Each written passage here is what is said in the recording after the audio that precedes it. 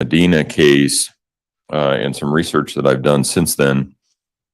16.8.109 CRS section 16-8-109 permits a layperson to give an opinion regarding a mental condition of a defendant.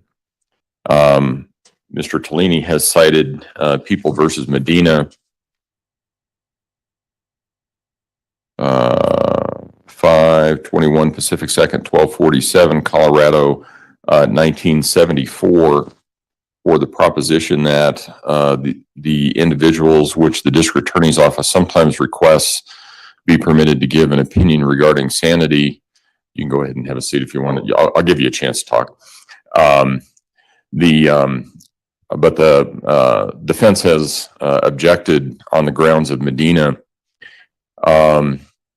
And I reviewed the facts and circumstances of that case. And in that case, the trial court, this was back at a time, it was 1974. So it was back at a time when the issues of guilt and sanity were tried in separate phases. And actually, this case apparently had 3 different trials, all on the same facts regarding a robbery.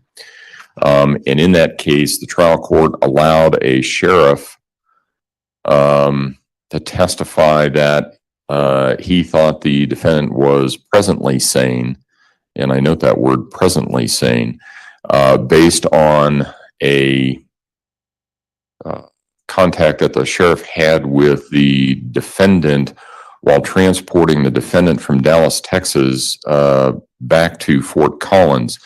It does not say when the crime occurred, and it does not say when the sheriff had his first contact with the defendant. So that's not terribly helpful. The next person that was allowed to testify was an investigator. And according to the facts, the investigator did not first met the defendant approximately 2 months after the offense. And the Supreme Court ultimately held that it was that the trial court abused its discretion in allowing that testimony, saying that before such opinion evidence from a non-expert can be admissible, the specific facts upon which the opinion is based must first be stated by the witness, and his testimony must also show a close or intimate relationship with the party alleged to be insane. They also cite a case called People versus Cole from Michigan. And it appears to be that the emphasis of that case was that the witness must establish that he was sufficiently acquainted with the defendant or testator so as to testify to the mental condition on a comparative basis and not merely to some manifested idiosyncrasy or eccentric behavior. Also, however, reviewed the case of People versus Talley, 7 Pacific 3rd, 172, Colorado Appellate 1999. And I will tell you that there is an error in that case because it says that cert was granted August 28, 2000. That's not correct. Cert was denied by both the United States Supreme Court and the Colorado Supreme Court. But in that case, it involved I think it was a cable TV installer. Cable television company installer. And the one worker killed another worker for, I guess, infringing on his turf is how it's referred to in the case. And the defendant at that point in time, or some months before the killing occurred, told his supervisor that if the victim was not kept off his turf, he would go to a higher level of security. And the supervisor was called to testify at trial and was allowed to express an opinion on the defendant's sanity as of the dates other than the date of the offense. And the Court of Appeals in that case found that it was not error to allow such testimony.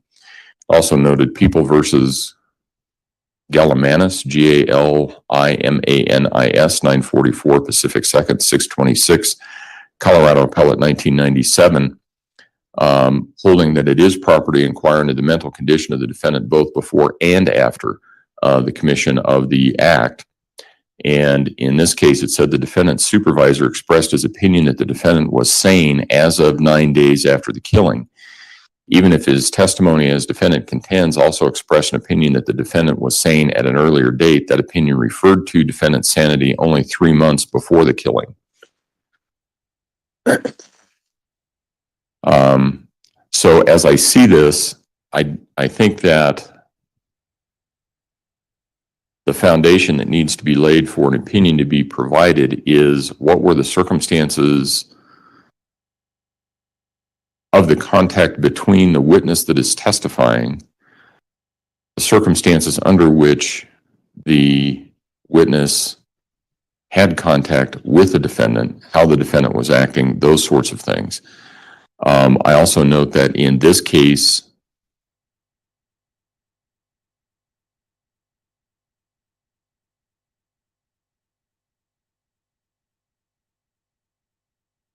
everybody except for the defendant's brother and Mr. Stauch had contact with the defendant either at or near the time of the offense, which is alleged to have been committed in this case.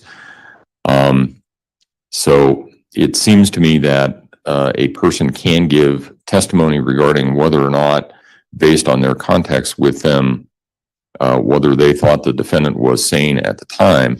They cannot give testimony unless qualified as an expert and a sufficient foundation is laid. They cannot give testimony regarding a diagnosis that may have rendered the defendant insane, but they can testify as to whether or not they saw certain things, whether she was, I think the prosecution has gone down the line of, did she refer to herself by a different name? Did she seem to know what was going on? In addition, with respect to, I think it was Van Nest was the name of the nurse yesterday. She's in a little bit different position. Number one, she was qualified to testify as an expert, true, not in as a psychologist or psychiatrist, but part of her job requires her to obtain consent from a patient in order to perform an examination. And before she can obtain that consent validly, as she testified, she has to make sure that the patient understands the procedure, understands what's going on, understands why she is requesting what it is that she's requesting, and that the patient has the present capacity to be able to understand all of that and make a decision regarding that. So I think her testimony regarding whether or not the defendant was sane was properly admitted.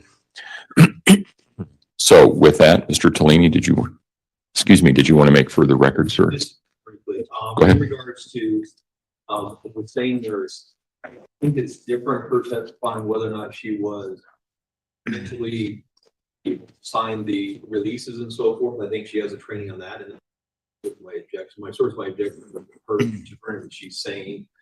I think that has a legal connotation that she's not qualified or does not have the foundation. I understand the court's ruling, but just that's what my objection is too. And I understand there's Medina, and there's, in my reading of Medina, there was kind of two issues that the board had with the officers, with the two basic law enforcement people testifying. One was, I understand the court saying the proximity and time when they're in contact with them.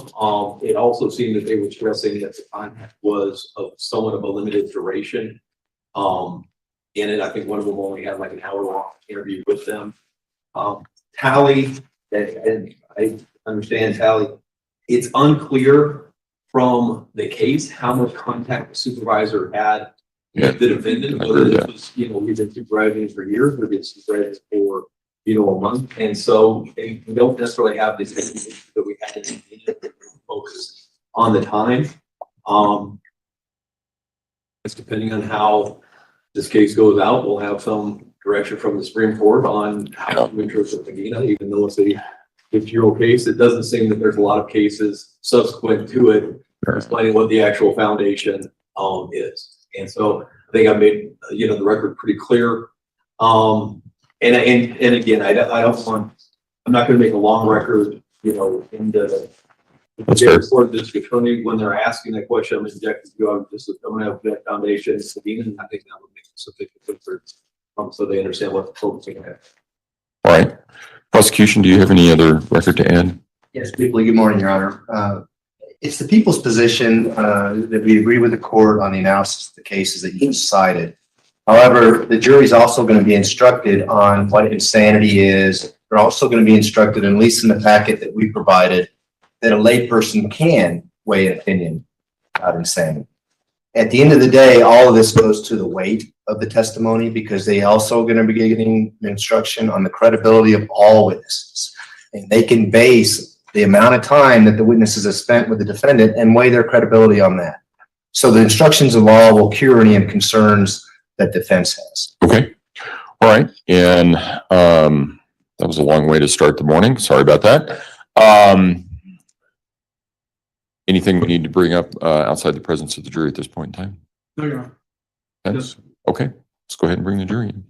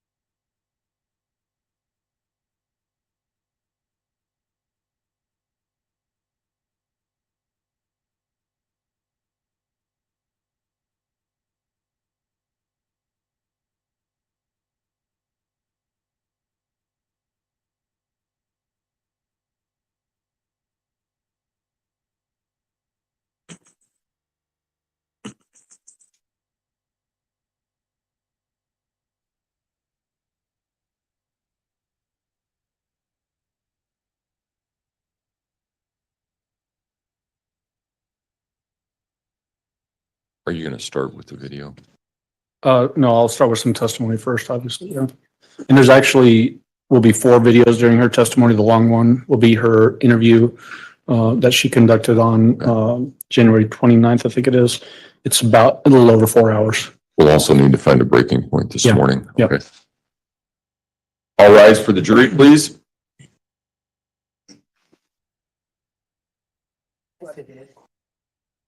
Fine, it's all good. I'm positive. I can see it's fine.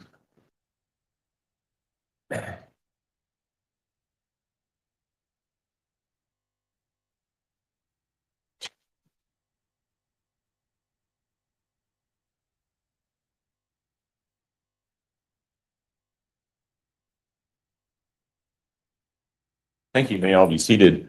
Court will recall 20 CR 1358 People versus Letecia Stauch. Record should reflect the jury has returned to the courtroom.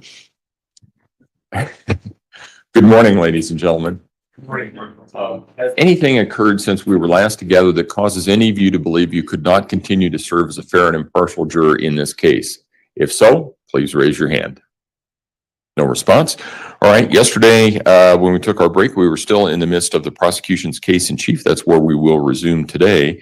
Mr. Allen, call your next witness. Thank you, Your Honor. We would call Jessica Bethel. It's my understanding Mr. Cook is doing her cross. I don't know where Mr. Cook went. Okay. He's going to be right back. I will stand in for him. We're good to go then? Okay. All right, Ms. Bethel, if you would raise your right hand. You swear affirm the testimony about giving this man will be the truth, the whole truth, and nothing but the truth. Go ahead and have a seat in the witness stand. Please watch your step as you step into the stand.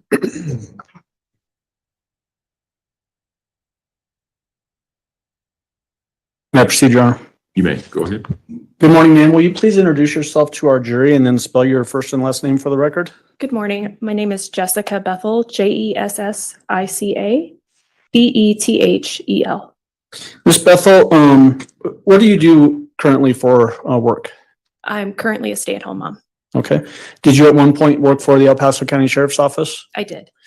What was your last assignment with the El Paso County Sheriff's Office? I was last assigned to the investigations division. What kind of education and training allowed you to do that job? I went through a post academy to become a sworn peace officer for the state of Colorado.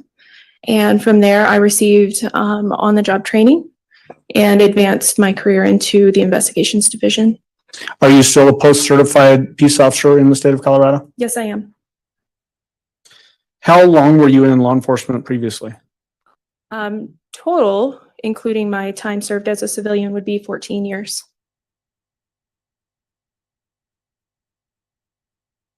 I want to specifically get us oriented to January 2020 timeframe. Were you working at the El Paso County Sheriff's Office at that time? Yes, I was. What was your specific job assignment then?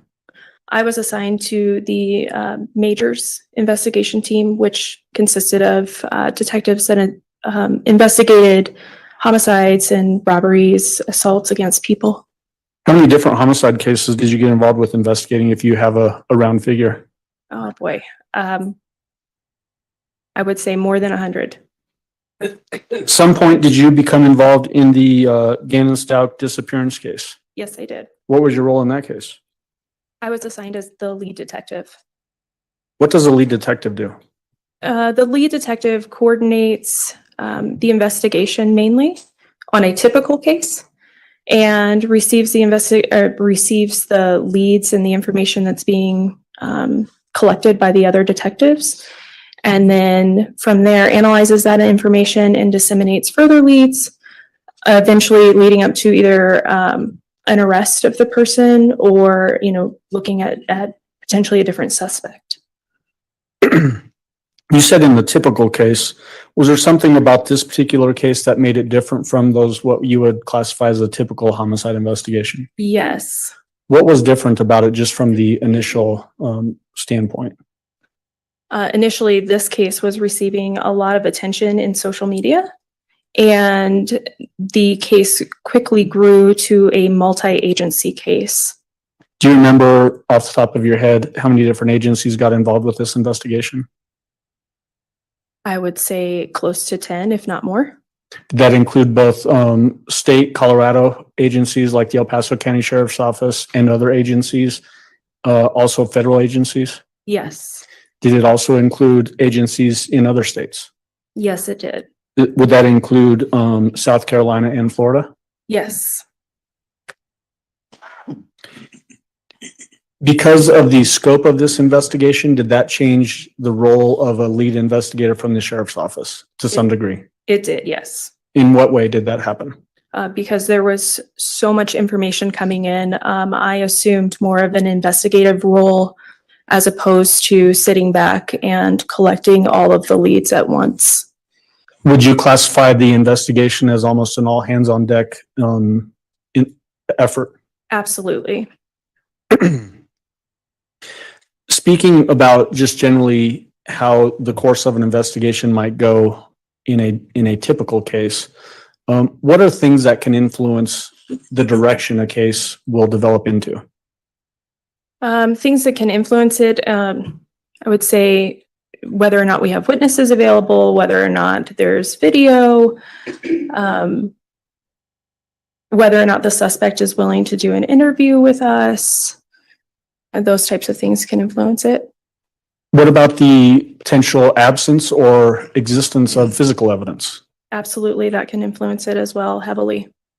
You mentioned witnesses, willingness to give statements or lack of willingness to give statements. Can that also influence the course of an investigation? Yes, it can.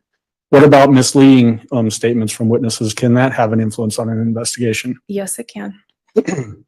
Those things that I just referenced, did some of those things occur in this case? Yes, they did. Did some of those things have a negative influence on the investigation? Yes, they did. Can you, in a general sense, tell us what some of those things might have been that caused a negative influence on the investigation? This ultimately ended up being a homicide investigation, and we did not have a standard homicide scene where there would be, evidence of the homicide and a body. That was not present in this case. Also, the suspect providing alternate leads, multiple stories of what happened, also influenced how we proceeded with the case. When you've got that sort of dynamic going where there's different stories being presented to the investigative team, do you have to sometimes chase those down to see if there's any validity to them? We should always chase those down. Absolutely. Okay, and why is that? It's just as important whenever you're trying to prove that someone did something as to prove that they didn't do something. We need to act without bias. And so if they present something to us, we need to take that just as it's a credible piece of information and vet it before we determine that it's not a good lead. When did you first become aware of this particular investigation? Do you remember? January 28th. So the day after Gannon was reported missing by a 911 call and a non-emergency call That's correct. by the defendant in this case? Yes. Because the initial call was for a missing or runaway child, did that cause a investigative impetus or momentum to try to find this child that potentially had run away? Initially, patrol handled the case just as a missing or runaway child. But then later, when it was brought to our investigations, our attention, we realized that he was 11 years old. The weather, his medical conditions, it became more important to find him soon. Were there lots of searches conducted in the area sort of surrounding the victim's home? Yes, I was aware of many searches being done by neighbors, some coworkers of Albert's, and also law enforcement. Did that include vast areas of field and even reservoirs and that kind of thing? Yes. Did any of those searches in the immediate area turn up any clues that would lead to any investigative leads that you could pursue? No. You said that you first learned of this case on January 28th, 2020. Did you actually reach out to the person that ended up being the defendant in this case on that particular day? Yes, I did. Why did you make that effort? I wanted to contact Letecia to speak with her more about Gannon's disappearance and to meet with her preferably at her home so that I could look at his room to look for clues as to where he may have gone, if he had left anything behind, a note, or any behavioral changes. Were you able to talk to Letecia? I was, yes. How would you describe her demeanor on that phone call? Was she willing to talk to you? I would say she was hesitant at best. Do you remember how you described it in your reports? I don't remember verbatim, no. Okay. Do you remember if you described it as being apprehensive, that she was apprehensive to talk to you? Yes, Did you specifically ask her at that particular time if you could go to the house and talk to her about what had happened? yes, I did. Did she agree to allow you to come to the house? No, she did not. Did she give a reason? Yes, she told me that there were several young children in the home and she didn't want them overhearing what we were talking about. What did you do then as far as trying to get her to sit down with you and give some sort of a statement to you? I offered to meet her at a place of her choice. She ultimately asked that I meet her at Starbucks located on Fountain Mesa. Prior to this particular phone call, had you ever met Letecia Stauch? No, Had you ever talked to her on the phone? no, Did you, in fact, then meet up with her at the Starbucks on Fountain Mesa? I did. Who was present for that interaction? Letecia was present. Albert was present. My partner, Detective Mark Riley, was present. Myself and Jason Hess, Sergeant Jason Hess, also was present during part of it. Okay. Did you actually do this contact with her and Mr. Stauch inside the Starbucks business?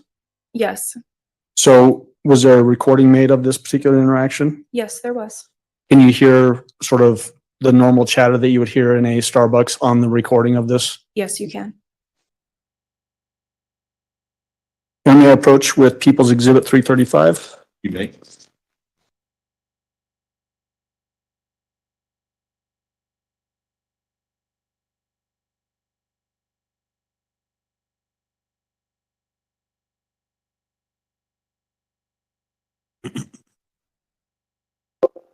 Ms. Bethel, do you recognize People's Exhibit 335? Yes, I do. How do you recognize it? It is a disc containing a field interview with Mr. Stauch and Letecia. Is this the recording of what we were just talking about, your interaction with them at Starbucks on Fountain Mesa on January 28, 2020? It is. Have you had a chance to listen to that recording? I did. Is it a fair and accurate representation of that interview? Yes. Now, at this time, I've moved forward admission of People's 335 and request permission to publish. No objection, Your Honor. All right, exhibit 335 will be admitted. Go ahead. And before we publish it, the person that you had contact with that identified as Letecia Stauch, did that person have the same voice as the person you talked to on the phone just a little bit prior to this actual meeting? Yes, she did. Do you see that same person in the courtroom today? Yes, I do. Will you please identify her for the jury, pointing out where she is sitting and what she's wearing? She's sitting at the defendant's table. She has a pink shirt on. With her head resting on her hand? Yes. I would ask that the record reflect she has identified the defendant. The record will so reflect. Go ahead. And then permission to publish People's 335, and it is 55 minutes and 54 seconds, Your Honor. And is this audio only? Yes, this is audio only. All right, go ahead.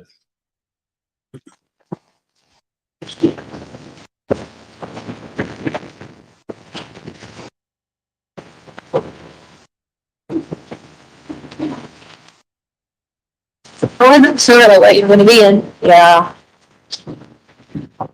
So, do you guys want to stand out here or do you want to go in the? We can go in.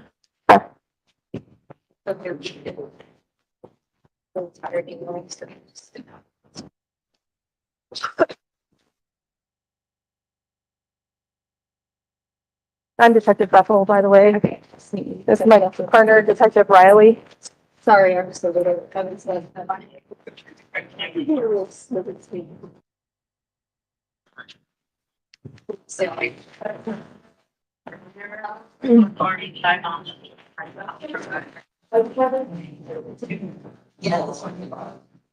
And I felt that. I guarantee you, okay, if I put it down there, I'm going to. So.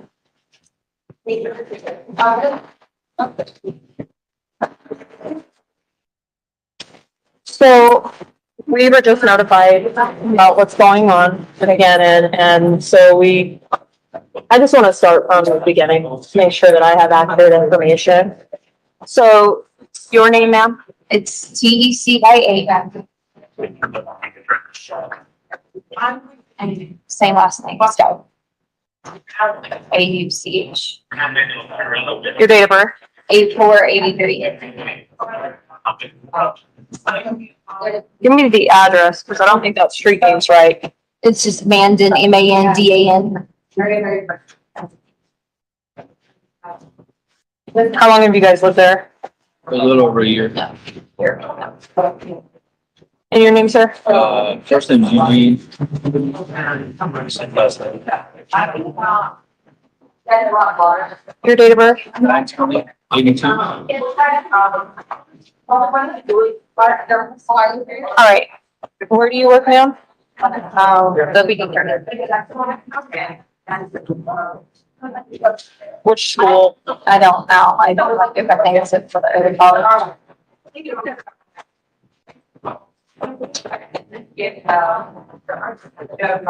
And you, sir? I'm in Ashton.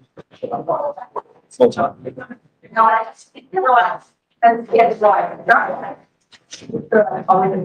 So tell me a little bit about this Gannon. How old is he? He's 11? Switch help it out. That's, I'm not attention and that's not true. Right. That's what I was told too. So we were like, everything we've been basing the mindset on, based on that. But someone actually texts. Yeah, technically last night he texted me. I was in Oklahoma at Fort Sill for training and I had to come home emergency.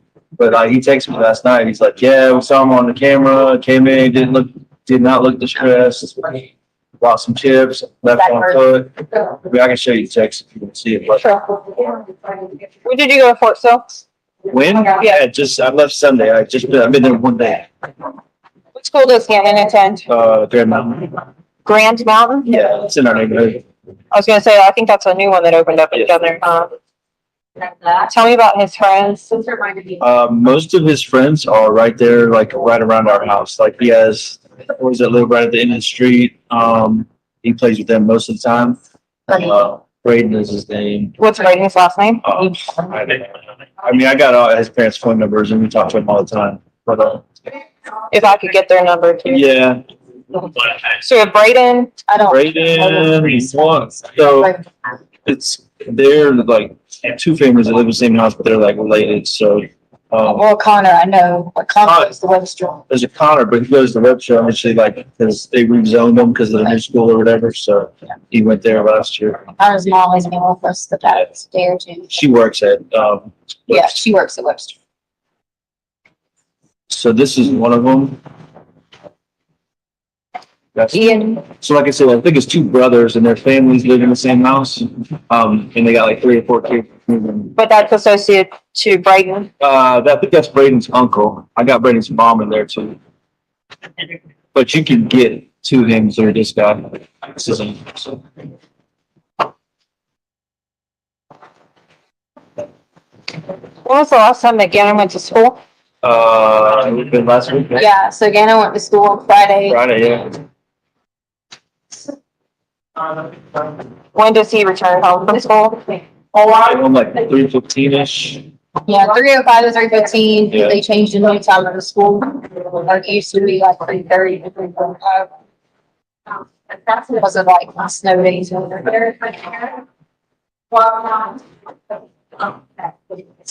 So Braden and Connor, are those the only two friends?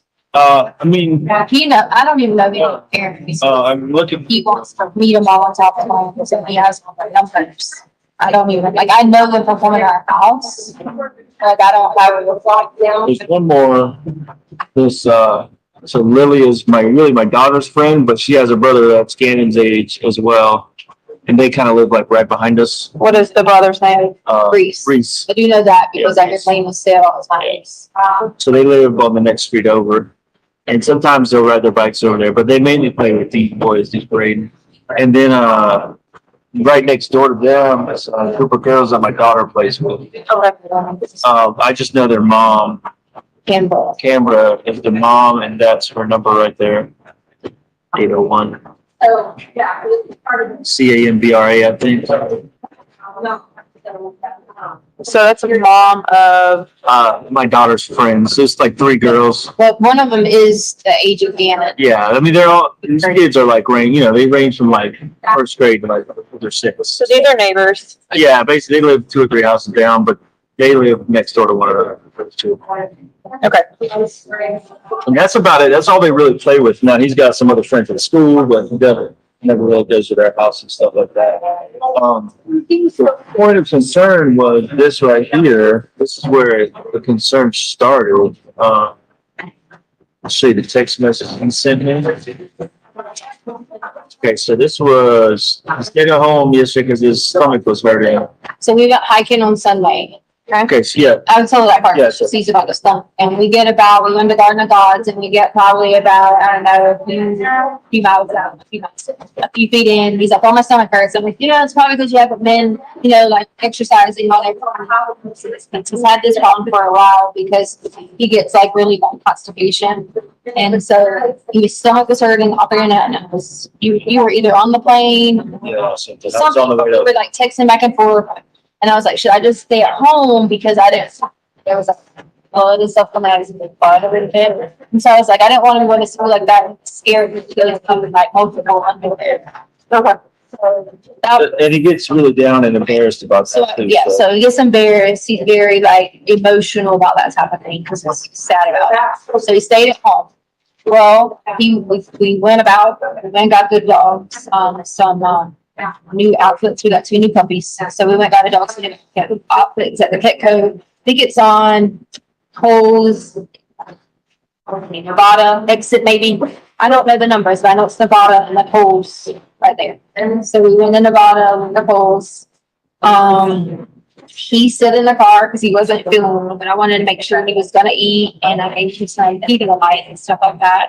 I think that's about it. I came back, whatever. So when we came back, he was texting you, that's where you wanted. Yeah, so he had spilled a candle in the house, whatever, you know, he felt like he was smelling bad because of his accident. He lit a candle and was playing, he spilled the candle, so he got really upset because he made a mess with that too, so. So it burned a big. So then this is where he starts texting me, I'm in Oklahoma, so he told me my tummy hurts, blah, blah, blah, and I'm just trying to stay positive, you know. So he's worried about, Tisha said he was really worried about getting in trouble not for the accident, but for the candle thing. So then right here, I was like, we'll talk later. And he's like, do we have bath salts? And I'm like, immediately, I know what that's all about. So I'm like, what, you know, what's going on? Where did he even hear this from? So I immediately texted her. I was like, we have a little bit for baths and stuff. So I was like, put all the stuff we use for our baths and put it away somewhere so he can't access it until we find out what's going on. And then I asked him for what. So listen to that. Yeah. So with that, the day before, when he tells me this, I said, he came in and asked me, did we have any the day before, which was the Sunday? And so I gave him a bath bomb because I really didn't know bath salt. I didn't know. So I gave him a bath bomb and went to the bath. I still was clueless to the bath salts until we looked it up. So then he tells me this. My friend said if I got some, we could play this weekend. And I told him no. Absolutely not. But we were still talking at this point. And then he was like, he went on a little bit, but he's like, his brother has a car for a sleepover if I can come over Friday. And that's kind of the end of it without we some more haze.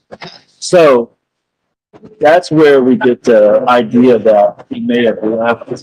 Well, no, he told her he was going to play. So, Which she does. which they do all the time. They walk out and they're like, you know, where you going? Be back at such and such time. And they're always, maybe he's 10 minutes late, but you know, nothing like this.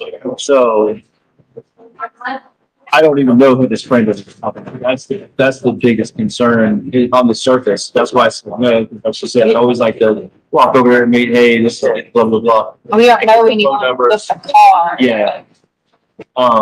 Yeah, with somebody funny that has an older sibling that drives, none of his friends that we were aware of. So from these other people, we got some names of other kids on the bus that he plays with, and so we kind of hunted them down last night and heard what they did while I was on the way back. Found one kid named Jimmy, but he wasn't. They hadn't seen him, and then they were like, "Well, this kid has an older brother or whatever." And they went to their house, and they're like, "No, we haven't seen him." So that's when it really Gave us information that Jimmy had an older sibling. So of course, we all went, I you mean, know. we think it was around. putting people together. You know. So then Jimmy's dad answers the door and they show the picture to Jimmy. Connor's mom, with the one with my daughter, she's a 17-year-old. So he's like, yeah, I think I know that kid. And then they were like, do you know Jimmy? And the guy was like, yeah, that's my son. And then he was like, I'm sorry to tell you guys, but we don't have a older child that drives. So I don't know if she said Jimmy was the oldest, but whatever it was, Dad said there was no older boy that was in their home that drove. But it was like he said, pieces were coming in from different kids trying to give us information and names. See, the big deal here is it's not like, and I know kids, you know, they get influences, but he's a homebody. I mean, I'm like the same way. He'd rather be at home playing his little Nintendo or, you know, watching cartoons. You know, sometimes I gotta make him go ride his bike, that kind of thing. So he's not one just to walk off. And, you know, he's had times where he's been a little embarrassed about his stomach problem, but never anything to drive him to something like that. So that's why I had to come to grips with. I'm pretty convinced that something bad. We kind of took ourselves kind of broke it down to we either feel like he's at a house where some of this stuff is going on. They convince, you know, that they convince. Has anybody called the school yet? Yeah. So the principal called this morning. I got back up. I emailed the teacher first. And I'm like, can you give us any information? I knew she couldn't, but I wanted to start that dialogue. So can you give us any information about Anna's friends or anything? She's like, no, but I can go to the administration. So principal, somebody reached out last night to her principal said he waited up front just to make sure he didn't come to school today, side or whatever. And it announcement is that, hey, you have information, we're gonna help Gannon, and, They also just sent an email on the, do not reply, the district email just came to us, but the principal said he's sending out all families. okay, so yeah, so they're doing their due diligence. So that just came to us just now. What kind of social media accounts does he have? I don't even let him get online with these things. I have. Does he have a phone? Obviously, he has a phone Yeah, that it's he's in the texting. truck, but like, we check through that, I check the phone logs on my TT account, and we hadn't texted anybody other than the one friend. So we have the capability to do a download on the phone and potentially see things that are deleted that you and I wouldn't see immediately. It would be like in cache data or whatever. Would you be willing to let us look at his phone, Yeah. do that download, see, just to make sure that he didn't delete something that we need to look at? Okay, so it's an iPhone? Yes. You want me to grab that? We need to, what, need to take it with you? Yeah, that would be great if we could. I know we'll get to that, but I brought this because some of my buddies at work were like, Yeah. they tend to have a way to protect the device is hooked to the internet somewhere. Okay. So maybe he's somewhere and play this game on their Wi-Fi or something. That is the Nintendo Switch missing? Yeah, he had it with him. So like he was going to play games. That's what obviously he was going to play games with his buddy or something. What's the serial number on that? That's going to be right here if I'm not mistaken. Everything should be in here. I think that's it. So does he, other than the stomach issues, does he have any other ailments, disabilities? He just he takes ADHD medicine, but that's never really caused him a problem. Other than, I mean, he makes straight A's. He actually got his first B this past time, so That's his phone there. yeah, that's 292 times the past one. 2922. Yeah, let me give you this phone number. And I don't know if you have to subpoena the information or not, but so my friend looked this up. We found it said that sure, police can subpoena connection location for the switch, and that's the phone. And he found something on the internet that said that. So it's at least worth looking into, I think. Yeah, we've got a database of stuff that we work with, so Yeah. we'll be able to find a contact Okay. if that service exists with that. Any, Show you, can I show you something? yeah. I mean, I know you'll find it out, but I was just not sure about the issue. Oh, yeah. Yeah, looked up only one something that was. Oh, let's, okay, where's the history? Are there any other children in the home? Oh, it's. I'm sorry. You turned a 17-year-old. So, biologically both of yours. You know, so I have Gannon and my 8-year-old daughter. And their mom is on the way now, so she's gonna be here tonight. But What is sister's name? Lena, Laina. What's her date of birth? 12212. And you have custody of both of them? I do. What is Well, mom's name?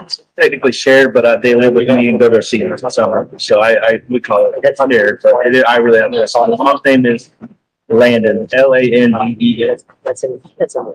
Do you know her last name? Hyatt, HIOTT.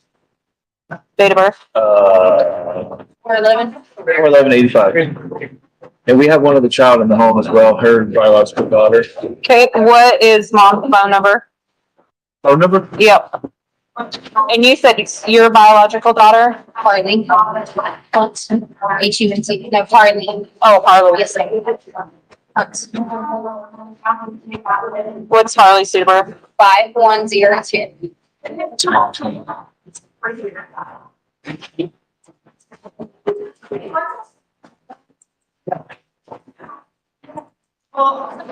You mentioned younger children in the home. Well, mainly if I was meeting Lena because here's what happened. One of the people called this morning and she was sleeping and heard a lot of conversations and she's been like just crying and things like that. So, yeah, and she already has like a preconditioner with anxiety, but she gets very, It's worked up. worked up easily. So she's having a hard time because like the National Guard came earlier, so many people they comment, so it's a lot. Like you said, there, I guess the search history had been deleted, but like that one right there, Monday afternoon. I don't know, I don't see a time on that, so I don't know when that happened, but I'm sure that can be found, but it says, can my parent find my cell phone if it's off? So I don't know if he intended to take the phone. What is this? Where does FGTV live? That's, so this FGTV, some little kids show that they watch, what the kids watch, and, they got. Like famous YouTubers. It's like a YouTube thing that's going on, so.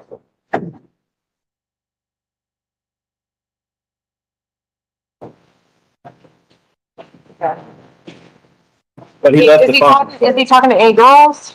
No, actually, I joked with him about that, but He he, had a puberty class and he was like, Yeah. ew, I don't want to do like, and yeah, they just had a little puberty class in school, so he's still in the ooh phase. Yeah, go ahead. now, if you see the messages that say to mommy in the last day, that's me talking to his mom. Because I don't give her mom. To see if you get any, searchable stuff on the maps. So he searched for 10315 declaration of Refuge. Declaration is probably Don't go up. somewhere. It's all, Yeah, it's probably, oh, glory. yeah, it's probably something that we were, I it didn't- could have been things that people. What date was that? 10315 Declaration Drive. When was that part? It says traffic homes, Wilson Ranch. Yeah, I mean, that's our neighborhood. Right. Declaration. I didn't look for any declaration. Stephanie was on Charlotte, so. Yeah. First garage or whatever. But we were driving around over there and somebody said that they saw a camera. That was the, On the old glory. address on there.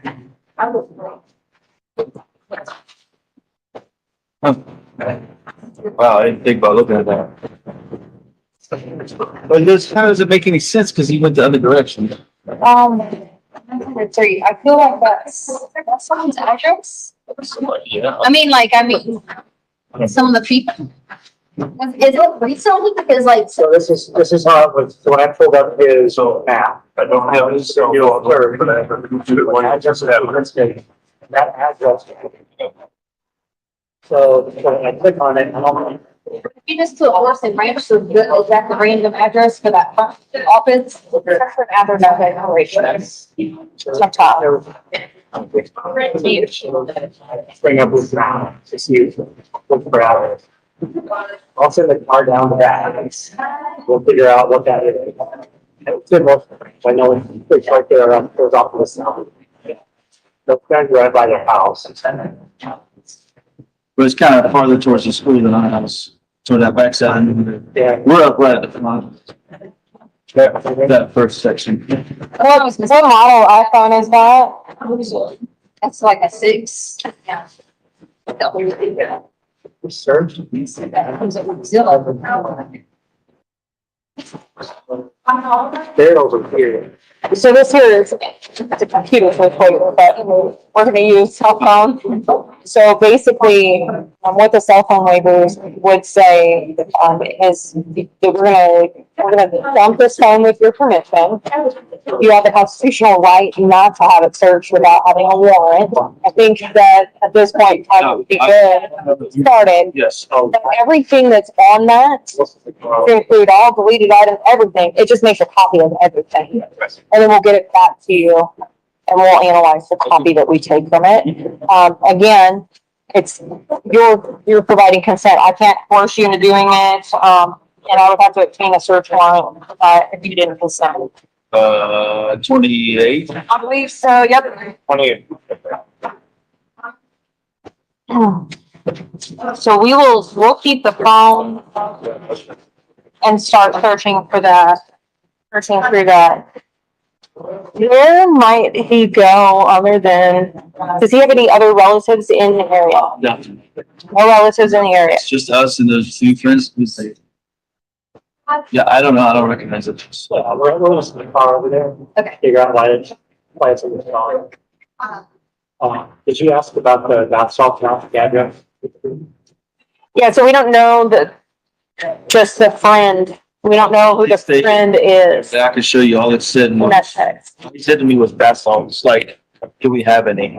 If you wanted to take him to a friend's house. Yeah, and let me pull up so I don't get it wrong. Huh? I was trying to think like something. What did you do for you? Oh, thank you. Then I got another water coming for you.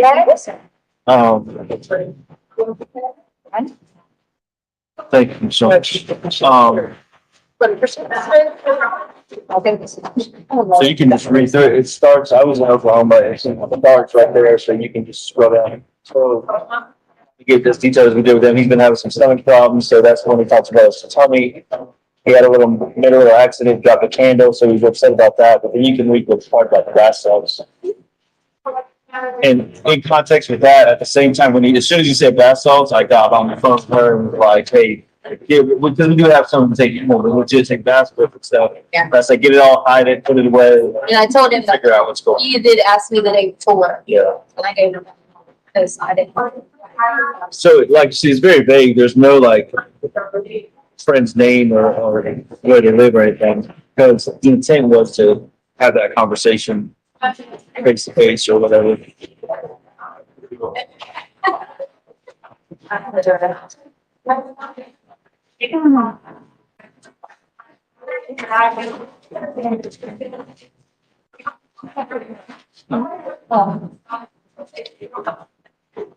I'm sorry, when did you say you went to Fort Phillip? I left Sunday morning. Well, actually, I went Sunday night because my mom flew out Saturday night.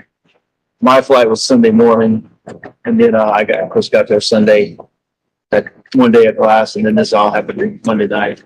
So, which was yesterday. I came back and What time did you guys go to Petco? I don't know, I probably looked at what time we set the alarm. Okay. that was Sunday, right? No, Sunday was, hiking on Sunday. Didn't go to Petco Sunday. No, we went, Petco Monday. yeah, because it was just me again and again on the car, because it's coming. Okay. Because Lena went with us hiking, but Lena was.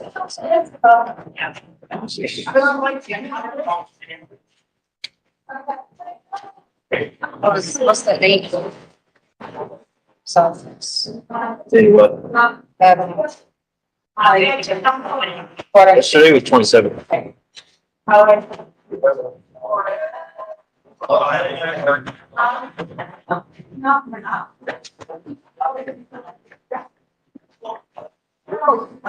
So we're at that address.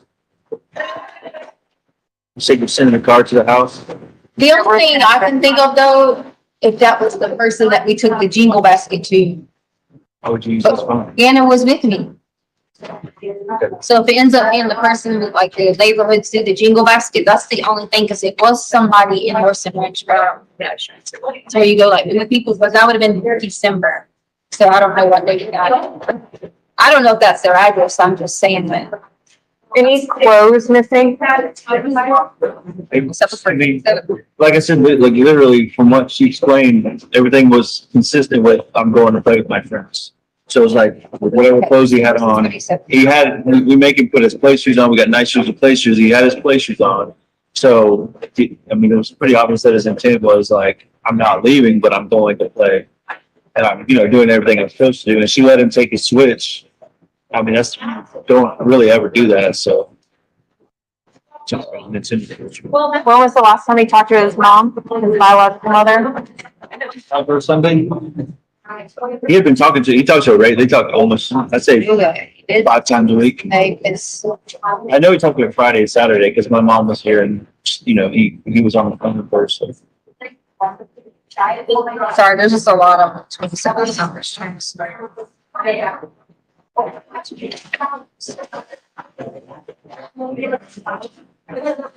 mom's coming in from. Yeah, she's on the way now. I think she just got on a plane, South Carolina.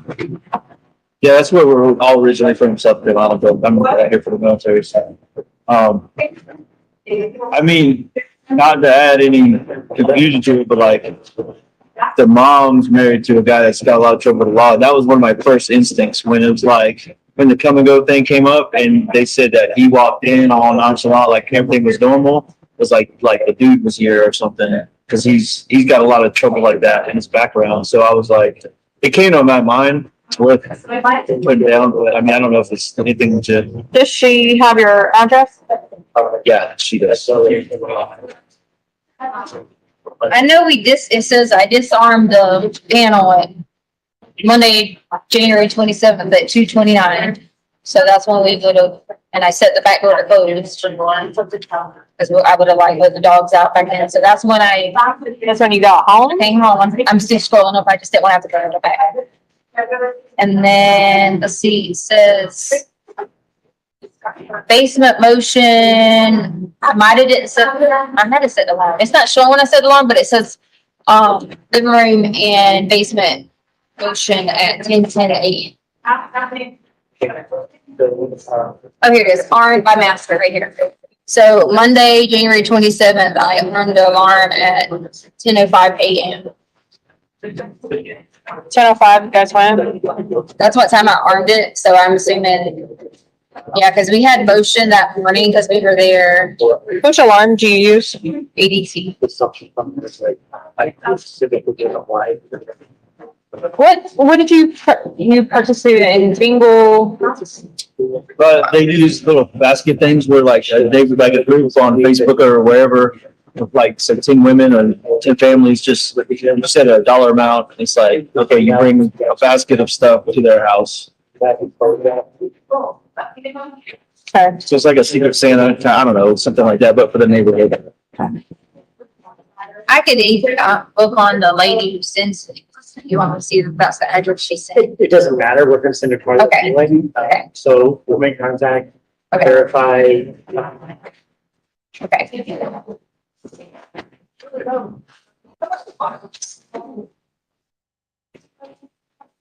It's weird to hear how that address on. Yeah. Does that, I mean, if that's like recent, or I know we I have, don't have a way to see when it was searched, I can just see what the address is, the only address on there. right, right. Has he ever left before? So, I mean, I know every parent says this, but he's a pretty straight up kid. And, if ever he does wrong, like the only thing he ever sneaks is, playing his games if he's grounded or something. That's it. I mean, other than that, he does his chores. I mean, he makes straight A's, kind-hearted. I mean, he busses with his sister, but And add to that, I know you're okay with saying that the counselor has said every, yes. yeah, So I because of, so his mom in the situation with her husband, like she basically has lost everything. Doesn't have a place to live. Gone through a lot, on drugs and stuff. So I got custody of them. It's been pretty hard, for any kid. And I went through some of that as a kid. So I was like, let's get them counseling, just to be, certain there's nothing that they're dealing with, and they know it's okay to talk. So they go like once a month on base. And I always ask at the end of the session, hey, is there anything alarming that you brought up or anything I need to know about? And yeah, she always says for that. him, it's nothing, that he's just open and, he's going through normal emotions of, loving mom and loving dad and stuff like that, but nothing like, hey, you need to. Does he go on Carson? Yes. And what's his counselor's name? Dr. Burt's, I have her number if you want it. Yeah, that'd be great. Looking through this phone and listening to you, it's exactly like looking through a 12-year-old's phone and talking to him. I mean, exactly. He communicates over a couple of game chats. He plays a game on, He got this kid, computer game. This is it right here. And I refuse, unless he's done it behind my back. I know he gets on YouTube and watches some stuff, but I have absolutely said no online gaming. So unless he's got on there and figured it out, then So not necessarily communicating through the game, we have apps and stuff. If you can contact and post it with your Maybe login game and stuff, and he likes to use those instead of text messaging. And you could say, you for different apps. I was looking to see if I recognize any of the ones. Or something you did the over before. yeah. So I don't recognize any of them on there from what you use. Yeah, and usually, once again, he's pretty innocent by telling us, or at least hinting at things. And he's never even like said, "Oh, I learned this from this." How he learns is he researches like YouTube and stuff. I can see the way he was talking to you in his text messages about dealing in trouble if he still plays Right. and stuff like that. But I did block him from the Wi-Fi because he was using TikTok out of something about some choking game. Yes, I noticed, and I paid attention to what the news and all that. I banned them from TikTok and said remove it from all your devices because of the bad. I'm sure there's good stuff, but that stuff that encourages those challenges or whatever Yeah, going When was that? within the past week. Yeah, I took him off, but like he was on the Xfinity block or. Yeah, And shut it Yeah. to myself. yeah, you did So that. I did that because I look over and it was some people were choking and quarters. I don't know what it was like. I guess to get high, This is council. like you choke yourself or something. And so he was laughing, but I think he saw it as just people being silly. I don't think he was realizing like how serious that was. So I told him the story of which was a true story. He was playing a quarter game and it went down his throat. And he had to be rushed to the hospital, blah, blah, blah, blah. And so then he kind of looked at me like, like it was serious. So I didn't think anything else about it. Didn't think he was going to do anything like that. I just thought he thought it was funny.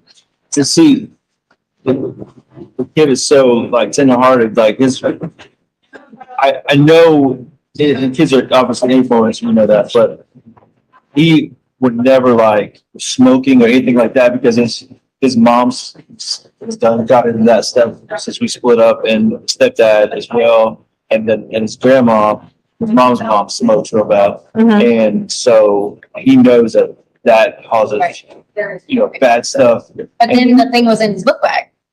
What was in his book bag? So she found after the bath salts, I said, go check his book bag just in case. Initially, she found nothing, but then after he disappeared, they went back and. No, I didn't let her go look at it initially. Oh, I thought you looked at it. No, you asked me to go look at it, but I was doing other things. So they found a Really, 2-pack of those little Swisher Sweets. yeah, I sent So- Harley to go look at it. I don't know. Somebody had to give him those When did you find those? last night. Yeah, so I sent Harley to go do it. So Harley was like pulling out the book bag stuff, and she's like, "Oh, I didn't see anything." And then she had a folder in her hand that dropped that folder, so she immediately used the text out. But didn't look like anything was used. His best friend leaving. That was. It's kids that name is Braden and Connor. Connor not as much because Have we been to their house? I don't know. Did they talk to the police last night? Connor's mom did. Connor's mom was there, but I was texting the other parents because they were out in the neighborhood looking. Brady's parents wanted it. Yeah, out in the neighborhood looking around. Yeah. Yeah. We've talked to Brady's parents. I'm not sure if y'all talked to Brady. I know they talked with Braden's mom because she was at a. Okay, all right, there you go. I don't know that you talked to Connor's mom, but I do know she was there at the time everyone was there. What is the Rubicon Drive address? Rubicon Drive, actually. So Lily and So like the friends that live on that address. Okay. 9865 Rubicon Drive. I don't know the number, but the Lily and Reese I spoke about earlier, they live on Rubicon, which I think is the street right behind us. Is that Rubicon?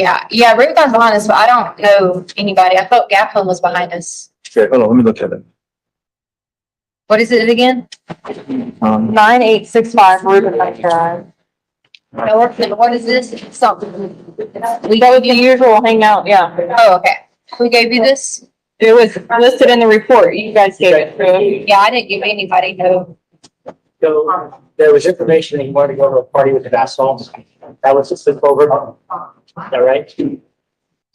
No, he said I want to go to a friend's house. They said bring bath salts and my older brother. Yeah. That's piecing it all together, but in his terms, that's. Yeah, I didn't do the same thing to But- anybody. So this Rubicon, so we live We live on Mandan right here. That Rubicon would be those boys, that Braden's family right here. I'm sure that's, Okay, so that's Brady's house. I would assume that by, because they don't know anybody else in Rubicon. Yeah, I wouldn't have given And you. Lily and Reese, Cause I don't even know. well, I don't know, Rubicon goes around here, so unless he was going to somewhere right there, I don't know, but the boys do live there, Rubicon. Lily and Reese live on Gapwood. So we also have a deputy back over at the coming building. Okay. So we asked them to send us the videos. They can't do it in the store. They have to do it in the corporate office. It's a wireless system or whatever, hit your cloud, so I can send it to the deputies. Going back over to review that. It's Linda Reese. Or Reese Linda. Oh, at that, declaration house? I mean, to know if there's any kids there, we'd have to go to the school probably. That's what they're doing now. They're going down to see if anybody home. They have any kids. It's on tape. Okay. And then why you would have searched that address, et cetera, and start from there. So Okay. they're headed down there. Yeah, now. The deputy over, looking at her, looking for you over there. Did you talk to Deputy Donatello yesterday? Would this been late last night? No, it'd been during, it would have been probably before 4 p.m. I'm trying to, the only deputy I spoke with that I remember, one called me because we were getting overwhelmed. Yeah. I don't know who I spoke with. They were at the house though, right? There's a lot. I think they were at the house and then, Donahue, Donatello, yeah. Sean Donahue. Now, Chris Donatello, This is El Paso County? Yes. Deputy Sean Donahue, I think is the one I talked to because The recording. okay. he said he would text me the case number. And then he said, we got come and go footage. So I texted him back. Yeah, I mean, you can read the. So the deputy that went to the coming show, the clerk said, oh yeah, he was doing it. The deputy reviewed the video, and he does not do video. He doesn't watch. I got he saw it With the one viewed today or last night? last night. He's going back again today. So let's see, Donahue said basically that it said there was nothing out of the ordinary. He didn't seem under duress. He left on foot. He only purchased a bag of chips. And I continued to ask him questions about. First of all, he got to me from the clerk. And the clerk said, yeah, it's no. But the deputy ran the new video.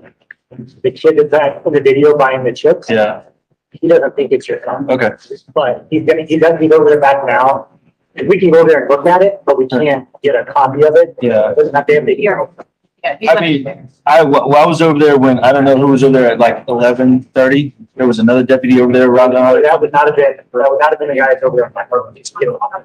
Yeah, so we were driving around, I saw a squad car or whatever there, I pulled in and I said, hey, can I look at the footage? He said, I don't have permission for that. But he said, I've looked over an hour and a half. I don't see a description of your son or something that's close to it. What kind of iCloud sign in? Sorry. Let's text real quick and it's in my note. I think it's the kid's Stauch, isn't it? I'll need a username and password. Yeah, I got it in my phone. You see anything in our report? Video.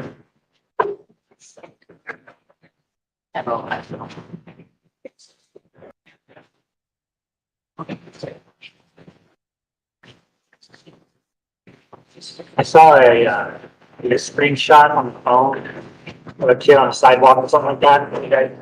You guys, Somebody sent that. So there's been like 100 videos, photos that I went through. And I know that a couple of them were what appears to be him because it's the same outfit, the same, looks like him, there were people scrolling on them. So we had like 400 comments to go through. So that should be the iCloud We sent him. username and password for his phone. Was available, we wrote it back. Then, Or whatever, so yeah. yeah, you can write all that. And that's the Gmail username and password attached. So yeah, we. Do you care if I just take a picture of that? Yeah, have a screenshot and send it to you. How about that? That's So like it was on Gaplin. One of them I sent to my husband, I just don't remember what this It's really weird that you got there. That's the. Gaplin's behind us. Always a caption. Oh, yeah, no, Gaplin. That's way up in the city. Message. All right, what's your number?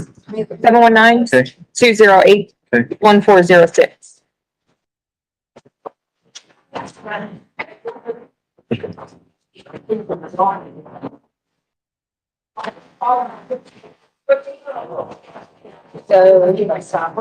And I just left that's my daughter's iCloud too. Not that it'll be matter, but just in case, I just left that one on there for you. You're pretty sure that's right. Yeah, okay. But I mean, So where was this one taken at what time? I need to look back. If we give that, I guess, they thought of the same thing, but I give you a number, I can send a picture to you. I'm gonna send it to the guy that's over looking at video.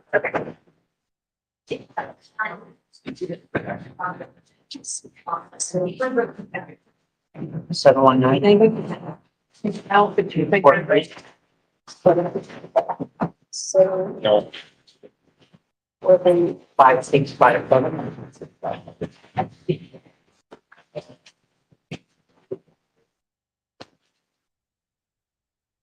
And that one was somewhere over by your house? Yeah, what video here, we didn't. You can get over the common door. Oh, I didn't say where, I was like, I don't really think posted for this, I was like. So I did see he has a whole bunch of emails for somebody. Well, this is why, this is why. So we'll all be in there, they only let you do the just for you, keep on cooking. So everybody in the house with phones have to get it, so it's important. In the system. Well, our son gets random emails from. You'll notice big stickers on Wednesday. My email box. Yeah. That's your point. That's why it's. So let's go. That's all, that's. And then I'll get in there and be like, what number am I putting in and try them all. Has anybody searched the guy's house yet? Yeah, so that was the first thing they did was, it was about 6 people, showed up. And because we waited about 4 hours. And the first thing they do, they come in, they just were like, hey, you need to get your ID. Maybe you have to run in like, I guess like search thing and stuff like that. And then they said, well, typically, or sometimes kids can like hide, and someone told me something about kids could be in the jar and not realize that they could breathe, like different places. So the guy went through every room and all the officers and everybody else like stood this way. And he did like flashlights and checked all the spots to make sure he wasn't like hiding, because at this point, it had already been so long, if he doesn't ever come in to hide, he might do like a play, like jump out behind the thing, but not like anything specific. Yeah, so he went in like all of our closets, we like moved stuff, everybody was silent, then we looked at the alarm to see like if there was any motion that might have been in any direction that we, like we didn't know. So I didn't do it, he did it. We spent a while doing that, going over certain things. Like they walked me around, they were like, does he always leave this here? The clothes that were laid out, because we laid out, when he goes out of town and it's just me there, I try to lay out all the clothes, and I do it for him too if I'm somewhere, so they can just get up and find their clothes. So they were like, all these clothes are laid out. And I was like, yeah, it's Monday, Tuesday, Wednesday, because he's got like 2 beds. So he used to see other beds, like the layout, all this stuff. So they walk through, he just asked them simple questions. Would you normally do this? Would he normally do that?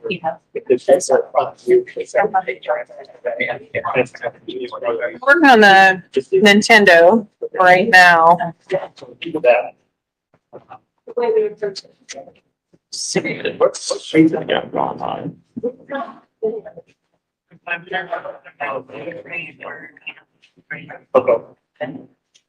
Does he have a gamer ID on that Switch? Yeah, you don't remember the. Did it come through on the phone? Can I see this one? It might be. Absolutely. Oh, yeah. Yeah, we had one, and then when we got the new system, we just created a one was program and password for it.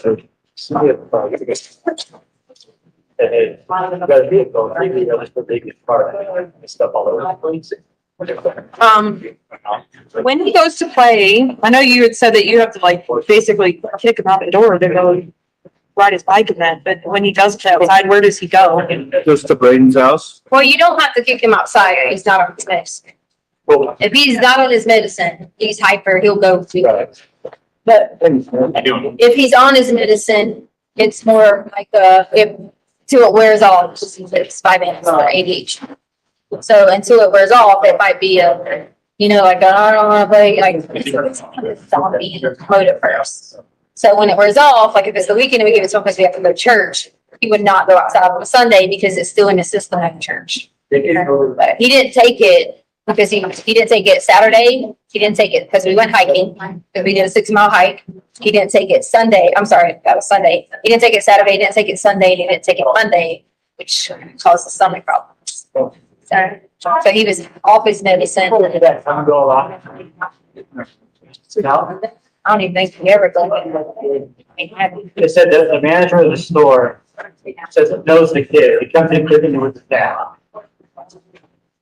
So that's not us, right? Which we constantly commonly have. Sometimes if something goes, oh yeah, that's a kid. I see. So they said that the kid that they're saying it's him, because he knows him, he comes in all the time too. He's like, put, So send like it. they don't show back on, bro. Definitely not enough for clerks to know. Yes. I don't think it's their place. It's, all this says is this. I don't know if that's, We go, get gas over here. that's all it's there. Purchase, so, sometime. Not associated.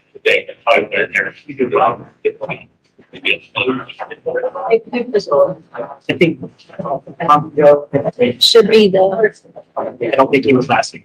Sounds like. So, I don't think he was last year. The guy that Brister was quoted in here, saw him, that one worked. He's saying, yeah, I know, but this guy from all the time, obviously that's not your guy. Right, yeah, no, I don't think, ever, I might have been there one time. The deputy was looking, the deputy did not think it was him. He's going back to look to see if this chick that he sees in the store that I think might be chilling. It's like into the car.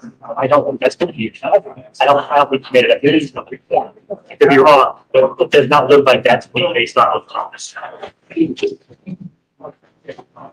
get what you did? Yes. I didn't think. I have a lieutenant and a deputy going down after that. So, like, right now, we went down and talked to them.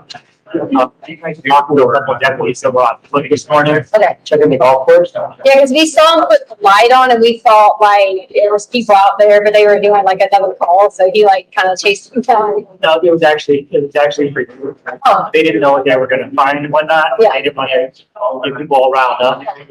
They were checking on it, there was noise coming from their shed. I think it was in that golf course area. Oh, So they went in and started, you okay, can see where the business pushed down. right. He was not it. But I want you to know, that wasn't him looking, but it was or. Because they were just like, we were going to talk to somebody and we both drove off and was like, we both drove, make sure it's not, we both drove off and like, we're going in the woods to talk to people. Because we thought like, Yeah. okay, whatever, and drove on. So they were going into that, I mean, 'cause there's an abandoned shed or something back there. But they went in there, fenced in, because you can tell people going there, that's around. They were going there looking for it. Okay, thank you. I mean, like, I'm glad they weren't like saying like, soon it would have been. They just didn't wanna, Right, right. you know, you got a tip, you might be over here. Yeah, You know, 30 exactly. people are running toward the shed. Exactly. Yeah. Right, you guys can mark it.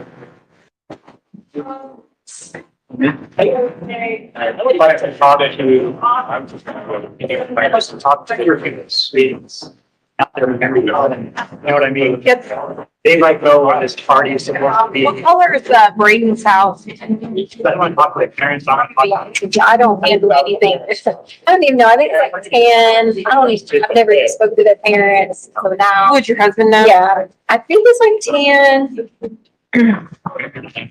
Yes, You know, I drove by and I thought I was going, Eugene, they knew. Oh, yeah. Yes, ma'am. what color is Braden's house? I told her I didn't know. Is it on your street? But you So come in our neighborhood, our house is like third from the end, something like that. Two intersections, dead end right here. There's Canberra, where I referenced, and then Braden. Basically, you come and you go straight to their house from the intersection. So this is This is us. That's, Mandan. Rubicon, right? Rubicon. Find out about that declaration house. If nobody's there, we'll start doing a back search. Braden and then Campbell. And go from there. We'll be out there. All right. You said, Canberra, which, she's in there somewhere. And where's Connor at? Connor, they live over, oh, Like Academy or something. somewhere, yeah, way over up Academy. It's just his mom teaches at that Webster school or works there, so he goes to, They Connor's just, mom's number. did you give her that? No, we got sidetracked She just on actually, 15 other things. yeah. sorry. I don't So have- Braden is on Rubicon. Goes by Canyon. Go again. Canyon, yeah. Connor's mom. Yeah. You guys let me know when you be down that section. Okay, we'll do. Well, we're doing everything we can for you right now. Thank you so much. Get you guys up, we got your number. Make sure you're it's charged, okay? Okay, thank you. Okay. That'll work. And so, this is, school, it's down here, Grand Mountain. Just to reference. And what is it, Fontaine? Fontaine was the main drag coming in. Right. Mark Shuffle. Yep. I didn't know that part. For the first term when you come in, so anyways. Okay, perfect. So what I think we're gonna do is we're gonna, do you have a card on you? I don't have a card. We're gonna head down to talk to see if we can get a hold of Braden. Yes, See the time. That's right. Time my break. No? I'm not sure. Might be at school. We may, and he goes to Grand Mountain. Yeah, they all, the whole neighborhood does now. Except on it. Okay, Well, Connor's, because he's way over here somewhere. I don't know, I'll just have it, like I said. Braden does, we're gonna try and talk to Braden. We're gonna get a dump on the phone. Sergeant Hess, the guy that was sitting here, he's also working on things in the area too with other patrols. He's sort of like the lead for out in the field. We're gonna see what information we can gather from there. And I will inform you guys as soon as I can with what we find. If something comes up, no matter how minute, please call us, okay? That 208 number that you texted, that's my direct stuff. So, and I think I called you from it, so you should have it in your phone. So, yeah, hit me up, let me know what's going on. If I don't answer immediately, send me a text too. Okay. Okay? All right, guys.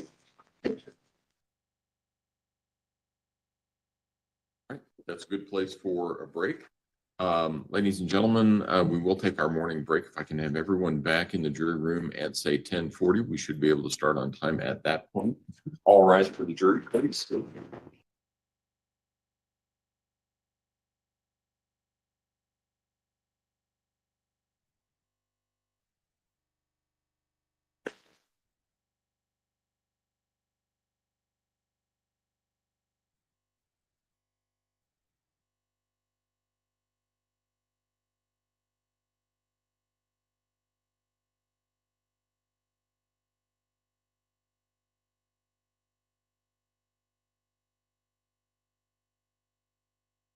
Thank you. May all be seated. Record should reflect the jury has left the courtroom. Ms. Bethel, I want to apologize to you. I didn't realize that the video was, or the audio was going to be that long. I would have offered you a seat in the gallery as we have other witnesses, because that witness chair is not the most comfortable to be sitting there for 55 minutes and 12 seconds listening to something. So next time, we'll do a better job about that. So what are we doing next? Just continuing with her. There will be another video here shortly that is much shorter. Let's see. 3 minutes and 43 seconds will be coming up here in just a little bit. And then we'll get into the really long one, which is 4 hours and 19 minutes. Okay. So we'll probably get about a little less than half of that done before lunch. Hopefully, yeah. Just find a good breaking point for that, and then we'll go from there. Sounds good. Okay. All right, court will be in recess. Just about, you can go ahead and step down. Thank you, man.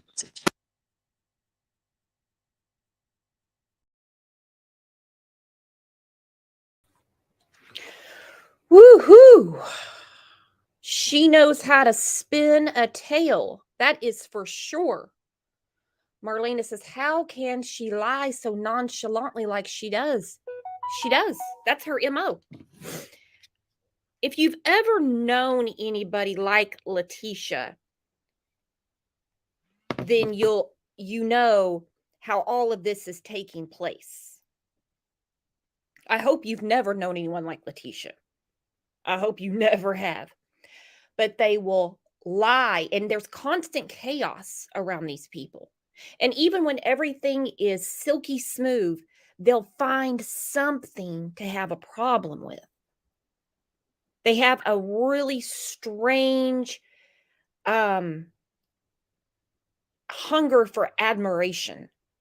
They really do. They feel a disrespect when no one's doing anything to them. It's a really strange situation. And they have people, I mean, everybody around them is in this storm cloud because they keep it going all the time. Her fake jobs, fake people, and this is before Eduardo. This is before Gannon went missing. She would tell a lie even if the truth sounded better. Slim, exactly, professional drama enhancers. And they create all of this chaos because it makes them feel better. It's a really strange thing. And then they get to the end of their rope and they snap. Usually what they do is they go from situation to situation. They screw over this person, they go to the next one. Or they'll screw over this job and they go to the next job. And everyone's like, after they leave, they're like, what the hell just happened? Then people start putting together, this person was the problem the whole time. You know, they go from marriage to marriage, friend to friend, job to job. You know, if they move to this town, things will be better. But they get there and the same chaos is around. Big T said, yes, like a puppet master. Jinbug said, created chaos. And if they aren't happy, no one else is. And these people cannot be satisfied. They can't be happy.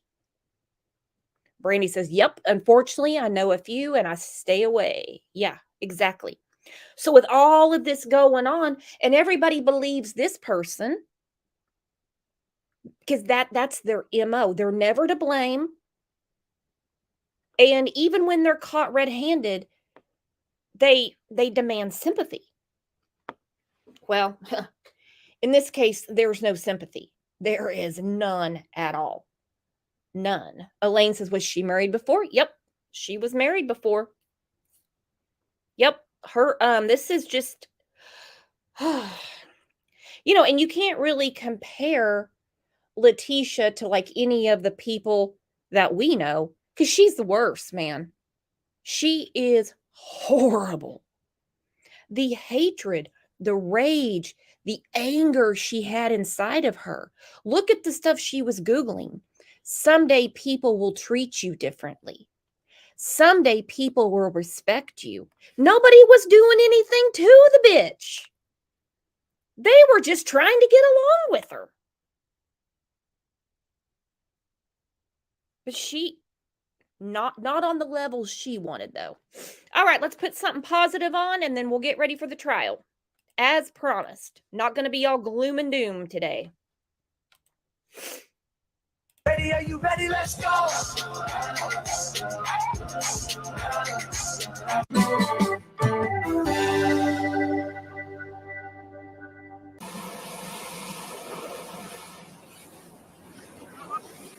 And spotting a cougar, and that's not it. That looks like a house cat. Mama huevo. Digo, glup, glup, glup, glup, glup. So, pump up the jam, pump it up while your feet are thumping. Boom, boom, boom, and let me hear you say, well.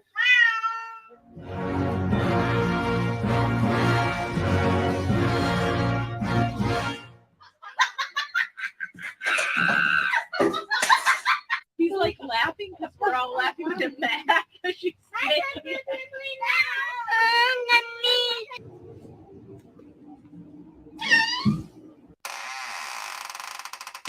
Tears falling down at the party. Happy birthday! Bye!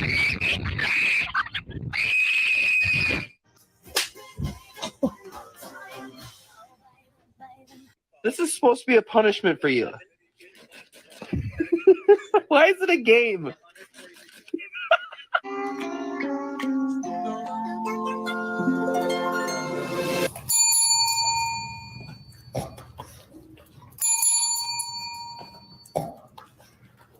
Good morning, starshine. The earth says hello.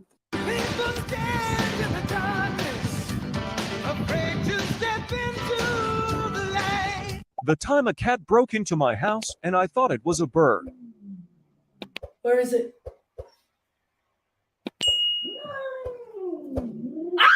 The bottom line is we need to get a dog for protection. Like if someone tried to break into our house, I'd want to make sure that they were immediately terrified.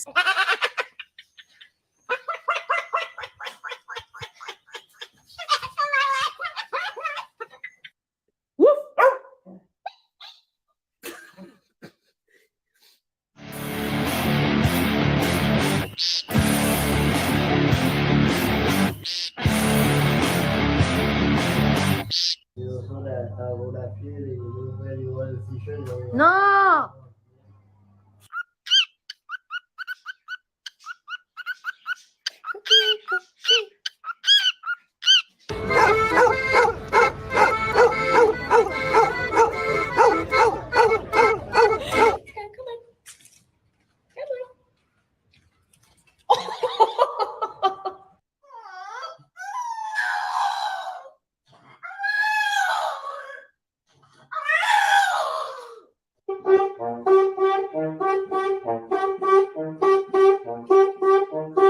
Questo packaging fantastico per le Crazy Road. Sei un fratello, questo qua cade? Caduto, ok.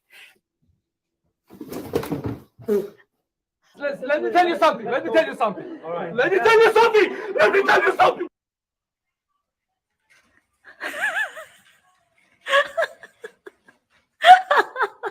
All I'm saying is don't give me attitude.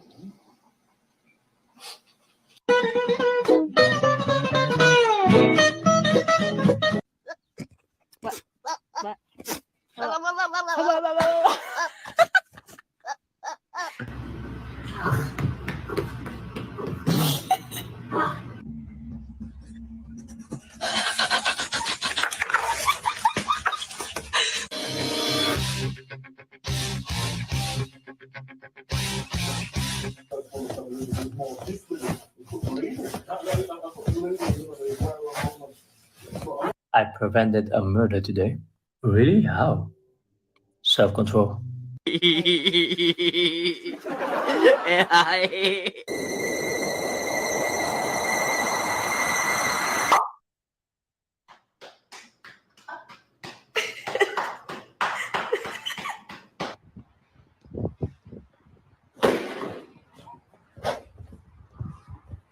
Lay down. Bronx, lay down. Lay down. Oh, okay, that's a good boy.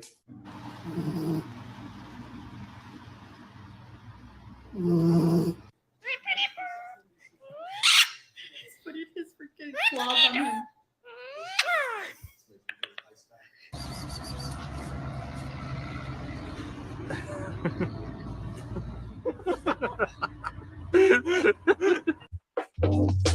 Big night, last night we but the beat goes on and on and on and on and on and on and on and on. Hello. Hello.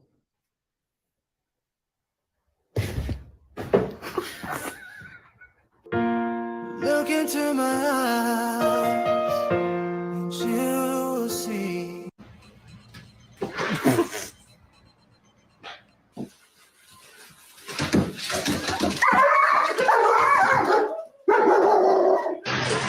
Help, help, help! Please, yes!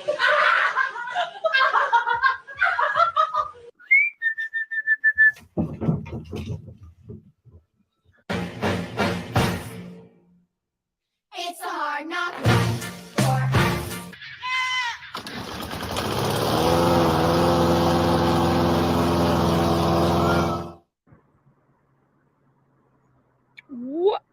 Okay, what just happened?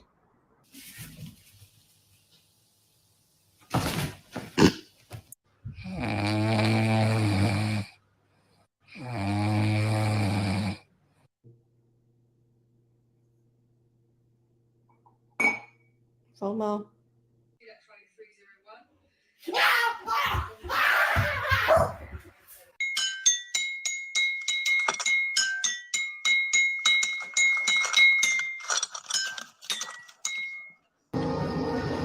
Relax. I just want to take some pictures.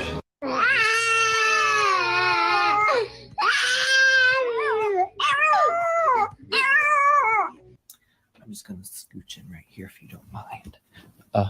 Shh. 3, 2, 1. I love, I don't,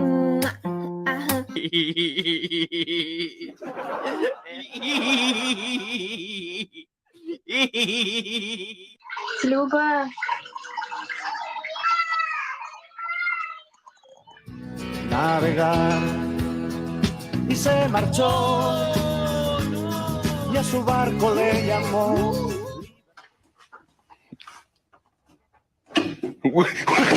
Bam, bam, bam, bam, bam, bam, bam, bam, bam, bam, bam, bam, bam, bam, bam.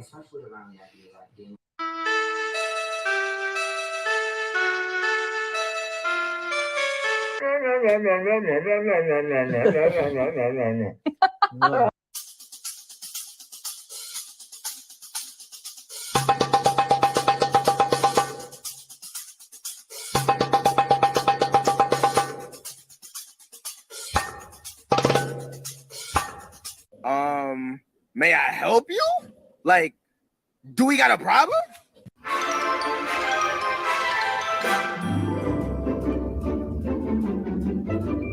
Am I gonna find something bad? Why? Walter, why?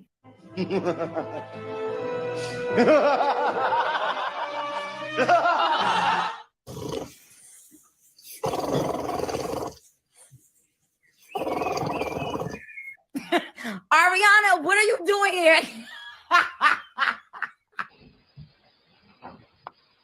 Hi. Hector. What's up, dude?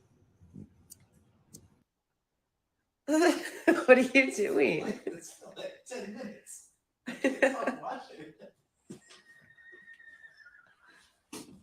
Why are you so crazy? It's not that complicated. Raptor? There's a Stegosaurus. Raptor? There's a T-Rex.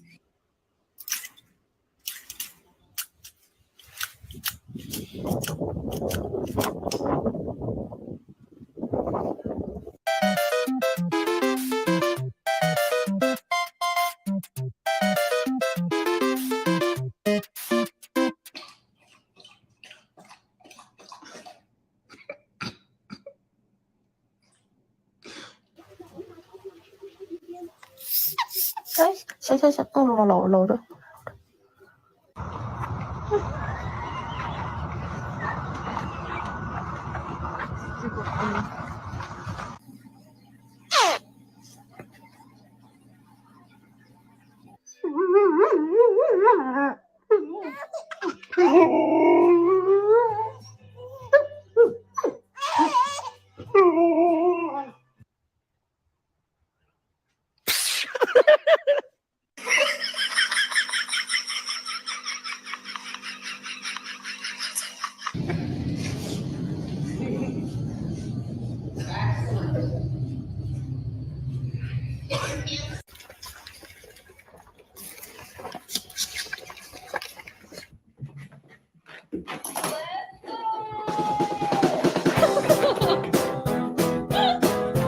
Oh no. Tú la compras y la vas a compartir. La comida gratis me gusta a mí. ¡No vengas tú a joder, coño! ¡Ay! La bebida gratis me gusta a mí. Well, looks like a pretty moo cow. Daddy.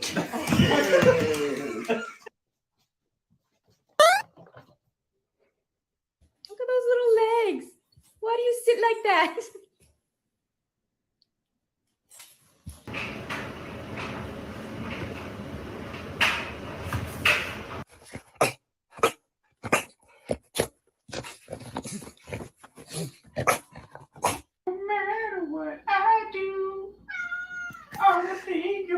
about is you. No matter what I do, all I think about is you. Nice.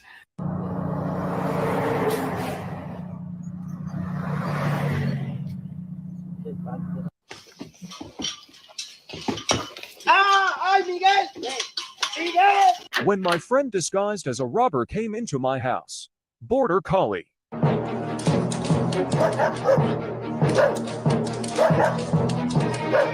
Samoyed.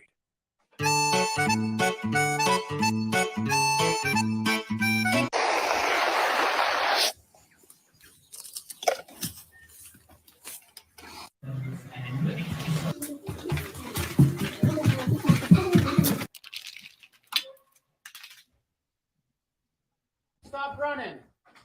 Tell him, stop running right now. Yeah, that was a bad word. Was ist mit dir? Ричику тебе удобно?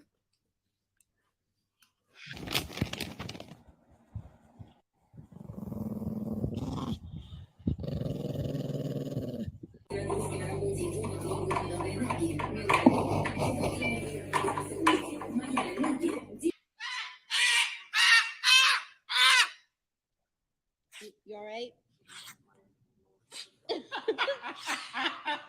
Ti vorrei sentire anche per un istante, capire che anche per te è importante.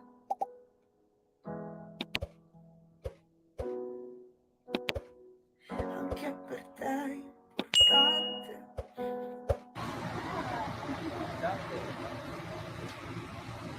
Hello.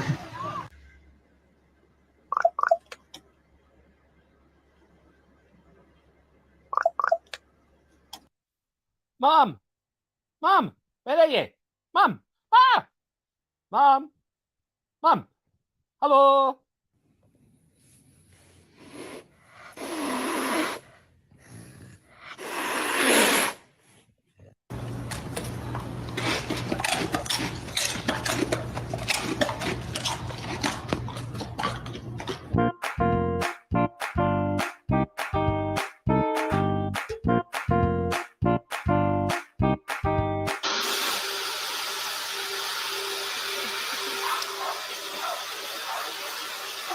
Zor azgın yangınlarda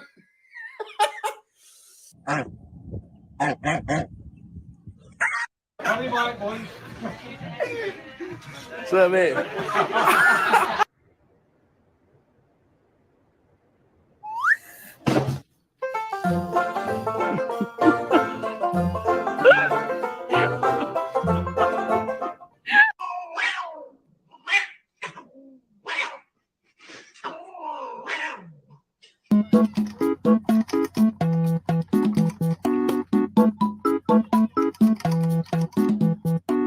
Dies down very quickly, so only for a couple of hours, and by 11 o'clock, 11:30 tonight. Pretty well done. Did you drink my Mountain Dew? Did you drink my Mountain Dew? Let me smell your breath. Let me smell your breath. Mommy! Mother.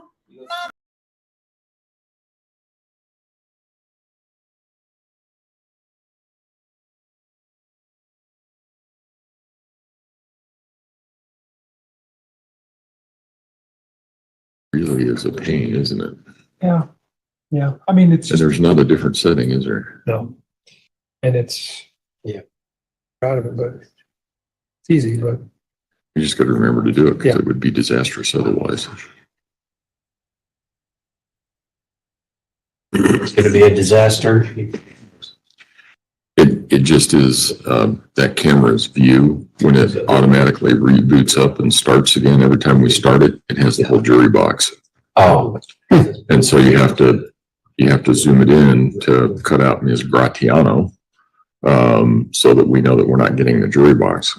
And because there's a juror that sits right behind her too, so you can't. All rise for the jury, please.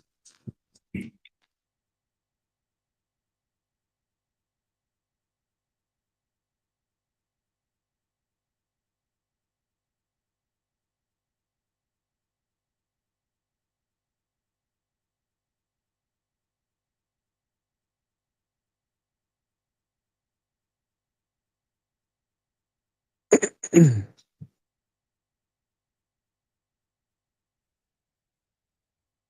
you. May all be seated.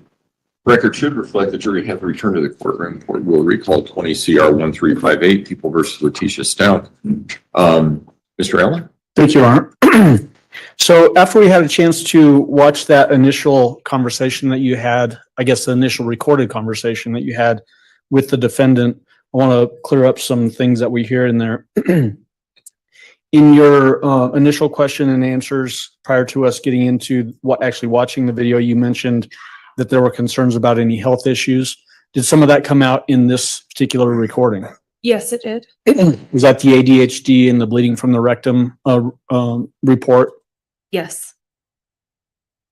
There was reference of a Petco on North Nevada that the defendant indicated she had visited. Is that the area up at University Village dominated sort of by that Costco that's in that shopping center? Yes, it is. There was reference to a Nintendo Switch and trying to track that. During the investigation, did you learn whether you could or could not do any tracking on the Nintendo Switch? We could not track the Switch. Did you learn later that the Switch was actually found in the house? I did.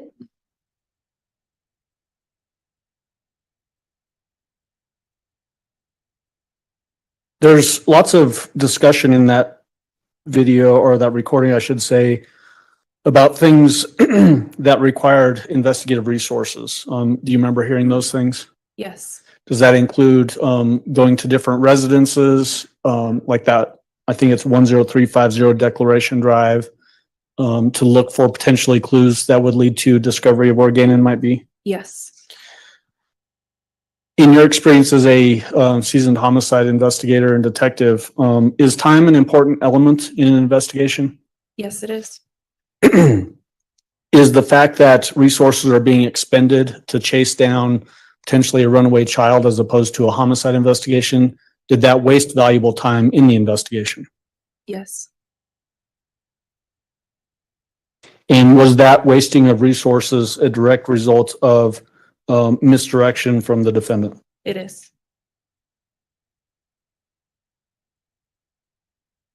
During your course of conversation with the defendant at that Starbucks on January 28th, is this essentially the fourth time at least that she's given this story that Gannon has run away? Meaning there's the 911 call, the call for service, reporting it to Al, and then now reporting it to you in this recorded phone call. Yes. So almost a quadrupling down of that runaway story. Yes.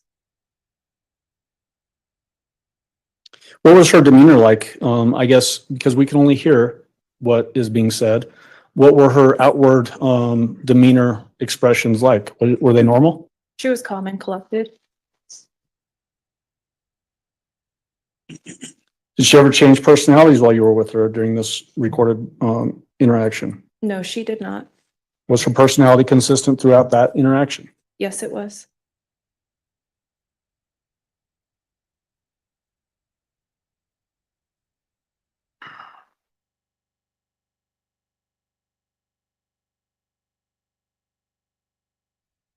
And then there was reference to, by the defendant, there was reference to ADT data to show what time she had returned from doing the run to Petco. Do you remember that? Yes.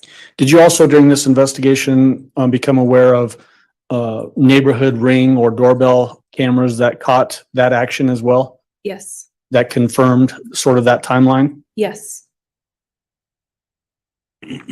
Was it consistent during your course of this investigation that there would be some kernel that could be confirmed, a kernel of truth that could be confirmed from the defendant wrapped around things that were unconfirmable or turned out to be totally false? Yes.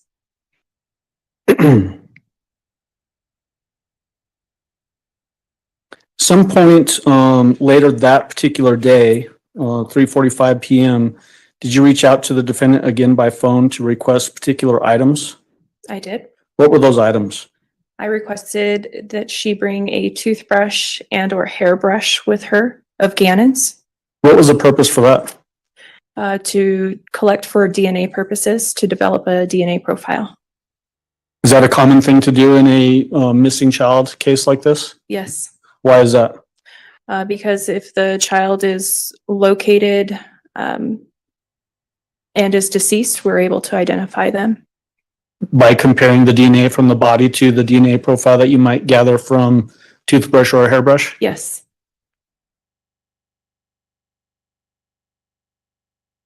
Were you making efforts to get the defendant down to the sheriff's office to sit for a formal interview? yes, While that was happening, did Al Stauch, Gannon's father, show up at the sheriff's office and actually sit for an interview? yes, he did. Was that about 4:30 PM on January 28th? Yes, Did you send a text to the defendant asking her to come down at roughly the same time? I did. Did she come down? No, she did not. Did she even respond to your text message? I don't believe she responded initially, no. Okay.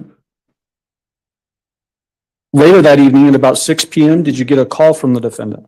Yes, I did. What's the, and what was the call? Was it to your cell phone? Yes, Does the sheriff's office have areas in the building that make cell phone service difficult? yes, they do. Did you experience that with this particular phone call? Yes, I did. So what did you do in response to that? Because I wasn't able to completely talk to Letecia on the phone, I hung up with her and I called from a landline located within the sheriff's office. Did you get a better connection on that? I did. Was that particular phone call recorded? No, it was not. Do you remember what she told you or what the discussion was during that phone call? She was discussing her relationship with Gannon and Lena. She told me about how her parenting and Al's parenting was separate, that they never formally adopted each other's children, that she wasn't allowed to make parenting decisions for Gannon or Lena, and Al was not allowed to make parenting decisions for Harley. Okay. And then did she tell you during this particular phone call the last time that she actually saw Gannon, at least the way that she's reporting it? She did. She mentioned that she saw him, I believe it was between 3:15 and 4, and she had mentioned that there was a TV show on that she had liked to watch. And I asked her what that TV show was, and she could not tell me the name of the TV show. Did she describe the clothing that Gannon was last seen wearing by her? Yes, she did. What was that? She said it was a blue shirt, blue pants, and his tennis shoes. Did she also mention a blue hoodie? Yes. Did you ask her during this phone call if she would come down and talk with you at the sheriff's office? Yes. Did she accept that invitation or did she decline it? She declined. Did she give you a reason why she was declining it? She said that her stomach was bothering her and she was having to make multiple stops at different Walgreens to use the restroom. Okay.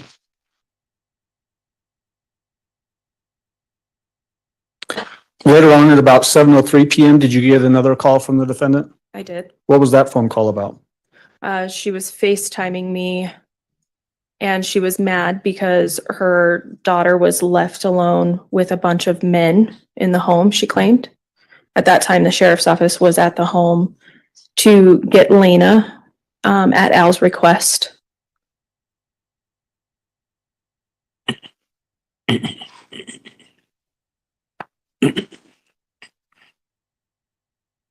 So I think that's later on when she's asking about that. Would that potentially have been at 11:52 PM, that particular call? A FaceTime call where she's upset about and needing Al to come home? That could have been, yes. Okay.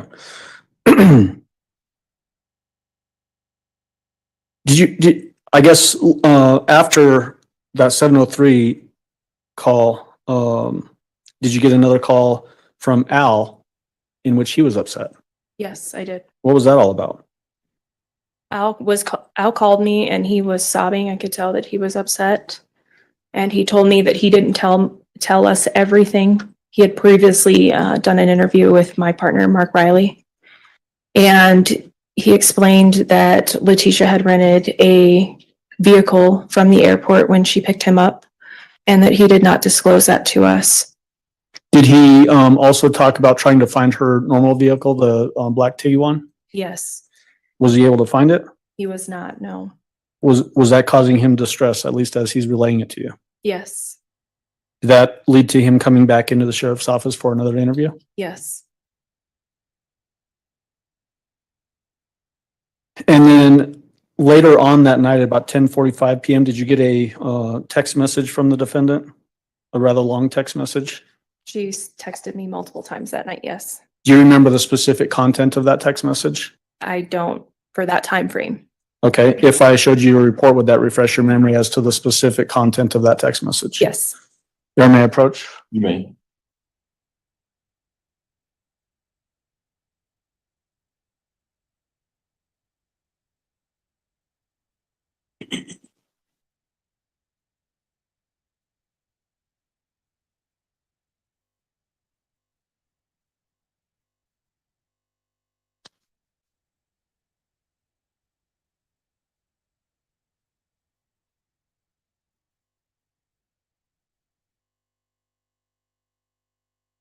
Seeing this paragraph here. Had a chance to review that?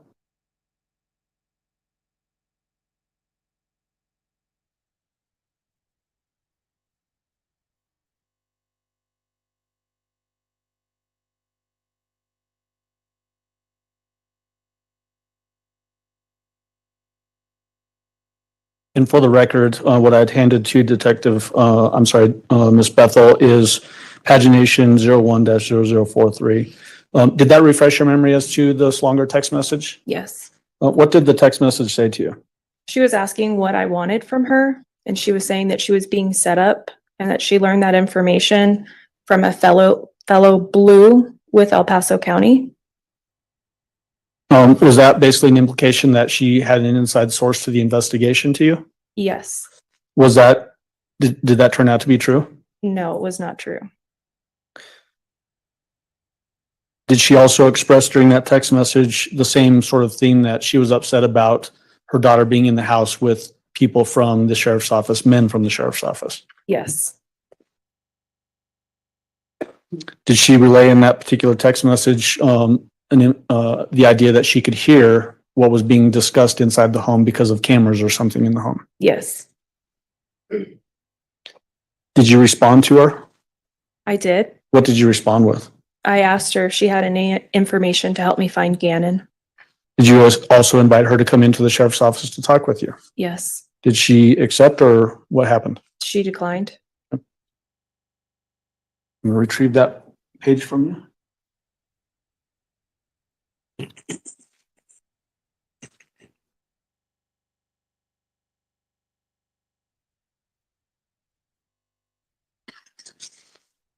And then just a few minutes after that, 11:52 PM, is this the FaceTime call that you got from the defendant? Yes, Was this a recorded FaceTime call?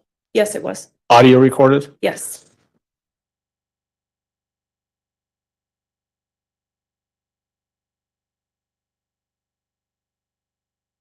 Aaron, may I approach with People's Exhibit 336? You may.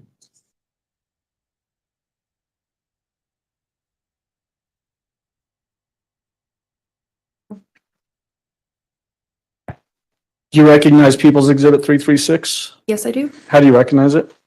It is a FaceTime interview with Letecia. Have you had a chance to listen to the content of that disc? Yes, I have.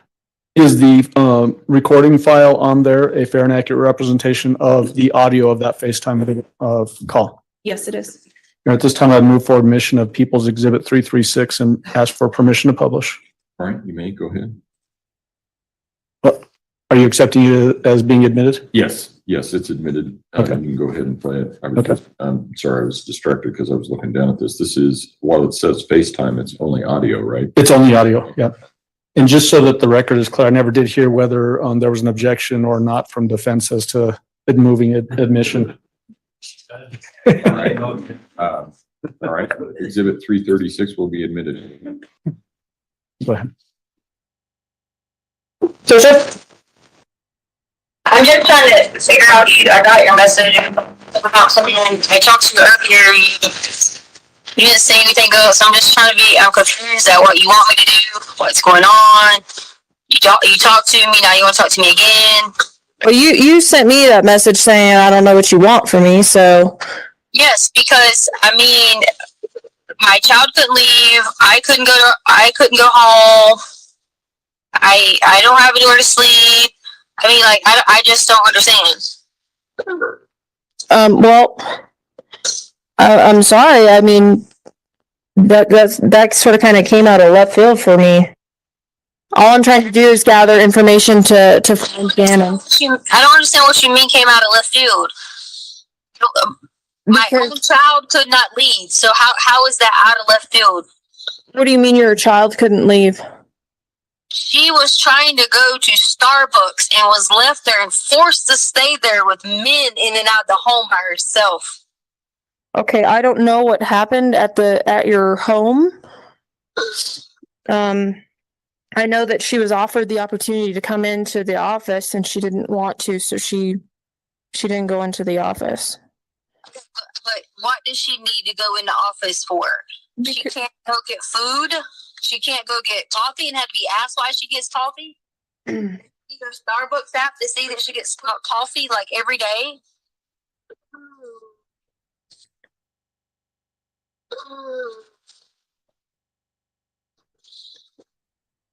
Hello.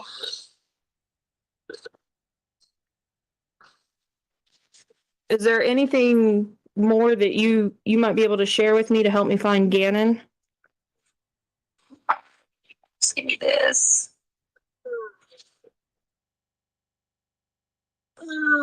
Where are you now? You keep asking me this over and over and over.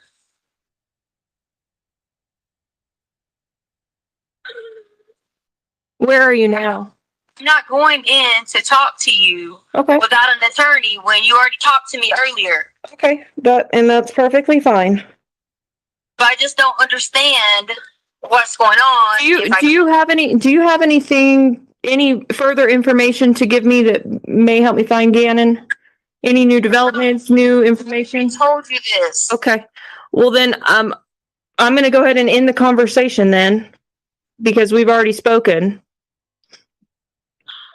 Okay, so why do you keep saying because someone came and looking for me, wanting me to go talk to them, so now it's you. So I'm trying to figure out what's going on.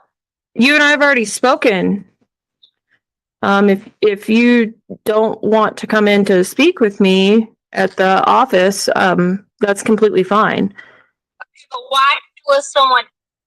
I don't know. And so what I'm saying at this point in time, Letecia, is if you don't have any other information for me to actively look through to find Gannon,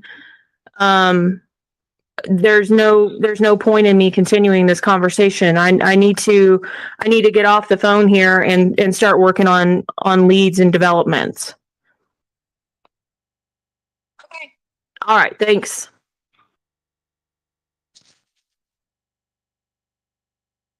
So, first of all, where were you when you got that FaceTime call? I was in the sheriff's office. The other noises that you can sort of hear in the background, do you know what those other noises were? To me, if I remember correctly, it sounded like windshield wipers on a car. Okay, making that weird moaning sound? Yes, they were rhythmic. Okay. The sounds like potentially her demeanor is a little bit different than what was happening at Starbucks. How would you describe that? She was angry with me. And angry because of the idea of trying to get her down and talk to you at the sheriff's office? I'm not exactly sure why she was angry with me, but she was angry with me. What was your goal? What were you trying to achieve as you're accepting this FaceTime call from her? I thought that maybe she had additional information for me to follow up on so I could find Gannon. And did she resist that giving you additional information that might help find Gannon? Yes. Besides the fact that she's expressing anger, did she have a consistent personality with what you had experienced in a previous phone call and at Starbucks? Yes. There was reference made by her that she wasn't going to come down and talk to you at the sheriff's office unless she had an attorney. Correct. Did that indicate that she had a good understanding of what her rights might be if she does come down? Yes. Object to speculation. What was your answer? Yes.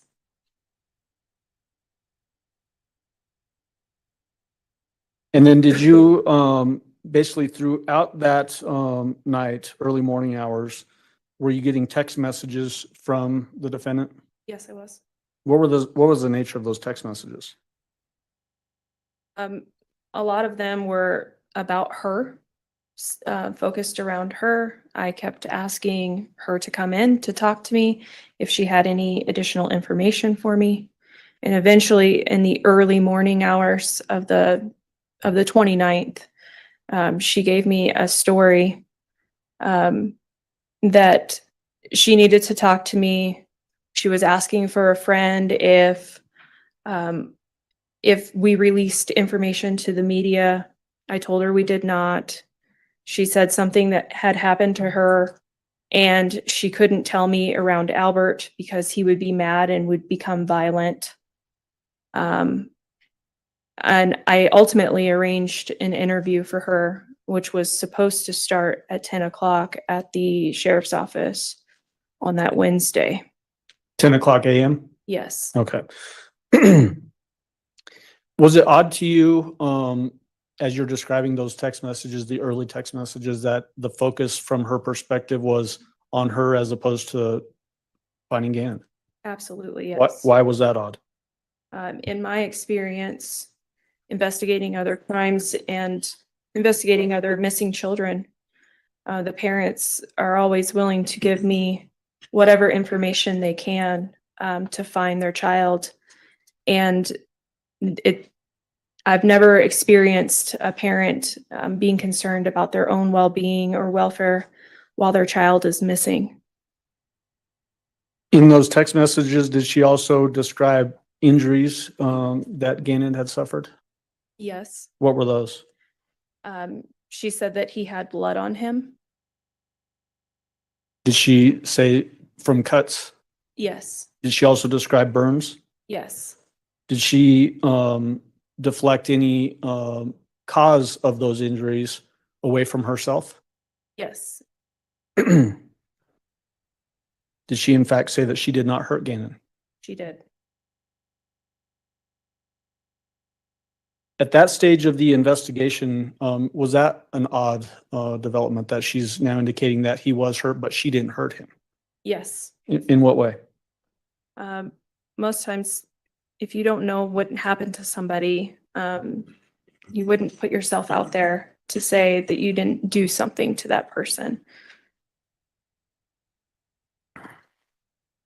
So you mentioned that you arranged in these text messages to have the defendant show up for an interview at the sheriff's office at 10 a.m.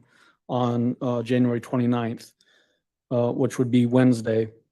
Did she show up at 10 a.m.? She did not. Were you able to have any contact with her around that time frame to indicate where she might be or why she wasn't there? I did text her, yes. Did you get any responses? She eventually did respond to me and told me that she had to put measures in place because she was her daughter was being stalked and her family was receiving death threats. And so she wasn't able to come in until she got those things taken care of. Was there any indication, the investigation, that either her or her daughter was actually receiving death threats? No. What time did she arrive? 12 o'clock noon.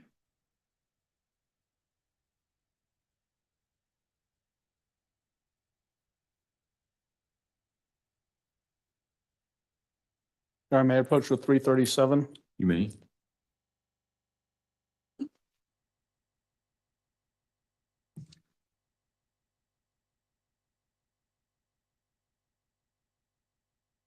Detective, I'm sorry, I keep doing that. Miss Bethel, do you recognize People's Exhibit 337? I do. What do you recognize it as?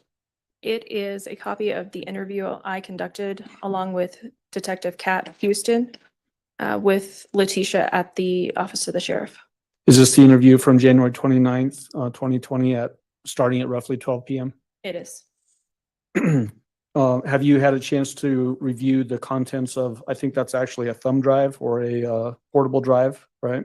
Yes, Is the content of that thumb drive a fair and accurate representation of that interview of the defendant? it is.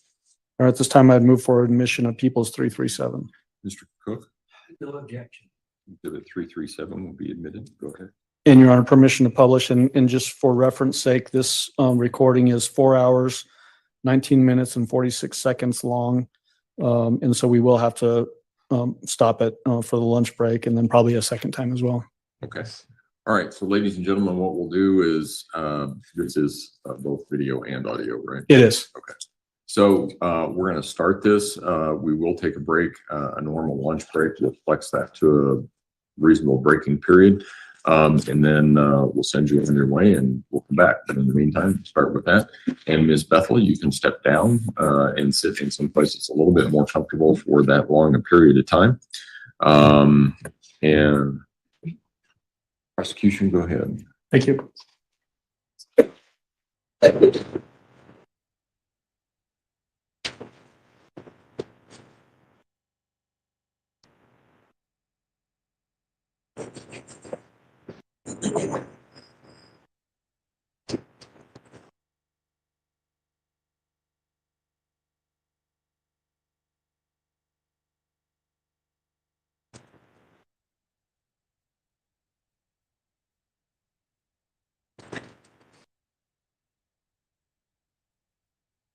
Kind of slide it to when they actually come in the room.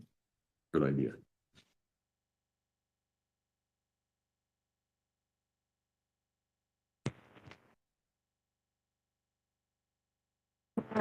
And then just because you're in here and you're in our building and stuff, do you mind if I just pat you down really quick?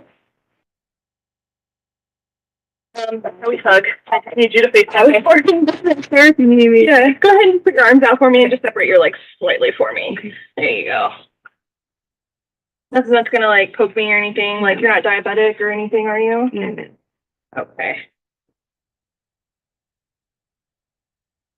Just a phone.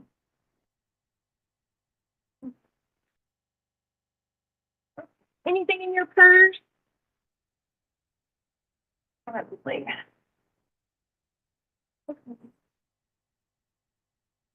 Okay. Perfect. Thank you. Right. If you have a seat on the couch, we'll be right back with you. Thanks.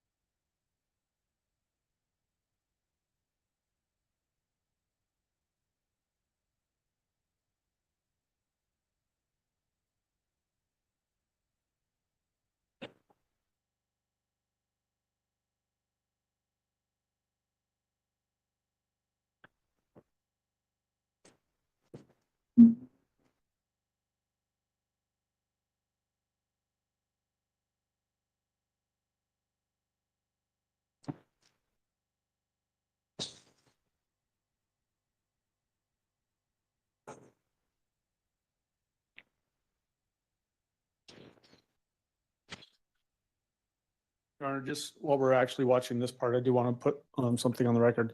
Normally, I wouldn't necessarily want to play the dead time when there's not an interview happening, but I think her actions inside the room are also relevant for mental health issues. That's So your call. I'm playing it differently than I know. All right. That's your call.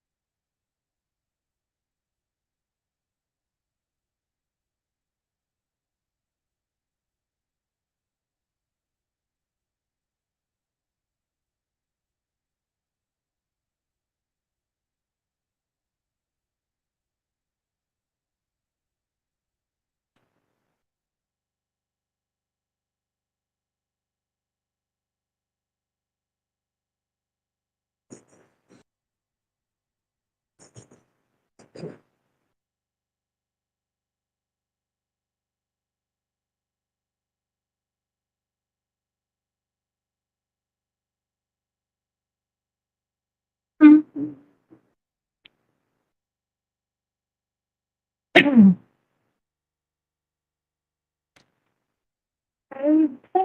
you doing? Did you get some sleep? I haven't eaten today. Oh my goodness. Want something to eat? I've got some stuff. I would love that. What would you like? I've got some pizza hot pockets and some tamales, a breakfast burrito. Hot pockets would be good, but I mean, you don't have to like. I don't. No, we can get you something. Yeah, that's totally fine. Yeah. Let me get that started for you. I have like Coke and Sprite and like apple juice. Do you want something like that? You have diet? We searched high and low Okay, for diet. There's no diet. I'll take a regular Coke. Thank you. All the vending machines are even sold out. Thank you so much for getting that. Yeah, well, here's my card, just so Okay. you have it, so I don't forget later. I'll get that just. Okay. So that's my partner, Detective Houston. I know you saw Mark with me yesterday. I work with a couple different people. You're like in charge of. No, I wouldn't necessarily say I'm in charge. It's just, we all pitch in and help out where we can. So, Mark helps me whenever I'm out and about, and Kat helps me whenever I'm here. Right. So she's going to be hanging out with us. And I also have something going on. So if this ends up going over, which is totally fine, I just want you to know who Kat is in that. Okay. No problem. Where did you park? Did you park in the garage? Mm-hmm. The garage that's right behind our building? I got a parking ticket. Yeah, that one. Oh, okay. Yeah. Perfect. For validation, what kind of vehicle were you in? So that I can put that on the validation slip whenever because I'll give you something to turn in so you don't have to pay. Yeah, it's a Volkswagen Tiguan. It's a Volkswagen Tiguan? Yeah. Okay. And let's see, what else? So I'm just going to go through my normal spiel with you. Okay. I know that we talked last night, but because you're in here in the police building, I want you to know certain things, okay? Right. So first of all, you're in here voluntarily. You can leave. Okay. You just have to let me know that you want to leave. Right. Because I need to escort you out of the building. Okay? If there's ever a time that you need to take a break, you need the bathroom, you need more water, you're still hungry, whatever it is, let me know. Okay? I can't read your mind, so I need you to let me know what's going on with you. Okay. So that I can help you. Mm-hmm. Okay? Because the whole purpose of this, of us talking is to gather some information. And I know have a question about that. I understand that. I know it's recording and all that. It's totally fine. But does that usually stay within the court and stuff like that? And I'm just asking. Yeah. So this because I'm gonna have to tell you some very personal things. Okay. And that's perfectly fine. Yeah, and, okay. and so it is not our common practice to go and be releasing stuff like that.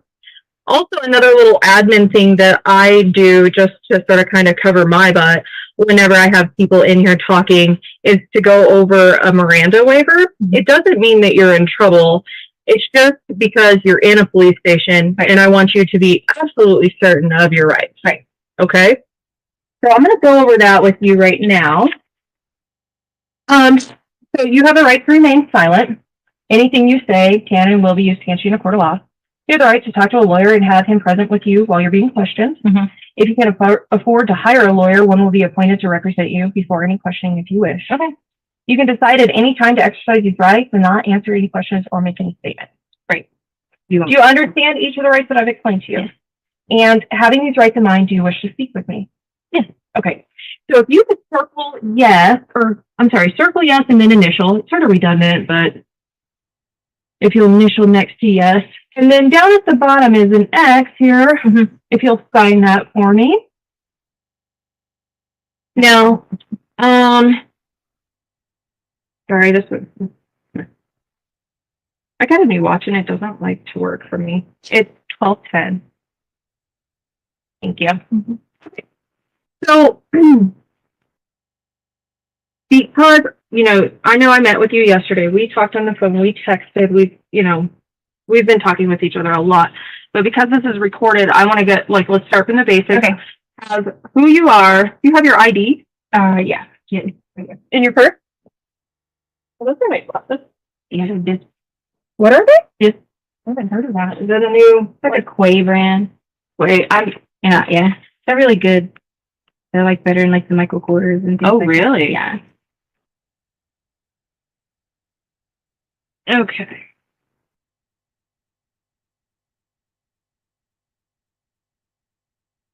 I know this is your South Carolina ID. Thank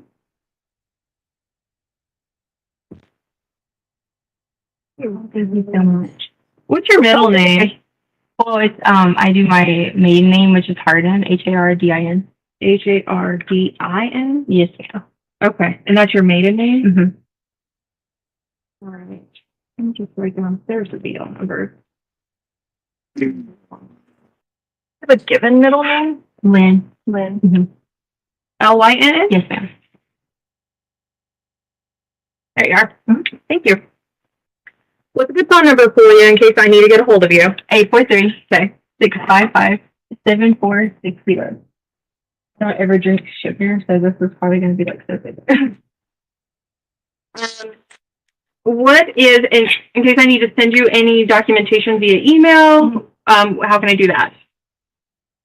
Tecia, like my name, Lynn, and then 2006 at yahoo.com.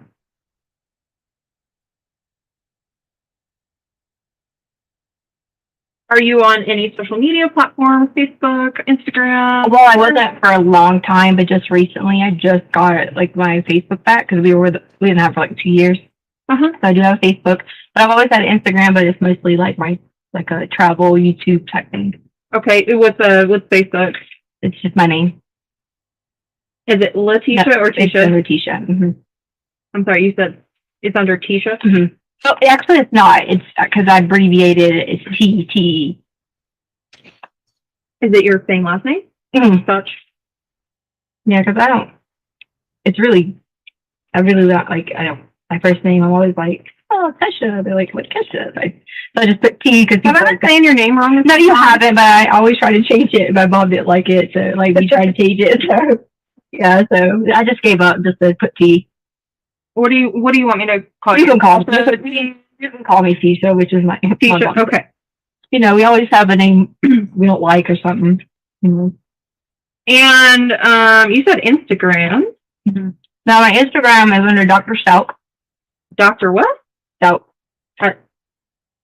Is it the spelling of your last name? Mm-hmm. Okay. Because I have my doctorate degree in education. Okay. I'm like, is this like a Dr. Pimple Popper kind of thing? Mm-hmm. So it's for your education doctorate. Mm-hmm. All right. And then address that I need to send if I need to mail anything. It's 6627 Mandan Drive. Mandan Drive. And then 80925. And where are you working? Well, I was working with WD3, but I didn't want to work as a teacher anymore. Mm-hmm. So I decided I was going to be a flight attendant. So that's currently what I started doing with Spirit. So I had been going back and forth doing like FAA. First you have to get like a study guide. I know you probably like, oh, you have your doctorate degree, you want to be a flight attendant, you know, I just like to travel. But my goal is to like teach online too and do the flight attendant so I could do both. Sure. So I've been looking over my books with Spirit and like things like that so that I could go to training. So I was supposed to go to training. We get like a training date February, March, April. So in the meantime, I was just doing like subbing at the early college. That's why I told you early college, picking up sub shifts and stuff like that. Okay, so you're more of a substitute. Well, I was just a fifth grade teacher at French, but it has gotten so difficult in elementary schools. I don't want to do it anymore. Okay. Yeah, so it's kind of like in between. I just finished working with them, and yeah, I'm sure kids nowadays are a handful, right? it's hard because I did special ed for so long, because that's what my doctorate's in, and then you're like, oh, like You get you burned try out. to help so many people, and it's just hard. All right. So you're gonna do flight attendant with Spirit? Well, Have you been picked up by them yet? well, I got an offer letter from Spirit, an offer letter I just got one yesterday from SkyWest. Oh, okay. And the reason I like SkyWest is because they have a domicile in Colorado Springs and in Denver, so you can actually like work there, and I could do both at the college. So I was gonna, I thought that was great. I was gonna do like Pikes Peak, and like I'm sure I wouldn't have a problem because I just finished this past year.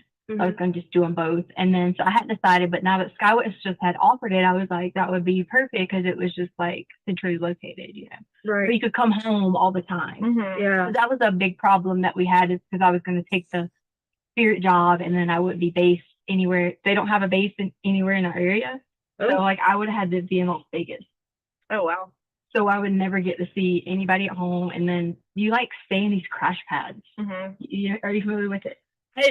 We were on vacation with some people who, the wife used to be a nurse and she actually transitioned into being a flight attendant. Right. She was telling us all about it, actually. Right. Yeah. So it's scary. Like, familiar. I did start getting scared about it being in Vegas and I was like, man, I'll never get to see everybody at home. And like, I mean, I love the travel part. So then I was stuck with traveling, but being alone or traveling with everybody else, but maybe not as much here. So, but you know, that was in a nutshell. I was kind of, and I was still evaluating. Is it okay if I just stop that? Because it's like, that's fine. Driving me crazy. But yeah, look at, so I was in like a self evaluation type thing, trying to figure out, you know, transitioning from education and never having like another career. And then like worrying about how people would look at you like, oh, you have a doctorate degree, you're a flight attendant, you know, you guys like don't make money. Right. You know, so. My niece is actually a flight attendant. So for Southwest. They said that's the best one, and whenever they have openings, it shuts the website down. Oh. That's what I heard. That's pretty awesome. I didn't know about that. And apparently it's really hard to get into because they're supposed to like handle emergencies in the air.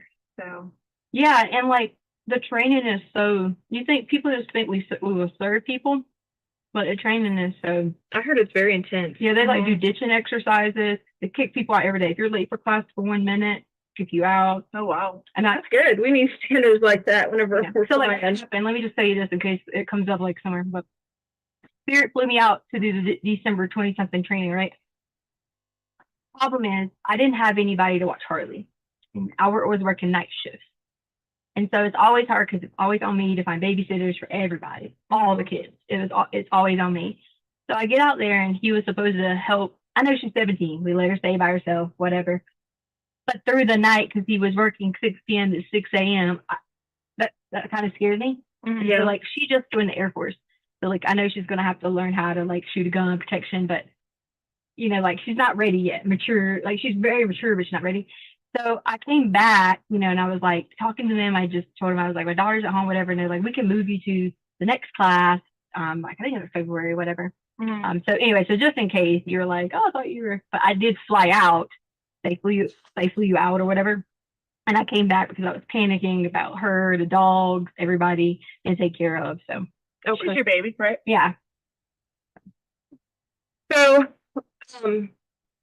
why don't we talk a little bit about what's going on? So I understand. So initially you didn't tell me some things because Albert was there. And when we say Albert, we're talking about Eugene.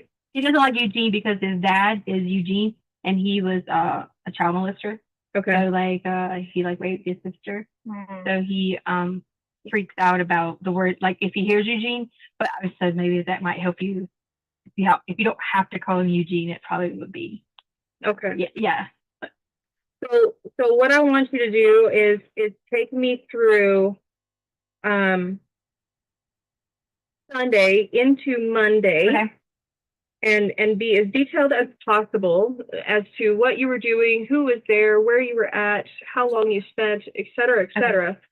Because the more detail I have, it might spark something for me. Is it okay if I take my notes out? Because like I wrote down all kinds of stuff. Yeah, absolutely. Because I was like, I tried to write down anything he might like say, and just in case, because I have like notes from different things or whatever.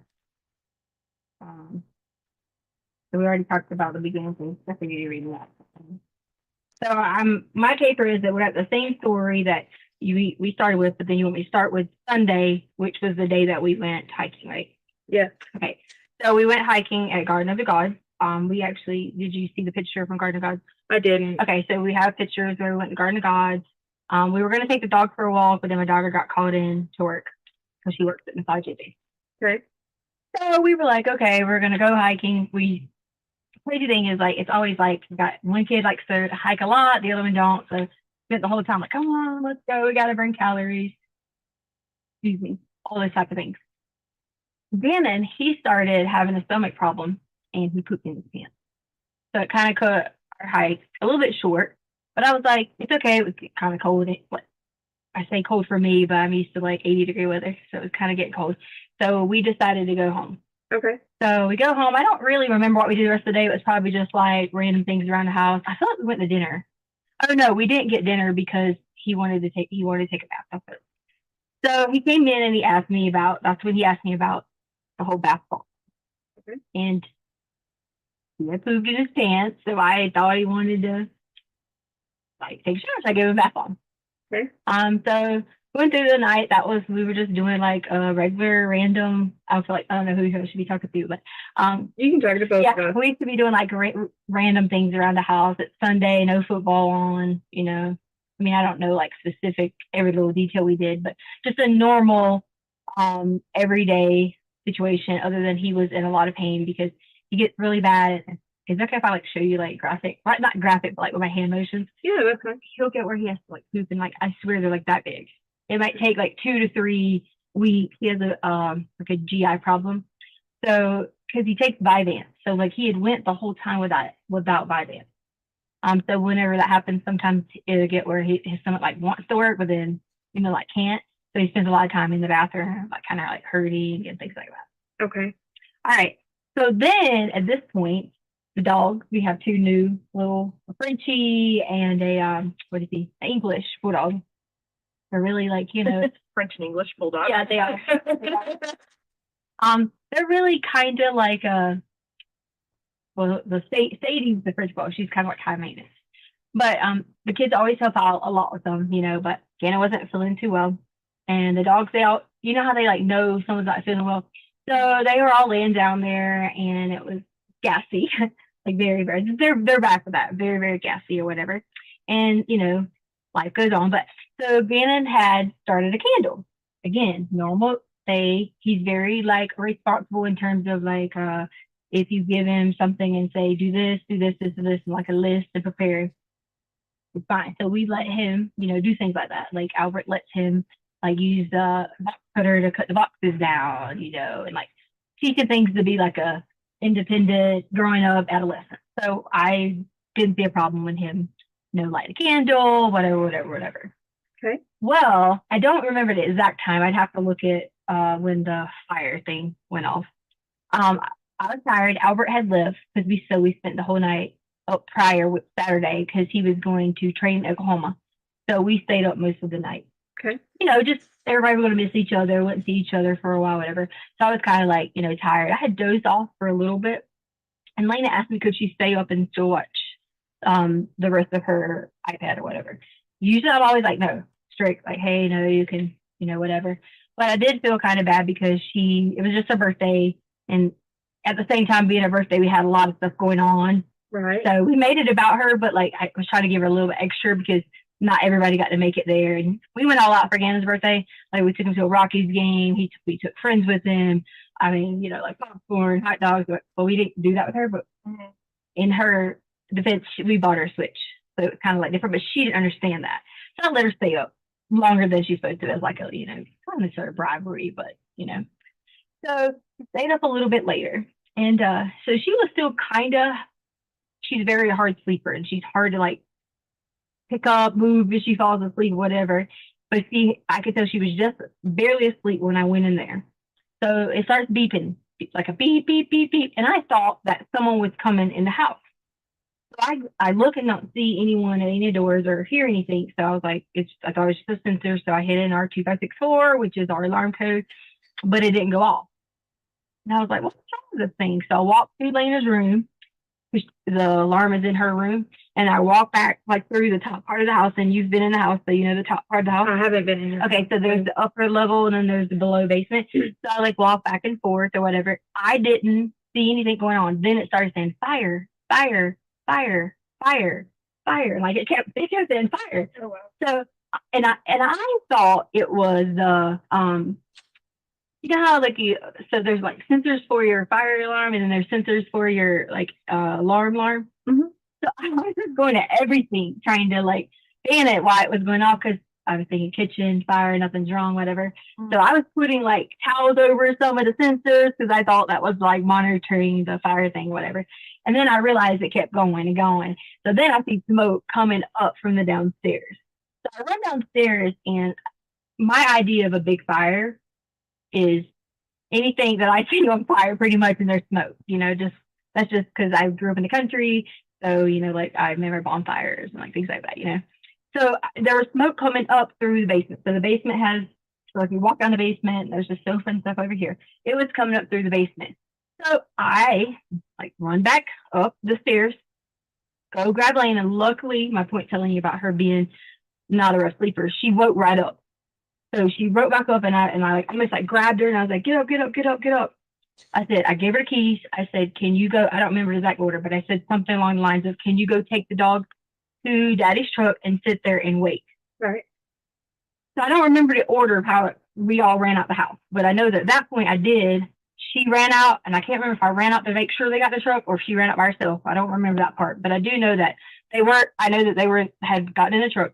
I came back inside, run back downstairs, and that's when I was trying to get Gannon because I couldn't get, I didn't know how to get everybody at once. So my main thing was to get the front people out, and then go. So then I ran downstairs to get Gannon. And then the fire was on the floor over here, then on the sofa. So I'm pretty sure this is the sofa and this is our floor. So it was right here and right here. And I saw the candle that was over here. So there was covers everywhere because the kids always get on about, they leave a lot of covers laying around all the time. I mean, there's like 10 quilts and LOLs and blankets and all this. So they were all right here. So I take a whole bunch of them and I go and like basically smash down on the sofa and the fire to put it out. So I got a burn and then I was like, get up again and started running at that point because it wakes him up. He's alert. He's realizing that the covers and everything's on fire. The carpet's on fire and we all go outside. So we get in Albert's truck and we drive. And I drove off in panic because I saw that I put the fire out. So I knew that there was no, like nothing wrong, like it wasn't gonna keep going. I drove off in panic because I just like, oh my gosh, what do I do now? Like we burnt the carpet, we done this and this. Deanna's upset, freaking out because he's scared he's gonna get in trouble and da da da da da. So like the whole talk was going on. So we drove maybe around the block a little bit and came right back. So we came back in and like developed a plan for the next day to figure out. Honestly, we were gonna fix the carpet and try to like not say anything. And the reason for that is because like Albert freaks out about every little thing. If the kids do something and I'm on like me, and he'll be like, you didn't do this, you weren't being a good mom, you weren't doing this, you weren't doing that. And so we both kind of were like a little like worried about it. And he gets very like crazy, like if something goes wrong. So that was the plan. Go to sleep, rest. He was going to stay out of school. We were going to get the carpet fixed and then go from there. Plus, some hurting. So Lena didn't want to sleep in her room. Everybody was still kind of like frazzled. And I think Lena slept with me or on the sofa. I brought the dogs up. And again, he wanted to go in his room at that point because he was already sleeping on the sofa. So that's where Sunday, like pretty much kind of like stopped and everybody went to bed and yada, yada, yada.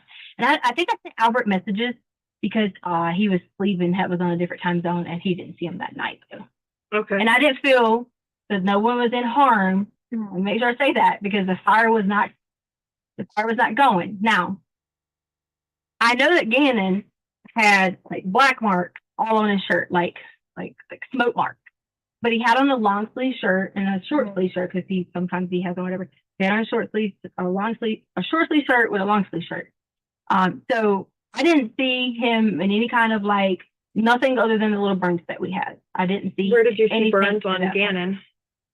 All right, so with Gannon, I just saw that. Okay, so like on the top, like right here, so like say the shirts are here, so like right here there was a burn, and the reason for that was I think whenever like he was trying to come up, it kind of burned him a little bit. I'm not gonna make an assumption. I don't really know.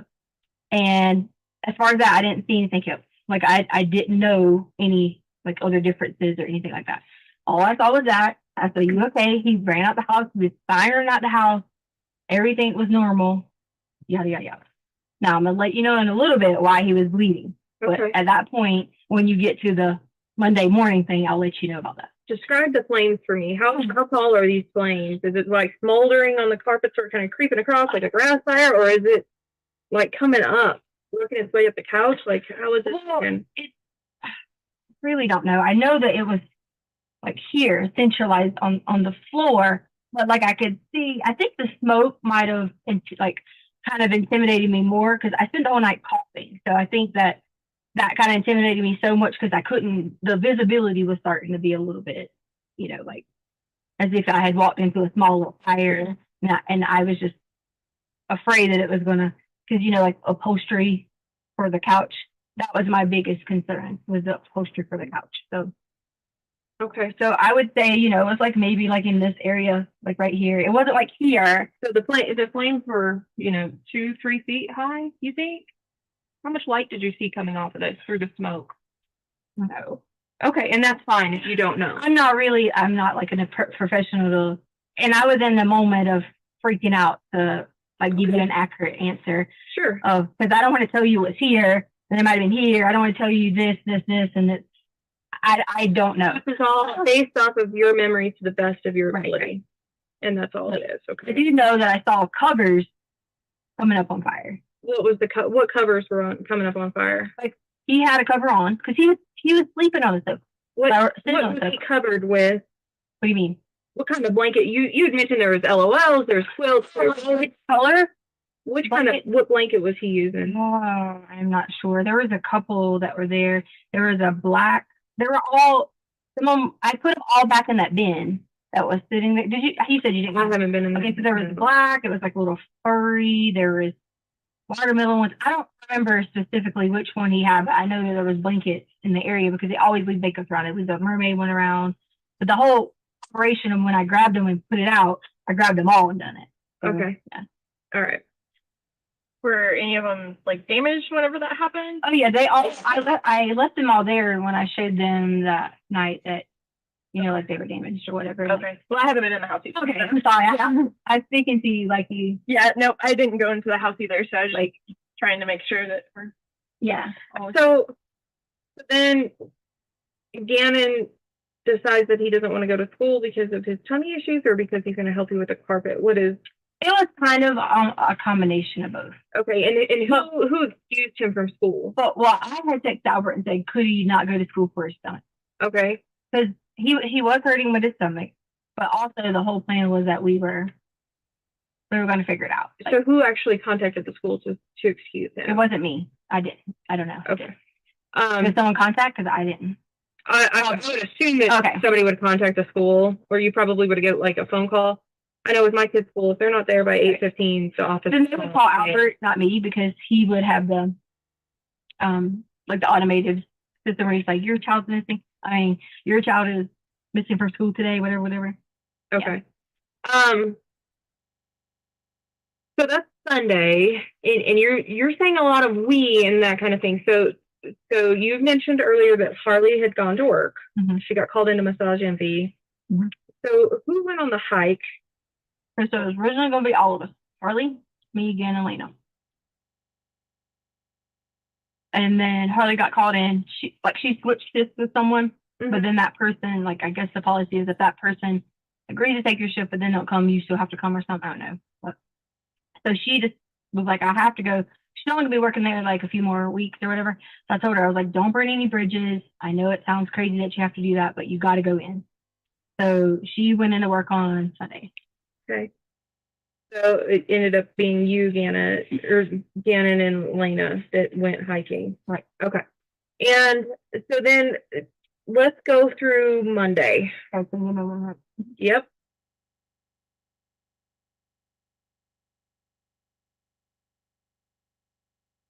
So we wake up on Monday.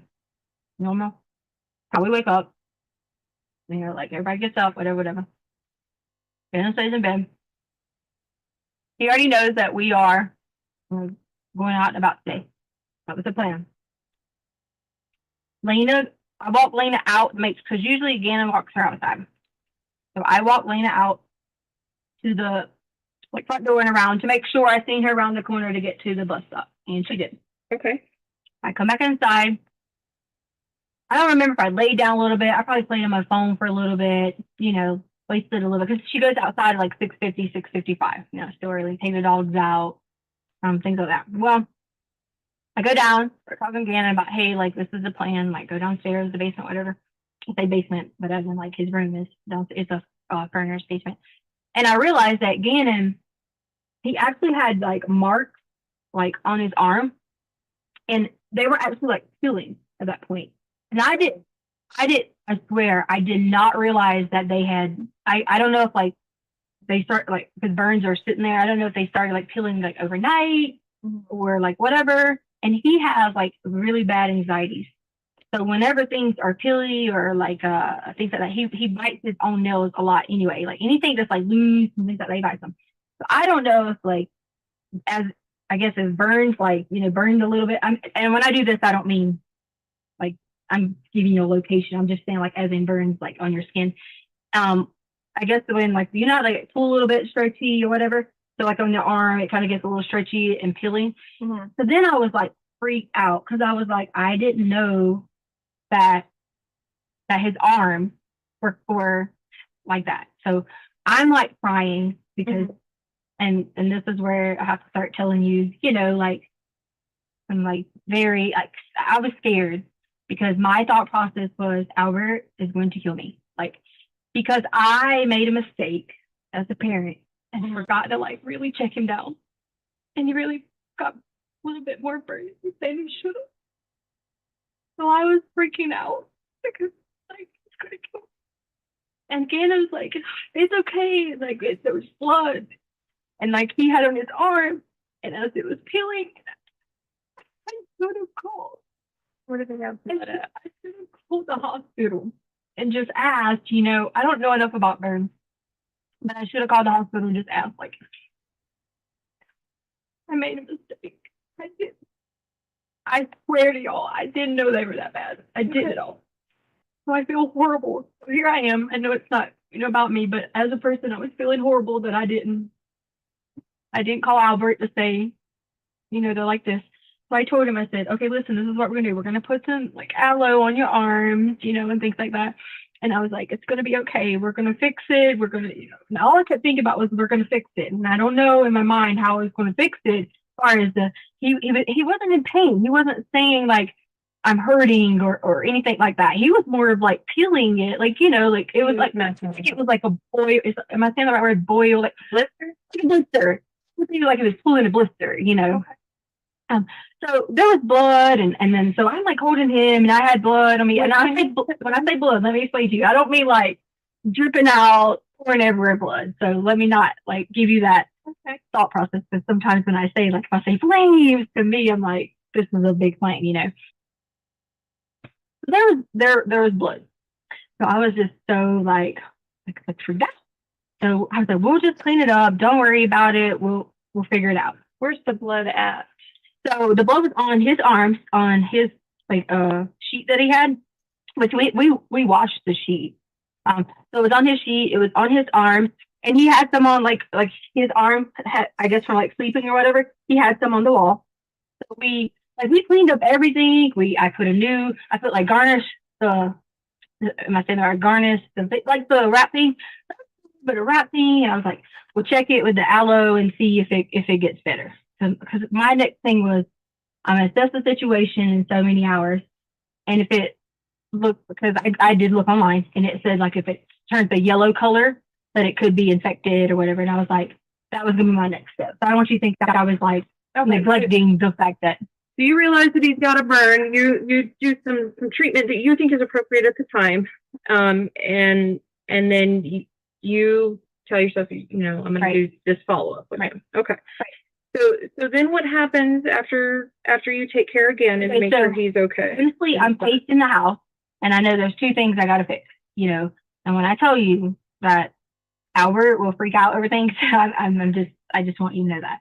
So I want you to see a picture in my mind of how I'm like afraid to be like, okay, I gotta fix these situations, and I need to fix them fast with carpet and things like that. Okay. So number one, I was like, I need to I need to fix the carpet. And number two, I need to figure out, like, assess, like I said, does Gannon need to go get like some burn cream or whatever? So I said, let's get. This is probably as good a time as I need to pause it and then pick back up after lunch. Okay, I was wondering when we'll get there. Okay. Council approach for a minute.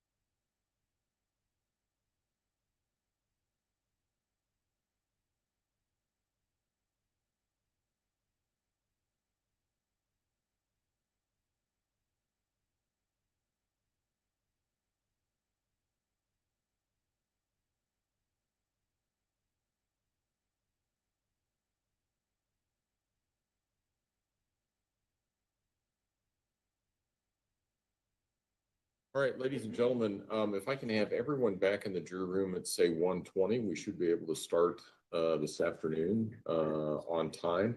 What we're going to do is I've been talking with the attorneys, and when we come back, there's still going to be about 3 hours and 20 minutes or so of the video to go.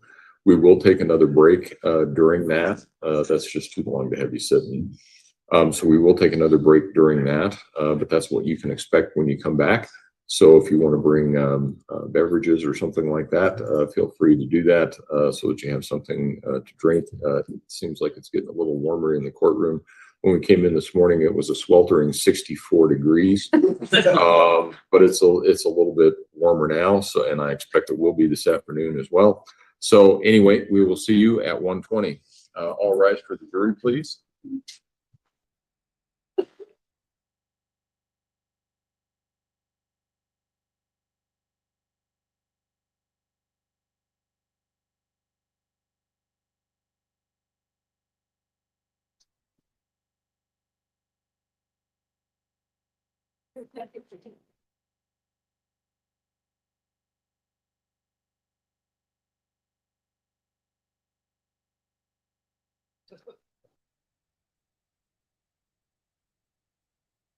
Thank you. May all be seated. Record should reflect the jury has left the courtroom. Is there anything we need to take up outside the presence of the jury at this point in time? Prosecution? No, Your Honor. Defense? No, Your Honor.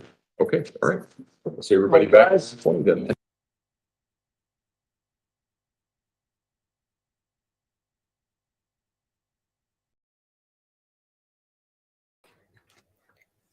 I do not know how those detectives, interrogators, we're used to seeing stuff on TV where they're in their face and they're yelling at him and you're going to tell me the truth and you can't handle the truth and all that stuff. And that's not how it is. I mean, there's interrogations, don't get me wrong, and they let them have it. But they're usually real damn sure what they did at that point.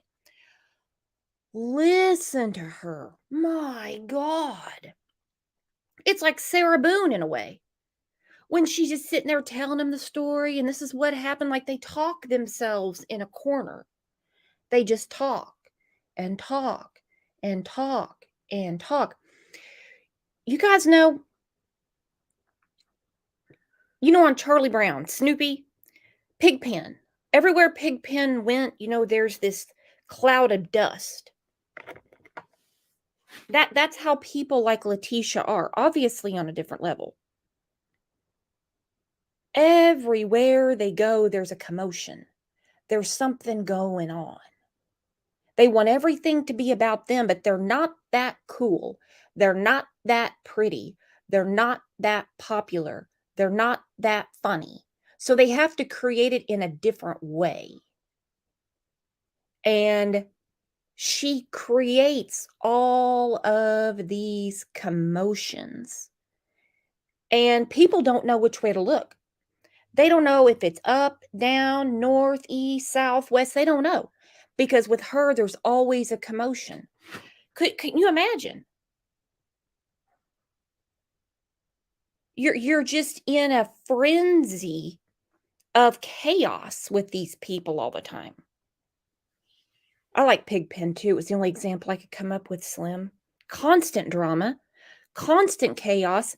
And I have a feeling, I don't know for sure, but I have a feeling in the relationship between Letecia and Al, there was a lot of catering to her and keeping her happy. And what did I do wrong? And what could I have done to upset her now? And what on earth is going on now? And what's it going to take to make her happy? I mean, she had one thing after another and was just not a content person. And Sarah, you're right. The drama is the common denominator and just the constant freaking lies. You won't. She lied about jobs. Like she would pretend to go to work. Who the hell could do that? She would pretend to go to work. She would pretend that she had these interviews. She always had something going on. Or how about this? And it's like there's nothing to talk about, just something to try to make her look smart or her be the most interesting person in the room. I do wonder, like Casey Anthony. Yeah, Casey Anthony's ass did that. I do wonder in a way, and this is just talking. In a way, I wonder, did she she follows true crime. She's a big true crime follower. And she had made a comment one time about how, well, when a kid is missing, all the attention that family members get. I almost wonder the way she loves attention, did she kill Gannon to get attention? I mean, we know she hates Landon, but that was kind of ever present. She had a huge resentment about not being number one in Al's life. I don't know. The candle did not set her off. That's not something that would have just put her over the edge. The yada yada, the like.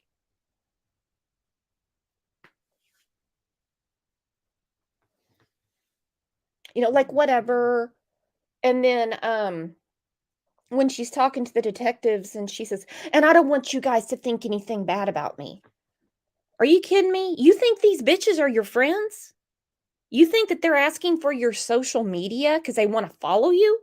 They're investigating you. They're investigating you, stupid. They're not if they were your friends, they'd be buying your lunch. You'd be at a restaurant just talking about, hey, just want to get to know you. How are you dealing with all this? No, you're at a police station. It's like Sarah Boone. She would sit there and go, no, I don't want you guys to think bad about me. And they're going, bad about you? You see, we're not cut from the same cloth, idiot. I ask the questions. You answer them. You see, I'm not here talking about myself now, am I? You have the floor. I don't know. What do you think set her off? Did she have a little idea that maybe Al was cheating on her? Was she afraid that Al was going to leave her?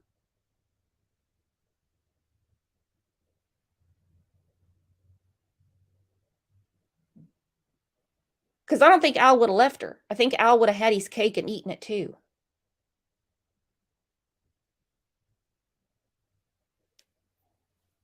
Alicia, revenge?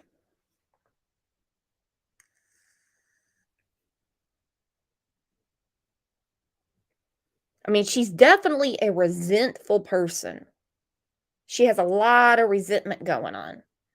I mean, and Landon's not paying child support, and she would follow every move Landon would make on social media.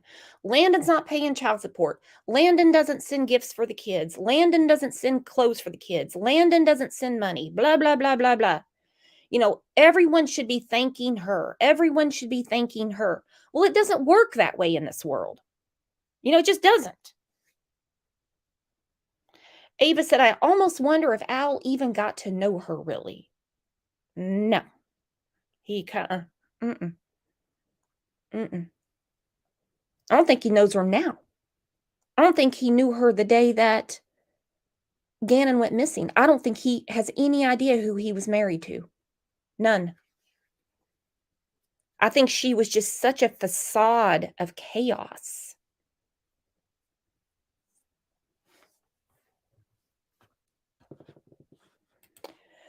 Glenjamin said, I think it started with thoughts like that, Brooks, then all the resentment, and I feel like she took it out on Gannon. Oh, yeah. Oh, yeah, definitely. But that night, I think she was pissed and it escalated. I know. I just wonder. I wonder. I mean, it's so, it can't just be one thing. Like this candle thing makes no sense.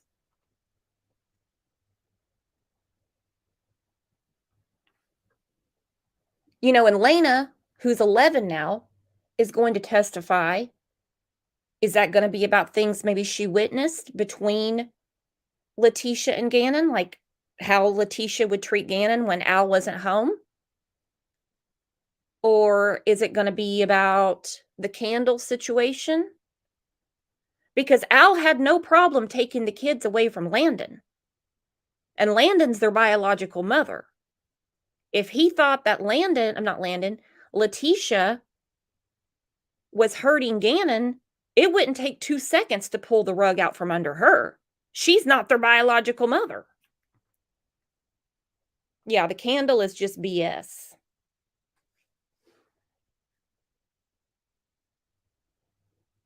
Was she afraid that Gannon was going to tell him something? I don't know. But I think Letecia truly fooled not just him, many people.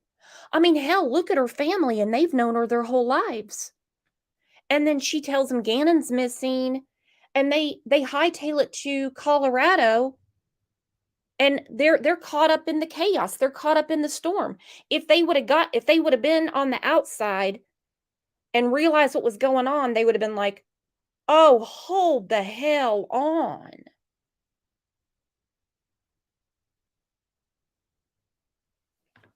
It's not just one thing.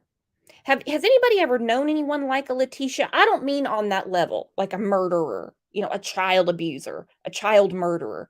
Someone like Letecia, where they will keep everything so spun up that even when they fuck up, you think you did it. Like people that apologize to these type of people, and then you realize, you know, like whether, like maybe at your work, like someone that works there and there's like problem after problem after problem after problem. And then that person goes to another job like they normally do. And everyone sits back and goes, whew. You realize that person was the problem. Yeah, it's crazy.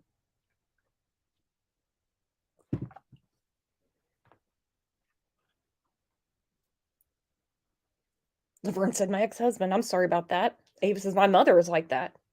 It's man. It's like, you know, where you're going, like when she told him she was having twins. Well, of course he's going to believe her. They have sex with each other. But she keeps everything so spun up. It's not just I'm pregnant, Al, that's a bad enough thing. That's bad enough to make up that you're pregnant. It can't just be I'm pregnant. I'm having twins, Al. Al's like, whoa. I mean, it's one thing to spring it on someone that you're pregnant, but I'm having twins? But just so spun up in all of this. Al, I'm going to be a flight attendant. Oh, really? She never was going to do that. She might have looked on there. She was probably laying on the phone, laying on the couch, playing on the phone, going, oh, yeah, I can do that. Oh, Al, I have a doctorate degree. Oh, you do? Yeah. Crazy. All right, let's watch some funny videos. And if you guys think of something, I can pause it and I'll put the link up if you guys want to come up and talk.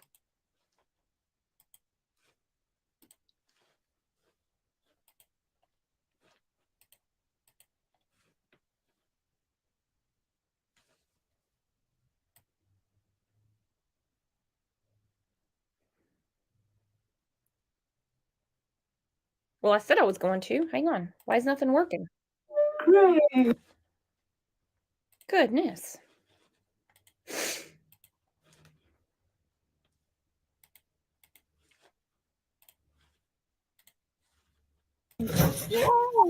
Shit, there you go.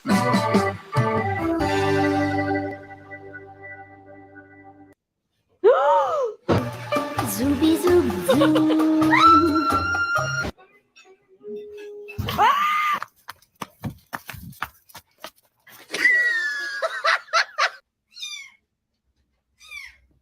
Ayo.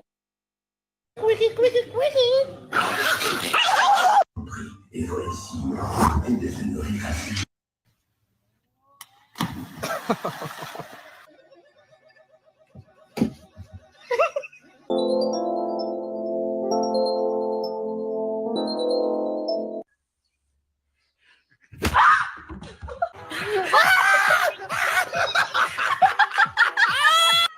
Do not.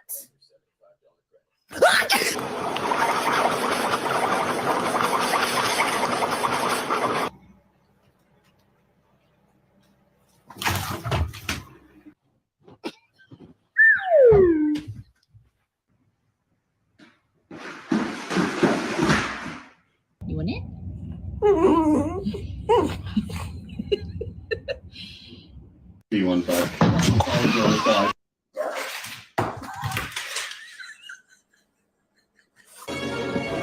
Pull the lever, Kronk.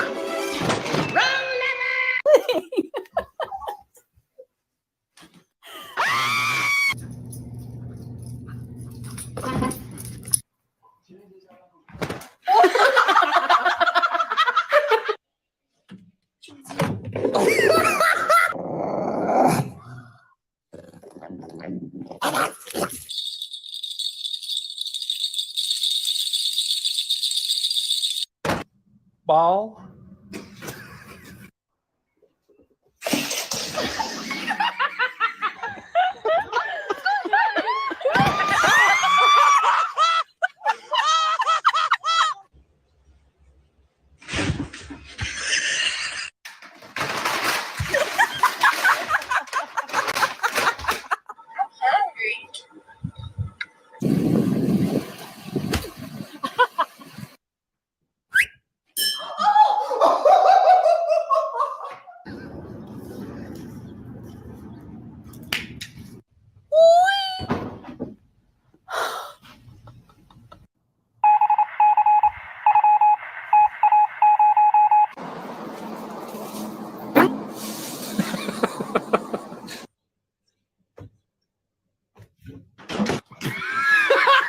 I'm so sick of you. Nike, look at me. What the is your problem?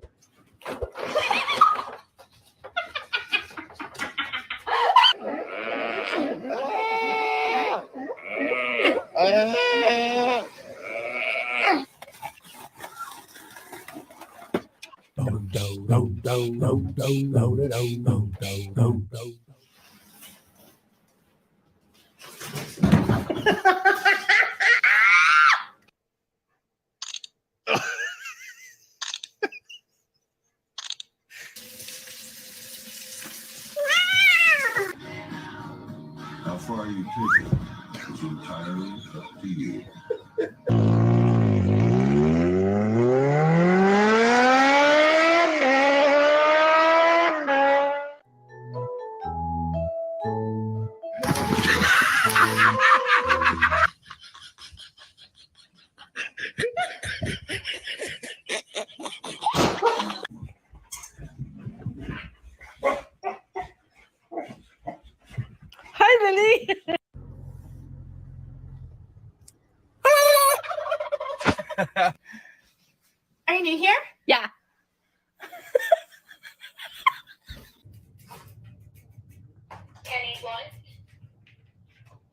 Kenny want a treat? There you go.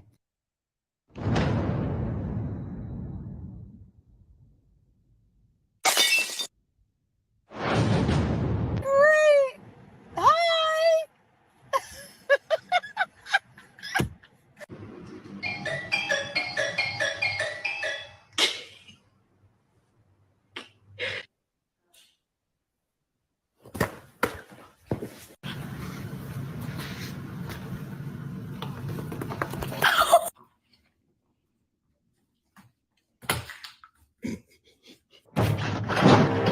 Hola.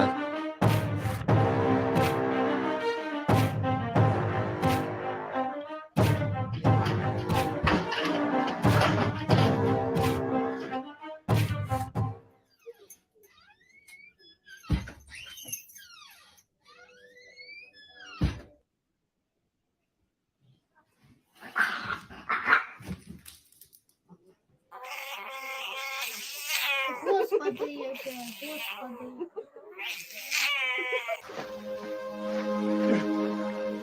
Wilson! I'm sorry!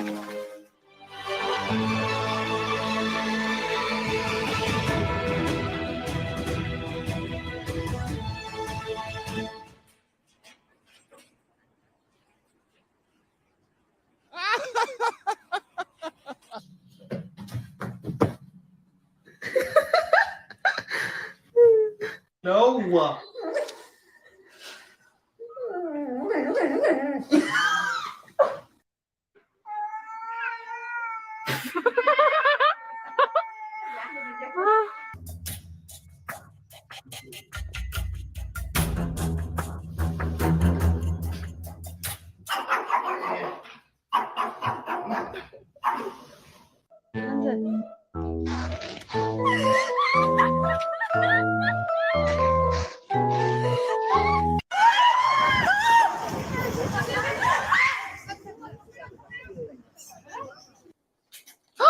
There he is. I see you. I see you.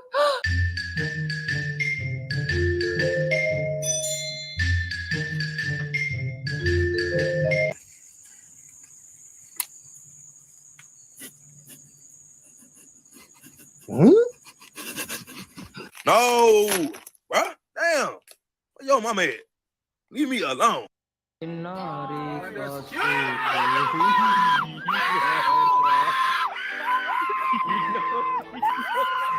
Oh no, my brain.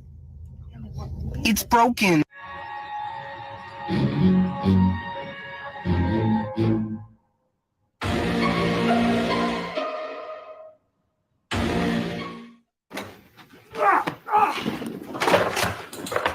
Parkour! Michael, parkour! Parkour!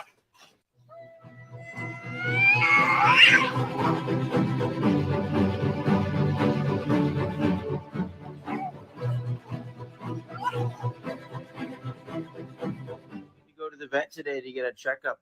What do you say? Jeez.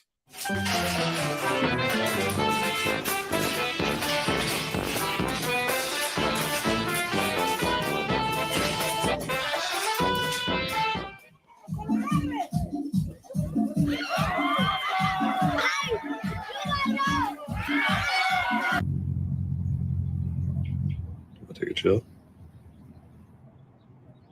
There you go.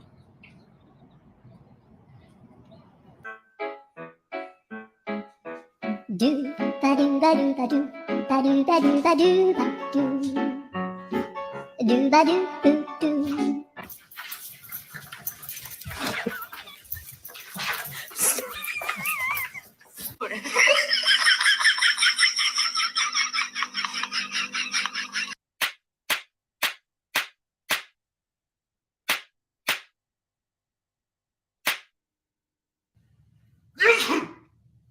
Nice, Ron. I sneezed. Oh, I'm not allowed to sneeze.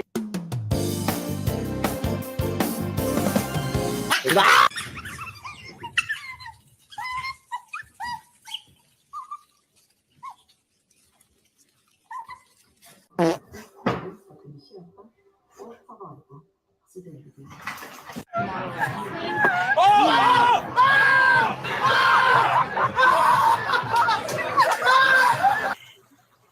job. You should be in the circus. Oh.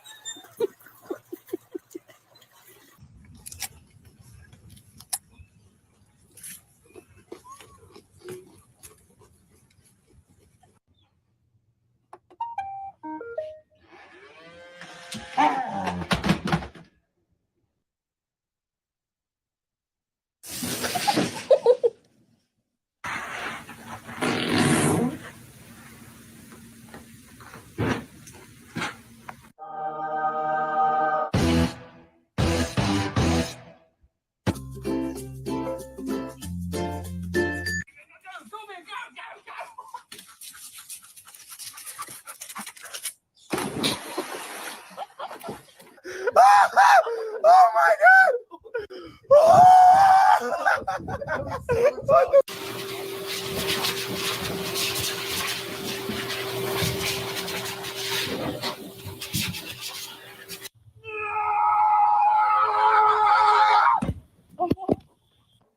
Get out. Yo, why is this cat on my windshield? Matter of fact, I got something for you. Watch my toes. Watch my toes. I ain't even tripping. Helicopter.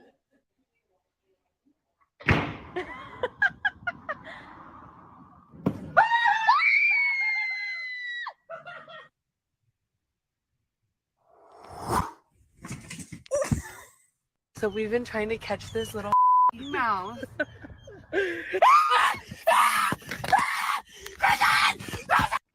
So we got this water toothpick.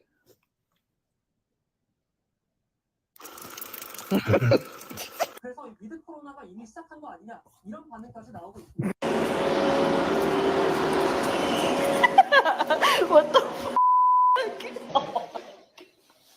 What the Are you serious right now?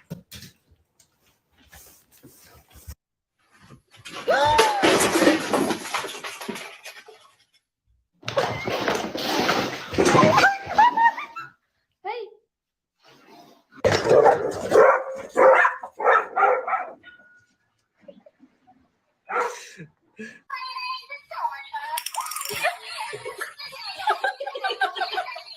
Don't do it, Jerry! Don't do it, Jerry! No! Jerry! Get out of the house! Oh, look at the cute. Wait, what's it doing? What's it doing? Oh my god. Oh my god. Come on. Don't know how you're gonna do that. Oh, you fucking did it. Oh shit.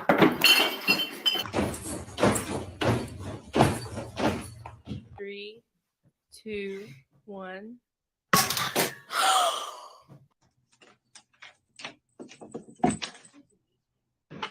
So freaking. Excuse me! No!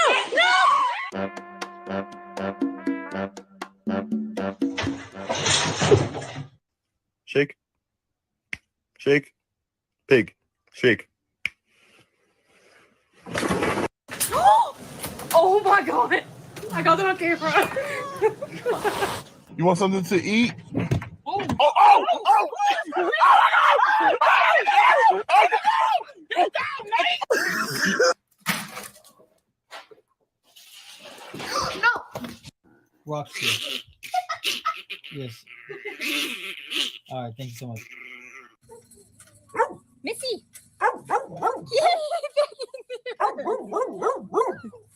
You are so bad. My two kitty cats. Muffin. Oh!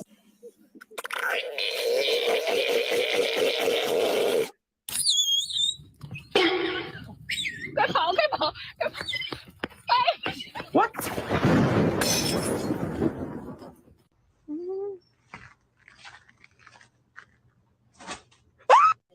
Whoa!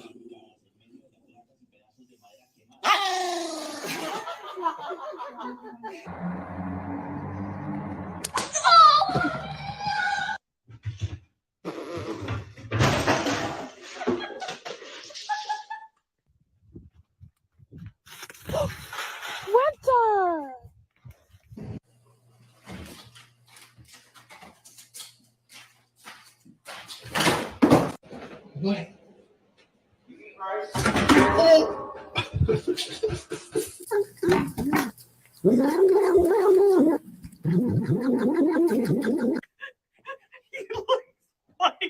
got merch. What the hell? El perrito se fue de casa.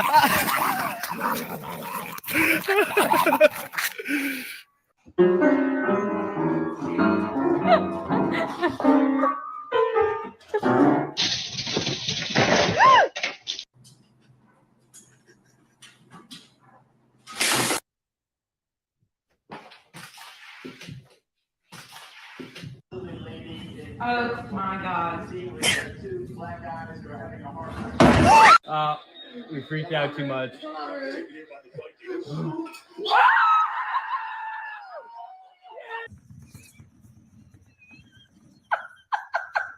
Juju, chill. What the heck? I guess the guy next to it. Hello.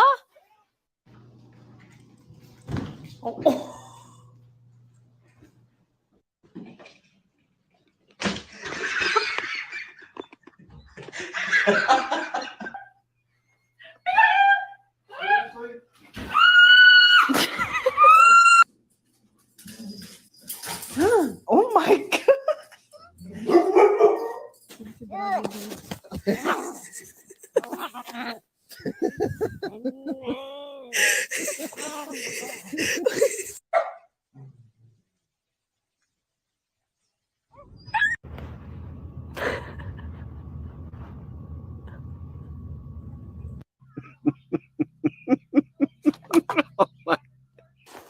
You getting all? My bad, OG. My bad, OG.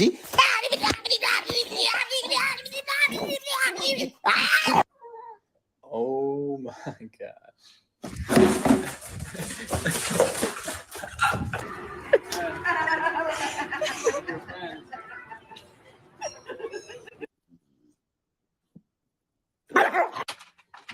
Hold on. I'm going out.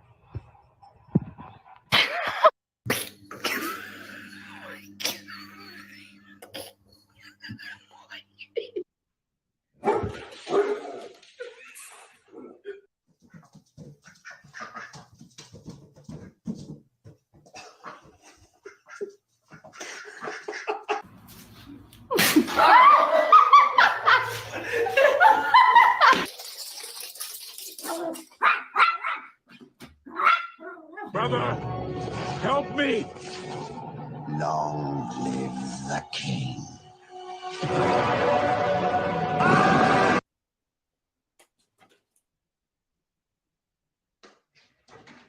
Ender, what?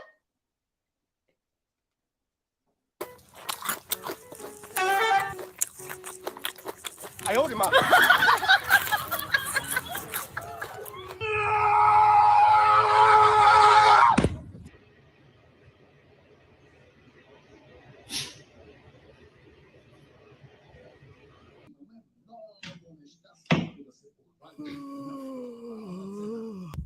Hey, are you okay?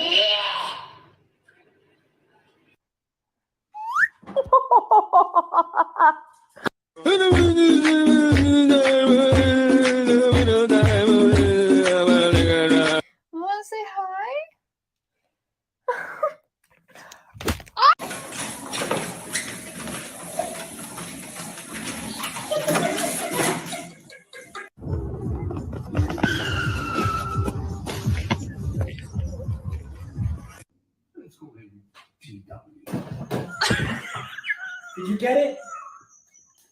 And just like that, poof, Lola's gone. Wrong. Lola's right. Like he's got marshmallow.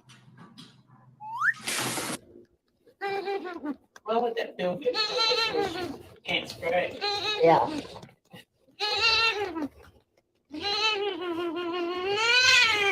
Roommate's hamsters meet for the first time.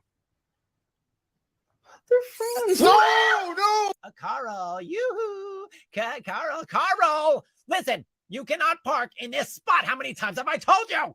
This spot is for executives only. You are not an executive, you're an assistant.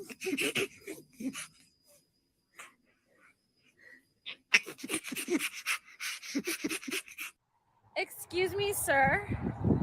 Are you my Uber? Hey, watch I make it. Watch I make it. 1, 2, ha! Oh! I'm all right.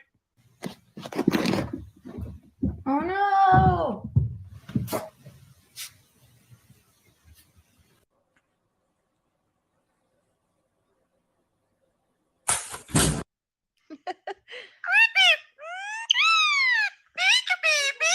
I love you. I love you.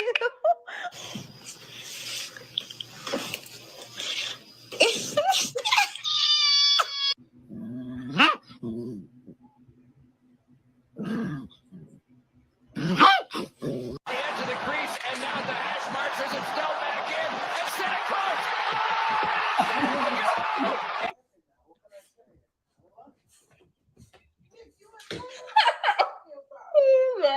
Tu veux quoi, toi? Mais toi, tu veux quoi, toi? C'est toi, tu veux quoi, toi? J'ai rien fait, c'est bon, lâche-moi, là!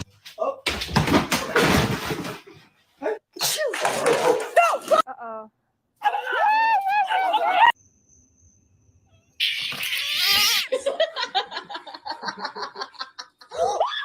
We're gonna try it again.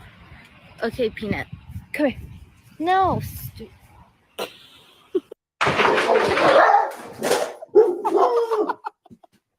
I told you he was gonna do it.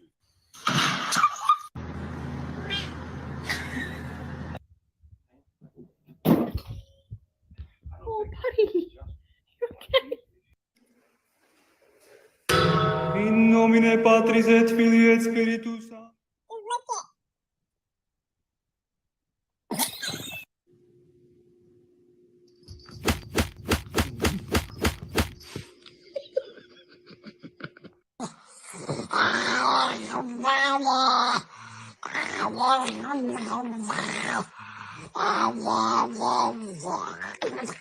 What did I just witness?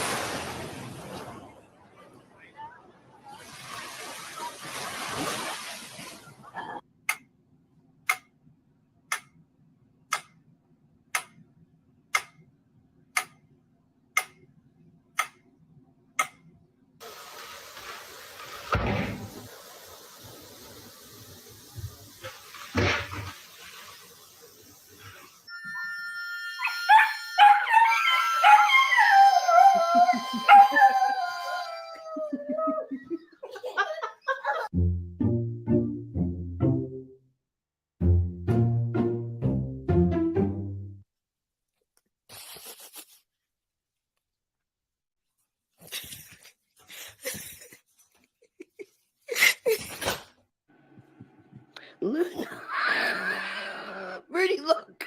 Hurry up! Get my glove! Get my glove! Give me my glove back, you! Hey, you like what you see? Check this out. Ugh, all beef, baby. Ugh, ain't no steroids here.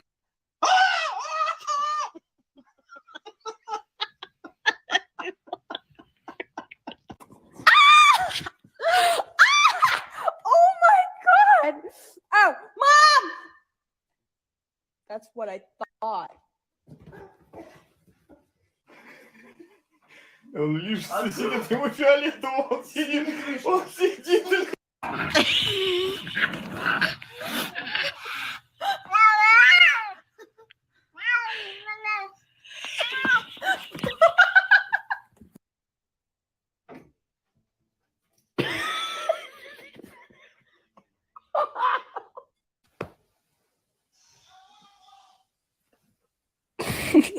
It's so bad. No, no, no. Dude, That's a sin. No.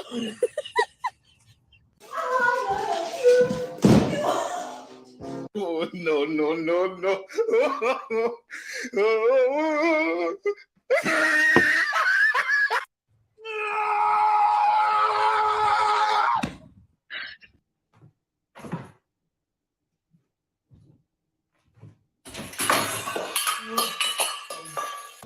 Get up there.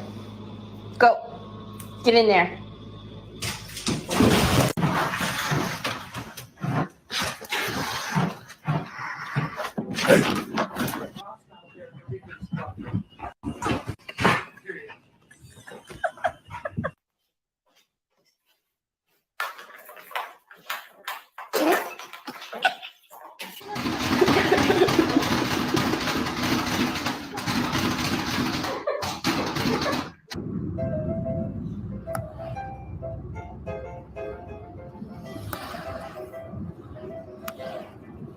Taught him.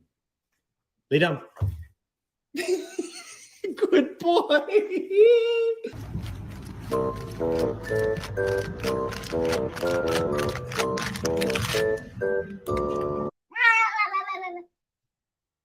John, huh?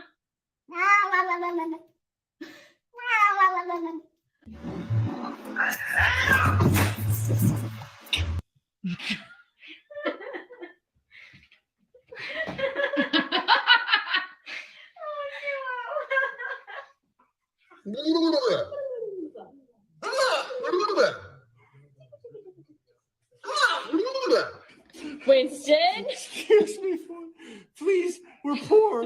Please, we have to buy you food. Please, thank you so much.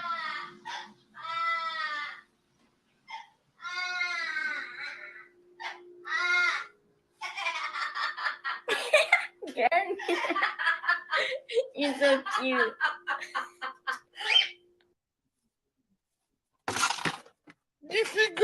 What is he doing? Hmm? Oh.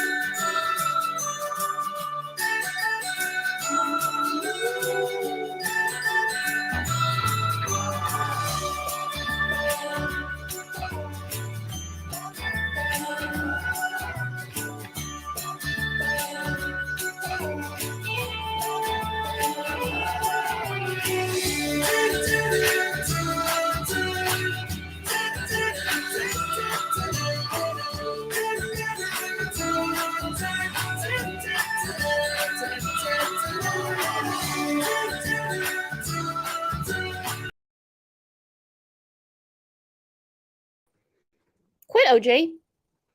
OJ, come here.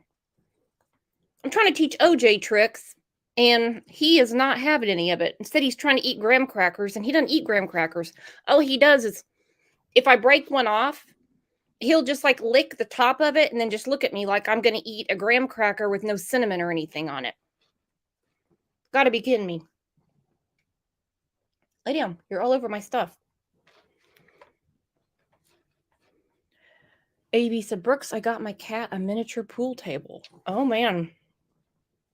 Oh, now he's laying on the mouse. Move over. Those aren't the type of tricks I'm talking about. Those tricks just annoy me. Scoot over.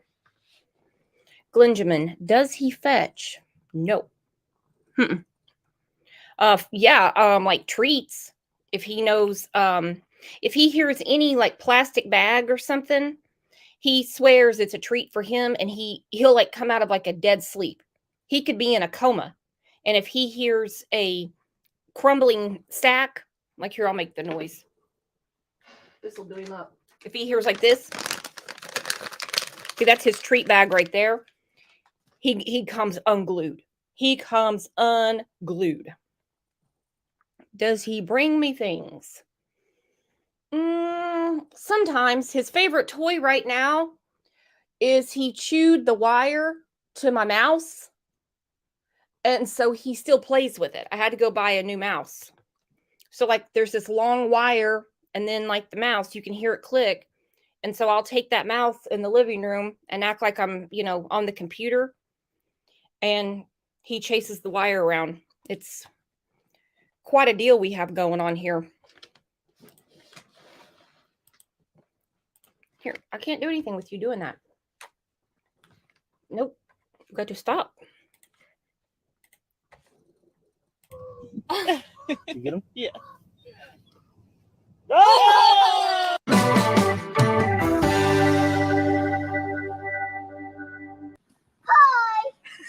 Hi. Good morning. She's incredibly intelligent. Right. People, it would scare them if they knew how smart she is.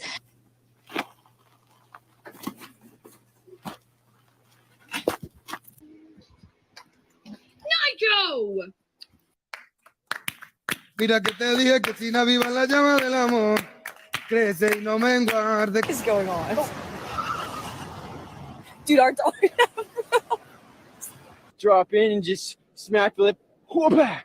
Drop down. Snap. Ah! Are you enjoying your food? Are you?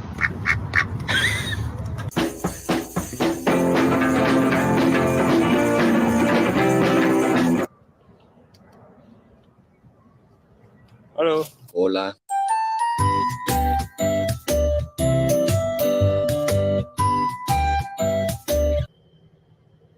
Bro, why this dog head so skinny?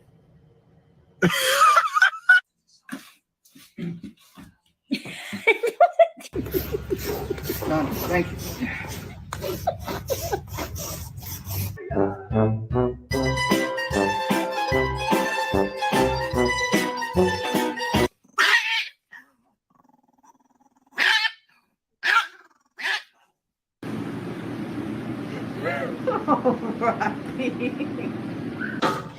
Oh my god. Oh, oh wow. What happened? I'm thirsty. Refreshing.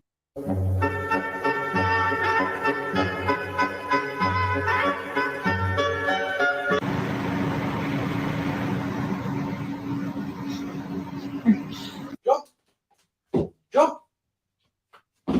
Good girl.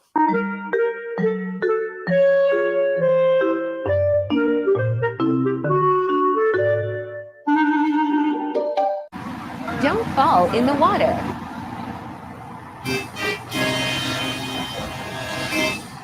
Ow, ow, ow, ow, ow. Ow, ow. Ow.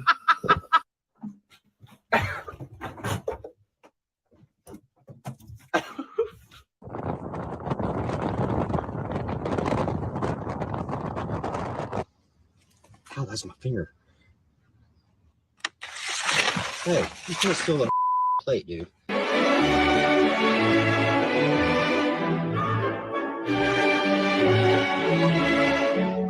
Are you kidding? Are you kidding? Hold on. Are you kidding? Wow. Oh.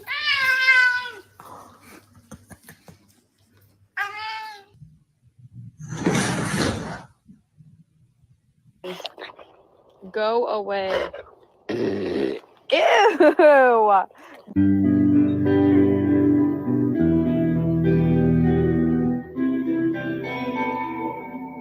Oh, good morning, Donut.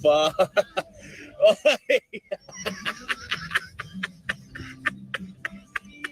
Oh my God! Okay, it's happening.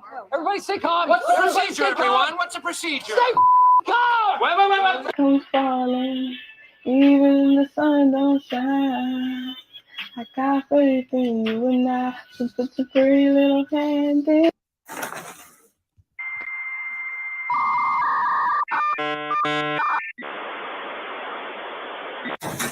Does your dog have normal eyes, or does your dog have strangely human eyes that make you think he's trapped the soul of a human person inside of his body? What's the point of anything?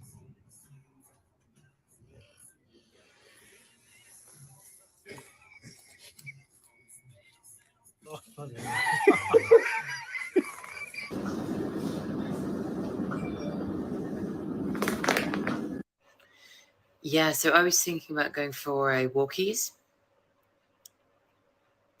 Yeah. Look at this. I just have this little guy that sits in my living room and stares at me. He just sits there.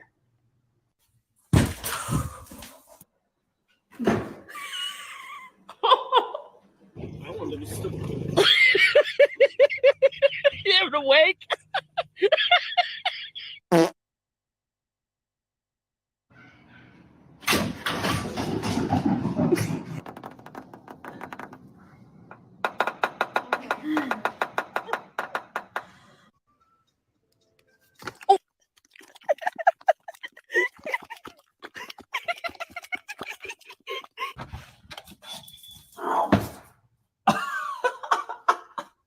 I can't wait to learn to ride a bike.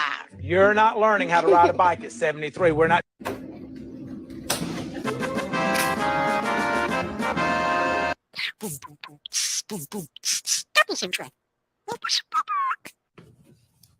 Kai. No. Come. Show mama.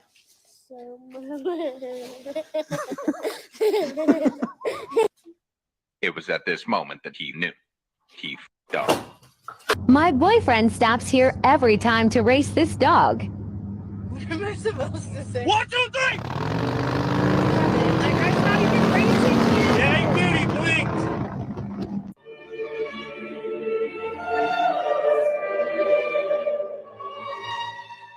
Xài thong khắp vẫn bạ bèn đừng sợ quanh. Ui. 娘ないよ。あ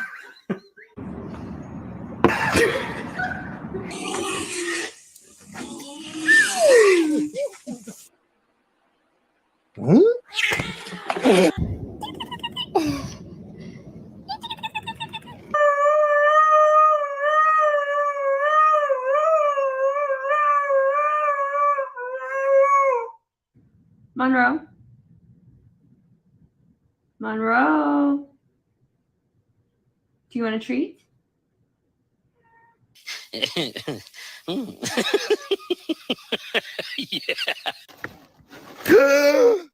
Get off me! Get off me! Go on, move. Thank you.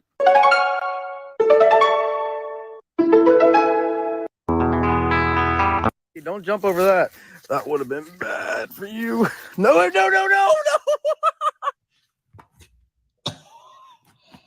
What is going on with you? Get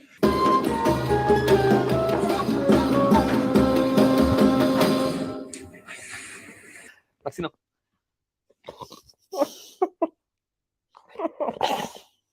Don't be suspicious. Don't be suspicious. Don't be suspicious. Don't be. Surprise.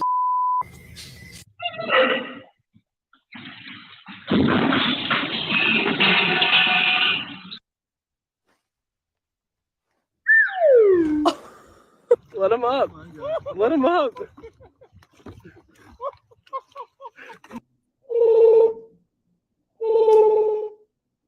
I got it, Natalie. Hey, man.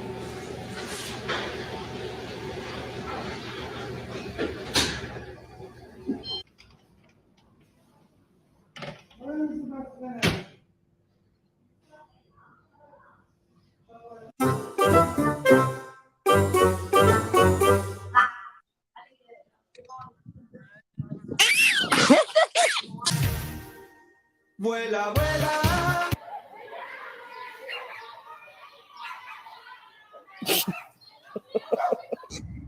Scratcher, scratcher.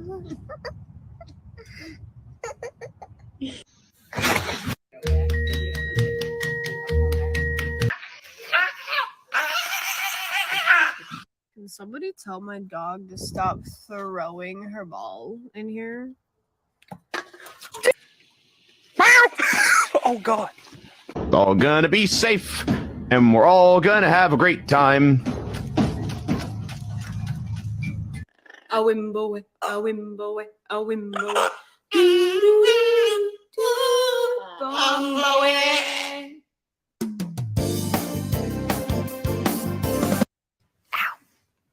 Hmm?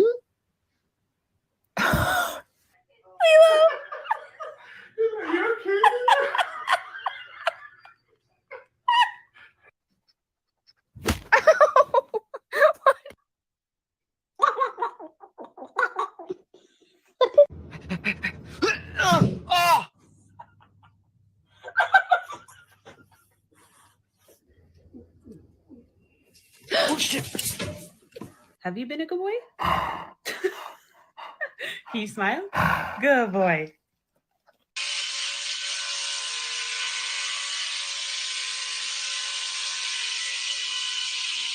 She's incredibly intelligent. Right. People, it would scare them if they knew how smart she is.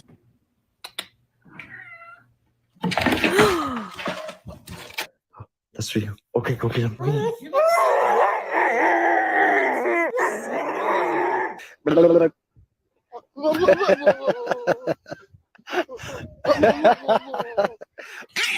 Eddie, we have to go.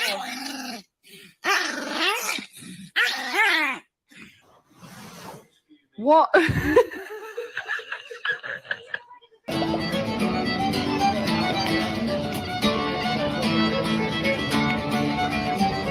Just gotta go down these steps here and kind of plan this one out. Do the 1, 2.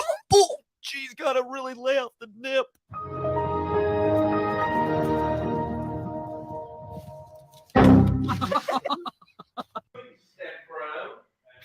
Frog slapped my ass while I was doing a shit. Are you gonna go for a walk?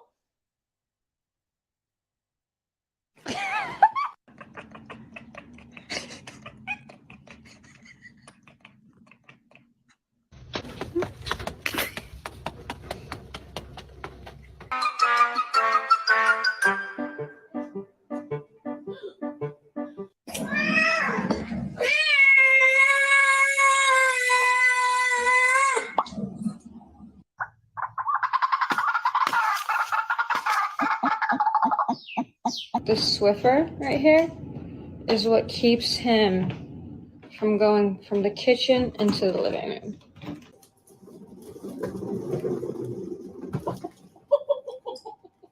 Come here.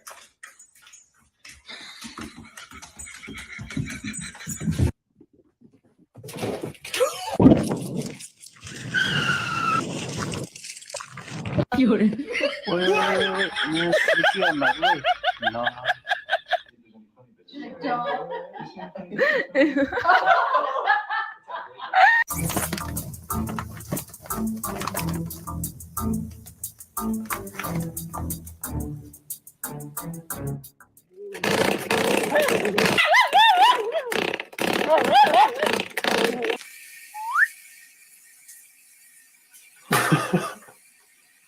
This is what we call the corkscrew move.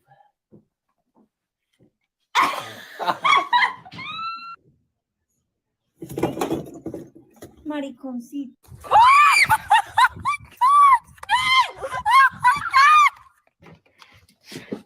Hi. Persian. You know, we got our started here. I'm gonna start here. What was the stay after? Yeah, fancy.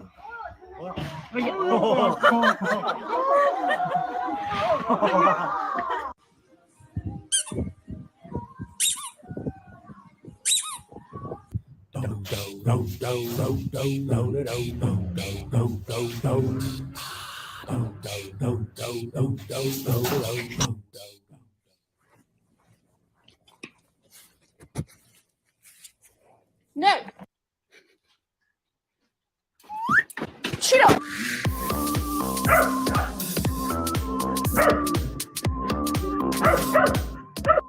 You're my friend now. That's mad.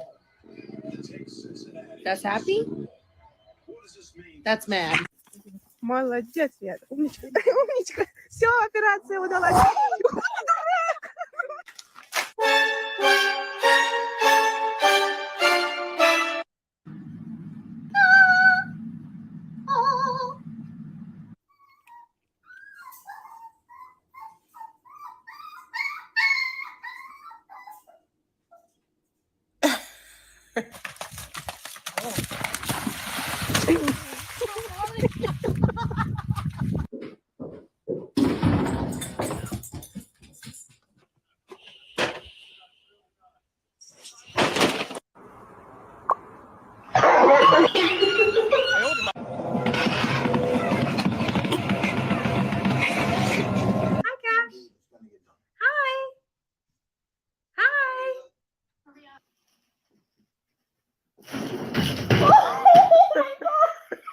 Hey, if you're down today, you can have a little bit of my sunshine. Peaches! Yay!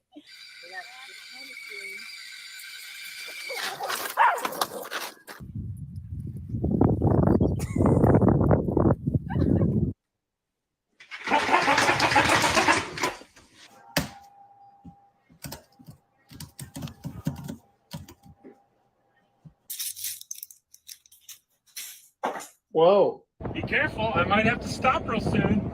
You never know.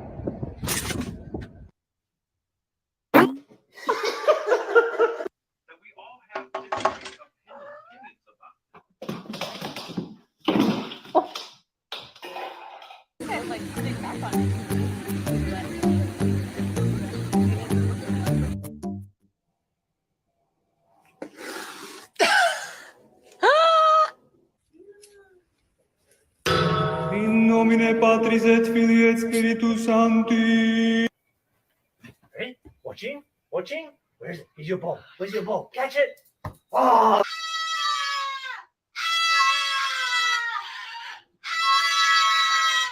Hi. No. No. No. Ready? 1, 2. Oh, shit. Hi.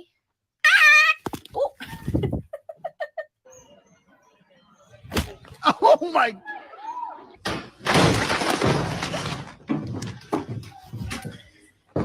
Yep, they did it again. Ding dong. I love you.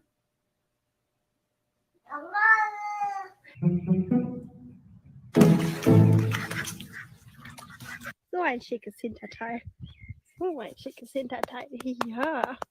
Ja. Man, shut your.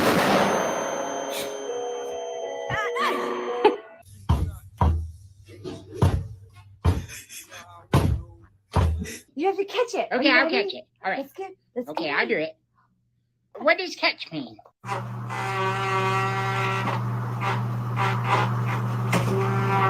Oh my god, bad? No. Oh, curva.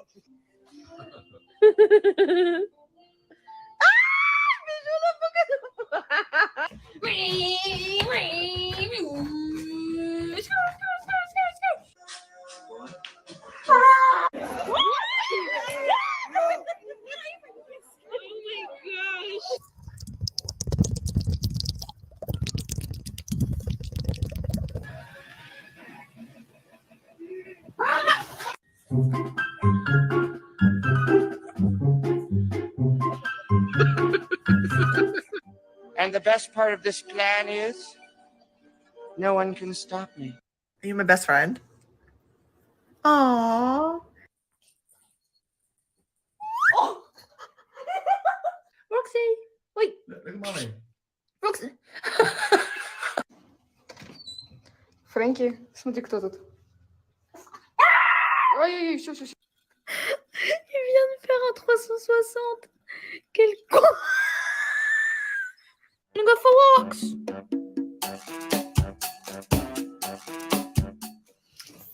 Surprise, shawty! Perfect. Gigi, how do you feel about what's happening with the world right now?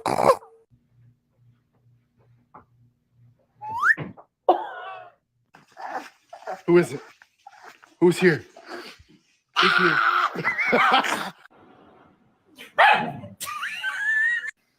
Really? Good job.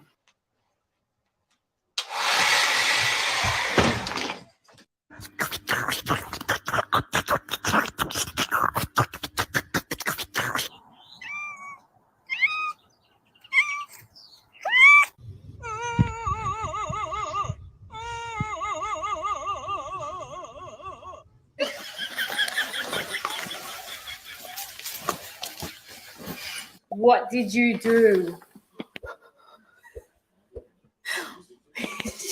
You shooting yourself? You scared?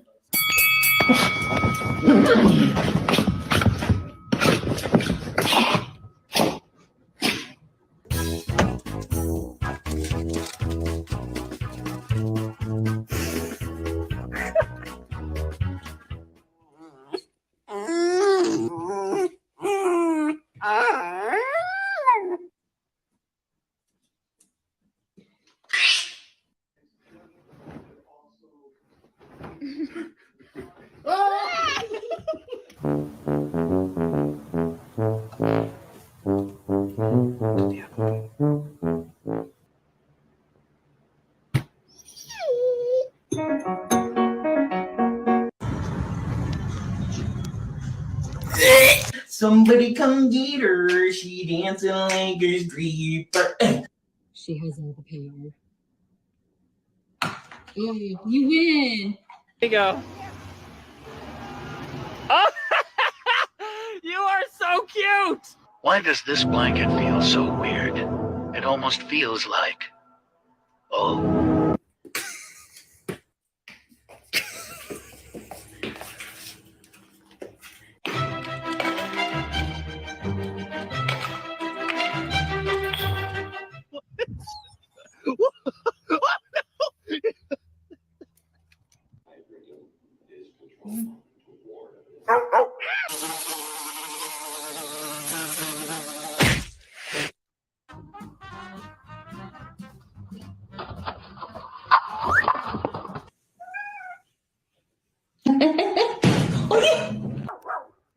Good guy, trumpet, don't it?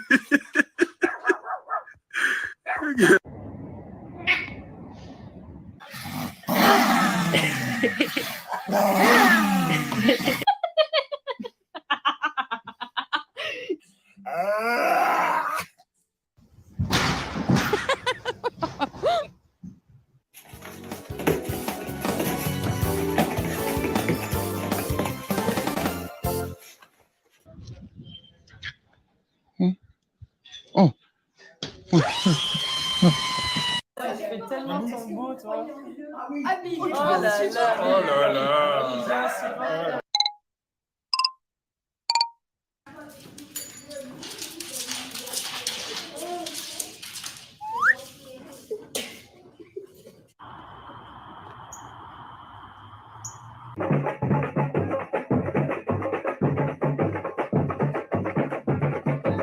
You were head over heels in love with Innobi, but unfortunately.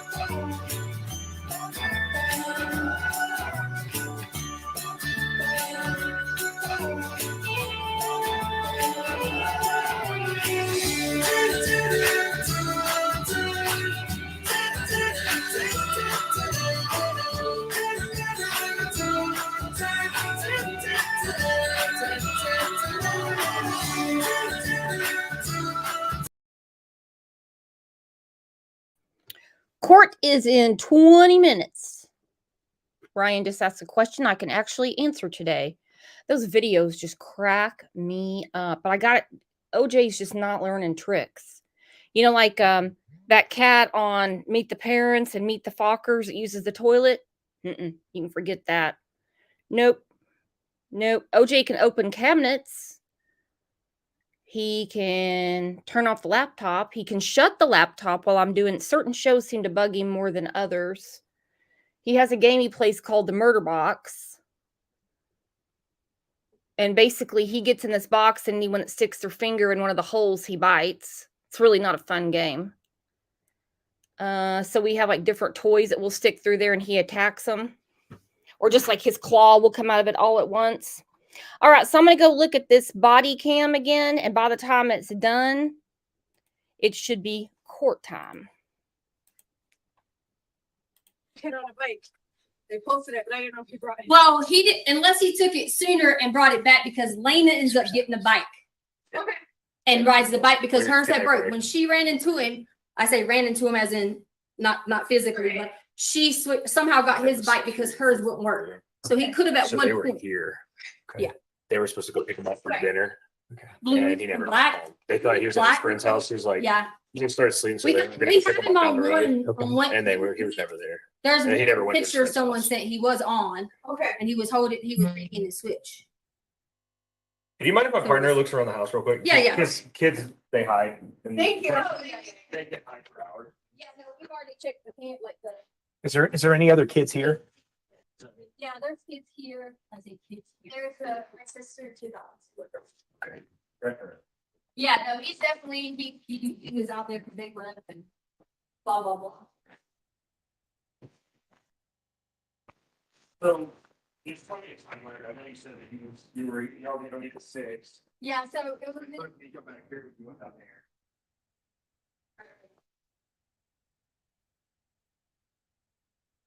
Okay, so bring it here.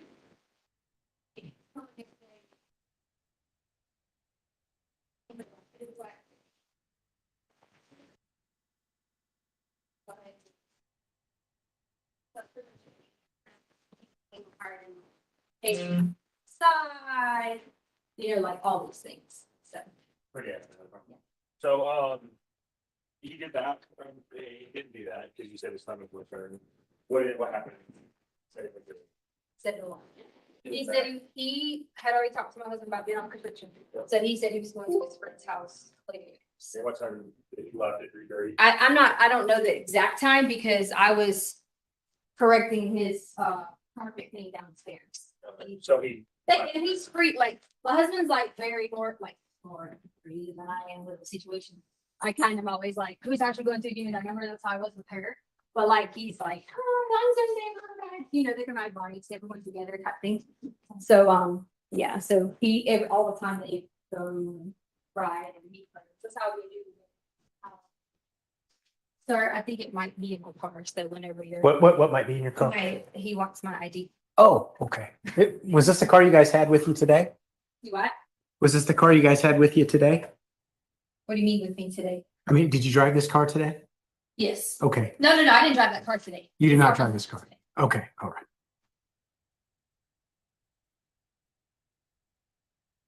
Has you ever hit in anything like this before? No, this is.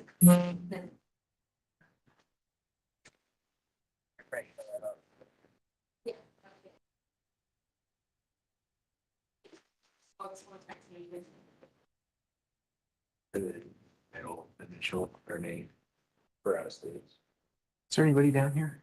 The other dog. Yeah, that's just no one. No one. I mean, no one is down there. Okay. It's my maiden name. So Arden, AKRDIN.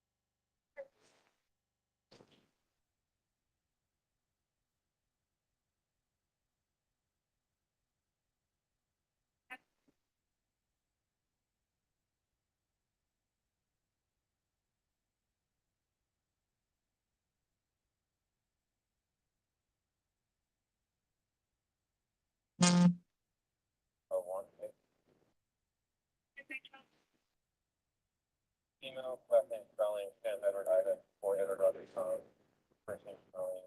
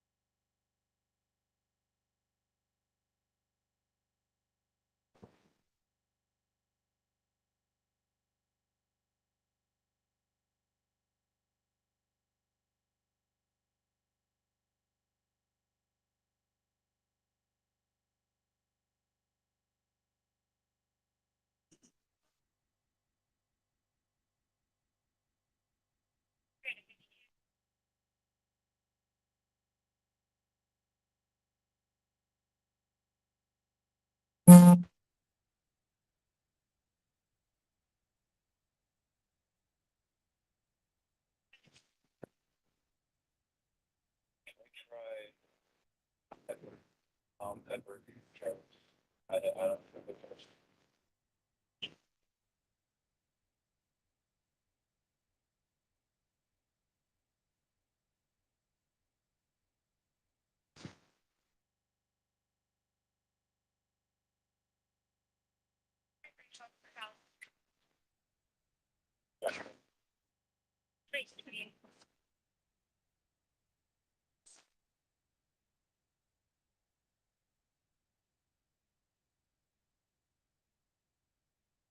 Did you put mine clear valid?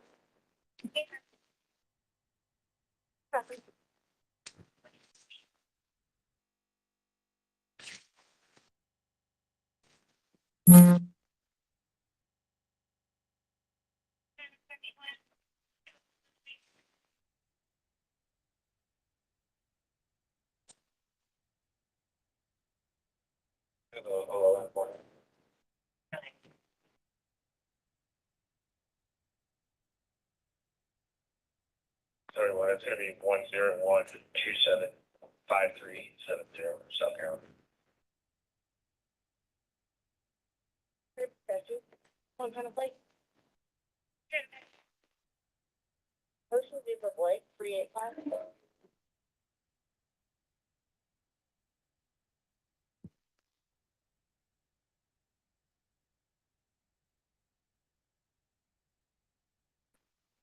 Ocean Zebra Blake, 385, Fred White, 2017, facility registered to Danny Trent, 2805, Letecia, as rate expiration 920.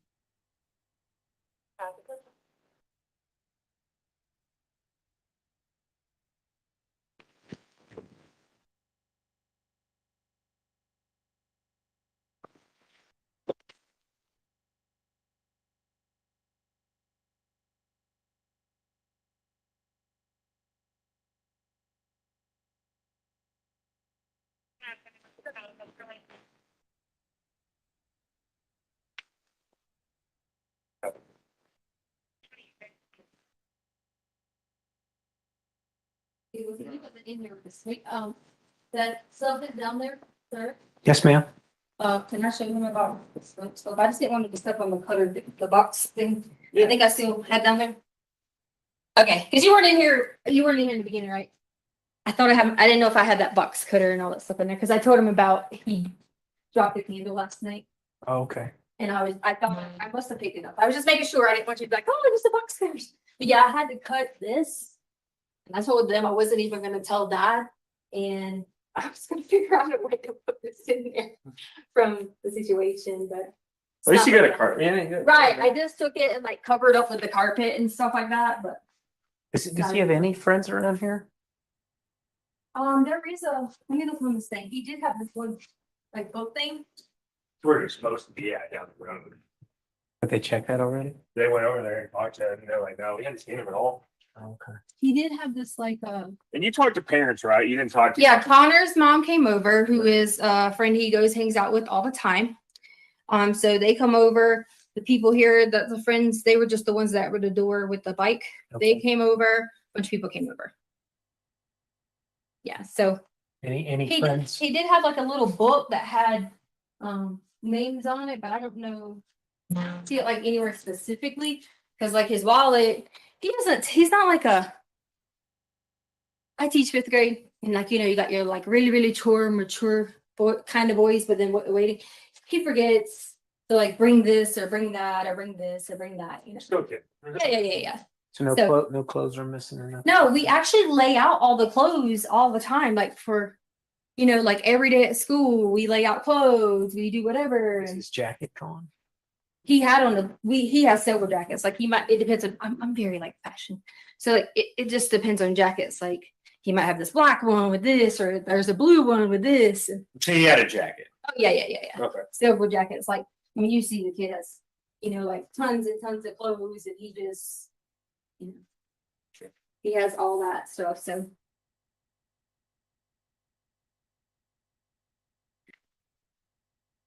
and he took like none of this. Like these are his favorites. All of these things. Yeah. All right. He's gonna grab some more questions and Okay. How long have you guys lived here? Maybe like a year and something now. Yeah. And you have talked to all of his friends' parents in the area? I'm not the person that talks to the friends. I don't have numbers. I don't say yes. I don't say no. My husband tells me yes or no. So he has all the numbers. So there could be some friends that you don't. Right. Because I don't know the people like that. And a lot of the time that I was here, I had a job on the East Coast. So I had to fly back and forth for a lot. So I didn't really meet a lot of people, like my husband did. And he's like, always want to be the one to talk to everybody about it. And so. Well, how about your husband? Does he talk to these people? Yeah, he's been on the phone with a bunch of them. He's in Oklahoma, Fort Steele right now. Sir, is there anybody he hasn't been able to get a hold of? No, he said he's talked to everyone that he knows of. The only concern we had is he was talking about the friend with the older sibling. And we don't know who that one is. That's the one we don't know. Do you guys have a name for that? Because we don't know who that person is. We've never heard him say like specific name. And my husband said when we talked to him today that there was no like specific name but he didn't give him a name. He just told him no. So and he took his game console deal. yeah, they have a couple of different consoles. And one of them's gone. Switch Lite. They have a 2DS, a 3DS. One of them is gone. It was in like a bluish black. Wait, no, that one might be in red. I don't remember. I just know in the video you can see that, or the picture that the lady had, you can see like he's got something right here and it's like far down. Which picture is this? So some lady online had noticed it, like messaged us and had noticed that was him or the description. And she was like, was that him? And I was like, yes. Where was that picture taken? No, I honestly have about 150 Facebook messages that I haven't answered people on because you guys showed. Was it local? I mean, was it in the Yes, in Lorson Ranch. Someone put it on the Lorson Ranch page. And so a lot of people just kept sending messages, information. First, someone said they saw him get in a white SUV. Then someone said they caught it on their camera. They were all supposed to be sending this to me. But as I was talking to all these people on Facebook, because my husband gave the neighbor permission to post it, you guys came and I kept having alerts where so now we're gonna Huh? Okay. No. Yeah. Okay. I know you probably gave some of this information to dispatcher already, but can you give us a description of him from Yeah, so hair color, eye color, any art? yeah, so brown,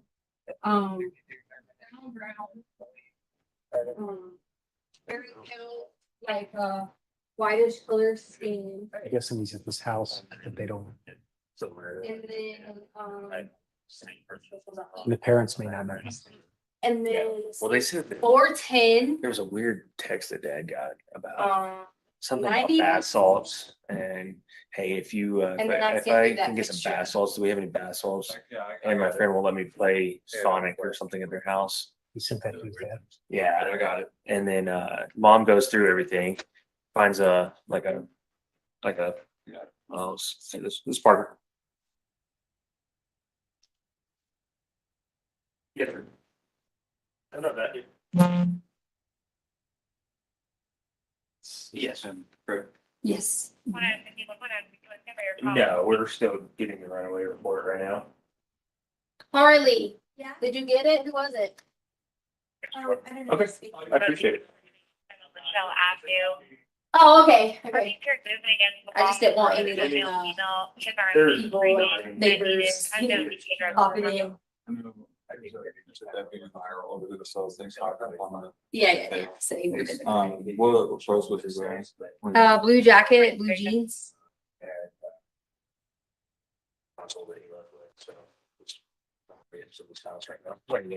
That's what me and my husband absolutely think, and we think we think that, and we've calmed our stress level down after our 4-hour week. It was not Like a thick, heavy winter jacket, a sweatshirt, windbreaker? no, like the ones I was showing you guys in there, kind of like a little windbreaker type. Yeah. Okay, good to know. Is there anything distinguishing? Perfect, yeah. Was he wearing? I'm mid, so I'll be on the line. They asked me about tattoos and earrings and all that. Like I'm stuff. gonna There end was up, I'm gonna end up asking a whole lot of the same questions that dispatch asked. Oh, yeah. Right. Yeah, if you hear anything from the school, let us know.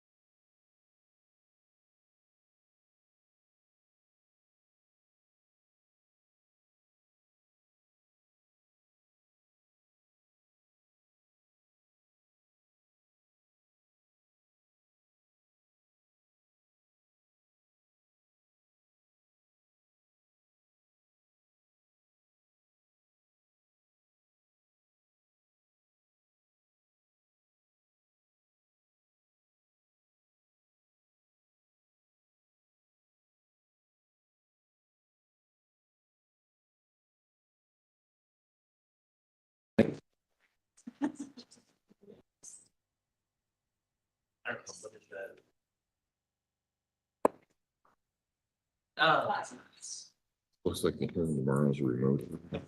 Yes. So there's not gonna be anybody here except me. So they can make that if they want. I love the All right. Court will call 20 CR 1358, People versus Letecia Stauch. Record should reflect the jury is not present in the courtroom. Is there anything we need to pick up outside the presence of the jury at this point in time? Prosecution? No, Your Honor. Defense? No, sir. Okay, let's go ahead and bring the jury in.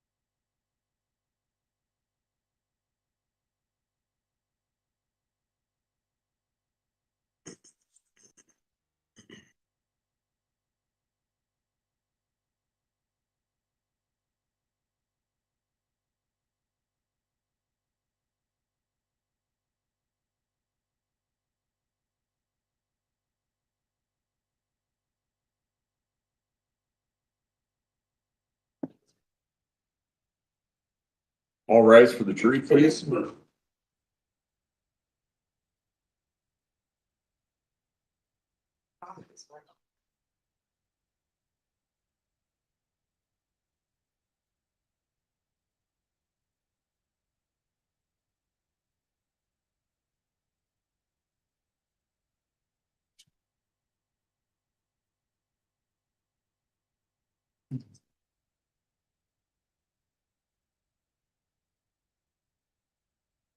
Thank you. May all be seated.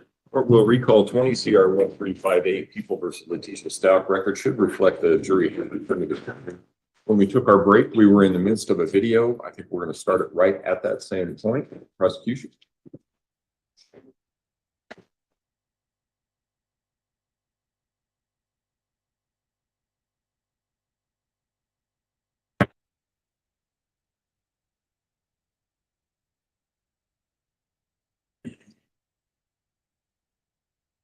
We're gonna leave out. I think I told you guys it was like maybe 10:35 or whatever the time frame we left. So this is where I should have like made this mistake.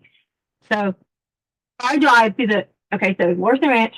At the end of Larson Ranch is a bunch of new builds, like construction, things like that. I drive to the new builds.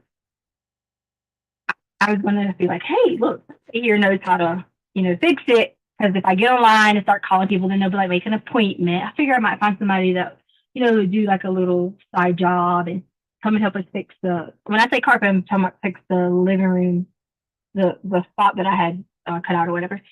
So I did. I pulled up on the back part. There were some new houses being built, and there were some like Hispanic, and I'm not saying that to be like discriminatory. They were Hispanic people that were out there, and I was like, hey, do you know where you can get the carpet that is in the Larson Ranch model home? So I told him the model home, which was the same home that we had. I mean, I don't know if it's the model home, but I gave him the name because I asked, like, I looked online for the company for the name. I said, it's in this. He's like, everybody has that same carpet. Mm-hmm. Yes. So we got a roll of the carpet. Where'd you get that from? We got it from the guy on the scene. Like I say, on the scene, but the construction area. So we got the carpet from the guy in the construction area. Well, I didn't get it then. He said he was going to bring it to me. So I gave him the address. And this is where I messed up. I gave him, and this is why I couldn't tell you this in front of Albert. I gave him our code to get in if he was going to go fix it. And I just assumed working in the house, he was going to be okay, whatever. And me and Gannon left. I just said, hey, did you give him the garage door code? Yeah. And what about the alarm? Well, if you go in through, say, like you're walking in through our house, there's no sensor. So we always keep it on our alarm, and you can walk in through the garage and the alarm will never set off or off.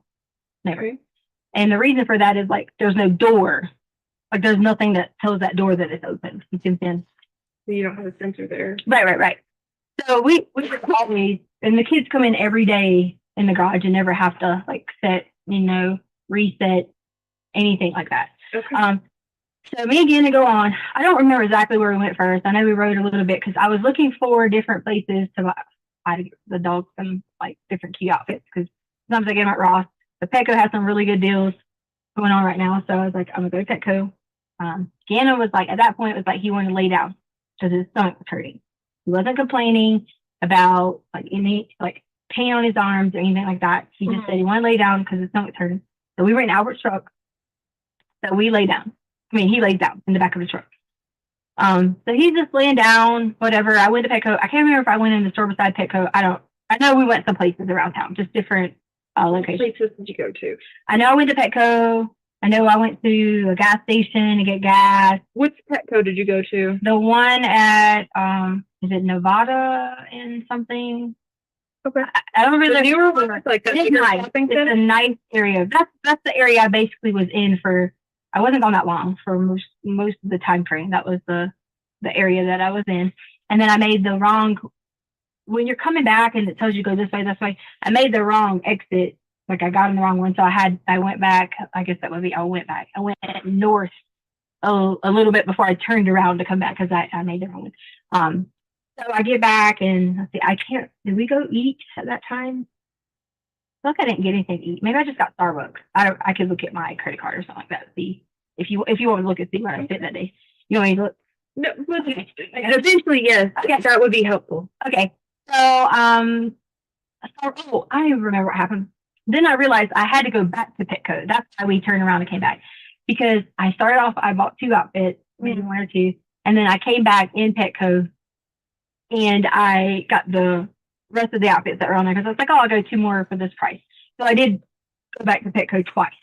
So I'm sure you'll see that. in between did you go? See, if we left at 10 something, it's like a 30-minute drive from Lorson Ranch. Mm-hmm. So if I got there, got gas, got Starbucks, maybe I was there at 11-ish. I don't want to say a time. Because, so you go to Petco the first time, and then how long in between the first visit and the second visit to Petco? Can I give you that, like, looking up? A guesstimate or maybe an hour? Maybe an hour? You have like any tracker apps or anything on your phone? Because I know, like, for me, I have that Life 360, and it'll tell me. It'll tell me, what my short trips are. It'll even tell me if I walked somewhere. It's freaking awesome. Okay. Yeah, I just get tracked by Google. I have Android phone, so it just tells me. My family likes to know where I'm at, so. Well, I do that to Harley because, Harley, was the only child, and then her father was killed. So it's always like she and I, and like she was like really all I had until I got remarried or whatever. Mm-hmm. So I kind of like do maybe a little over bored of stalking them. Hey, you know what? I do that right now. I'm like, all right, let's see. Do you have the one with the subscription? I'm like trying to figure out if I should get that or not. I don't. She always says something about purchasing it. And she said it would tell if like you the like crash detection. Right, that's what she was saying. Yeah. And she was saying that it was kind of like how the Apple Watch would do if you had a crash detection. It would alert the authorities. They'll say, yeah, okay, this is, I don't know if this is like a service thing, but it's on. I would say, I would say hour-ish because I'm a very indecisive person when it comes to like shopping. So I had to go back to make my mind up. I can leave right here, but it's loading. I think maybe. Can I see it? Maybe it'll give me better reception. Yeah. Oh shoot. Give a password or something. I can put it in. No, I could do my finger. Okay. Sometimes this corner, if you hold it up high, it'll. Because I know people watching, I want them to have my passcode in, and they'll know our code for a lot of stuff. All right, here we go. Is it working? No. Oh, that corner is like typically the sweet corner. Hold it up here? Yeah. We can set it down here. Let's see if it kicks on. Okay. Okay, so you make the second trip to go back and buy more outfits. Mm-hmm. And then where do you go from there? Is Gannon still telling you that he wants to like lay down? How's he doing? What's been happening? There you go. Yeah, I told you this was a sweet corner. It says purchase could not be completed. I didn't purchase anything. The purchase cannot be completed. Huh. What does that mean? I have no idea. I've never had that pop open before. The purchase could not be completed. Please try again later. Well, I mean, we tried. I guess it says to access signal, so. Free membership includes two. How long have you guys had that app? Oh, God. Since I started driving for a long time. Okay. Yeah, maybe a long time. Yeah. If I want to say, like, it's never had me do a purchase. He just says. He didn't even ask me to put anything in purchase because the purchase could not be completed. That's bizarre. That is bizarre. You didn't hit anything. I didn't hit anything. Okay. So you go back to Petco the second time. Does Gannon these places that Sorry, I was gonna say it says crash detection disabled. Does that mean I don't have the yours looks different than mine does? And you don't have a subscription? Mm-mm. Like it gives me, but it sends me all the alerts. Like it says, like Carly arrived home. Well, yeah. I mean, I get those too. Yeah. If you have certain places set, like no, work I get or home. Yeah, well, I get the work at home, but it'll say completed a 4-mile drive, completed a 15. Okay. You know what I'm saying? Like I think we might have different versions because I had Android. So anyway, that's neither here nor there. So when you and Gannon are out running around to these places and getting your gas and your coffee and Petco a couple times. And does he go into the stores with you? No, or- but I parked, and I know you're gonna see this, so I'm gonna say that I parked on the front, and like I don't know if you'll probably if you see the Petco cameras. I'm in the. Can I show you? Sure. I'm in the store a lot of times, walking back to the front door doing this. And my point of doing that is because I was making sure that I didn't see him like if he needed something or like getting out or whatever. And he stays in the car. Like I'll really stay in the car all the time with like if like Lena's in the car and he'll be like, "It's okay, stay here, sit here, buddy. We'll be right back." Didn't think anything of it because he had his Switch with him and he was playing his Switch. Did he know what store you were in? Yeah, Petco. So like if he needed you or whatever else.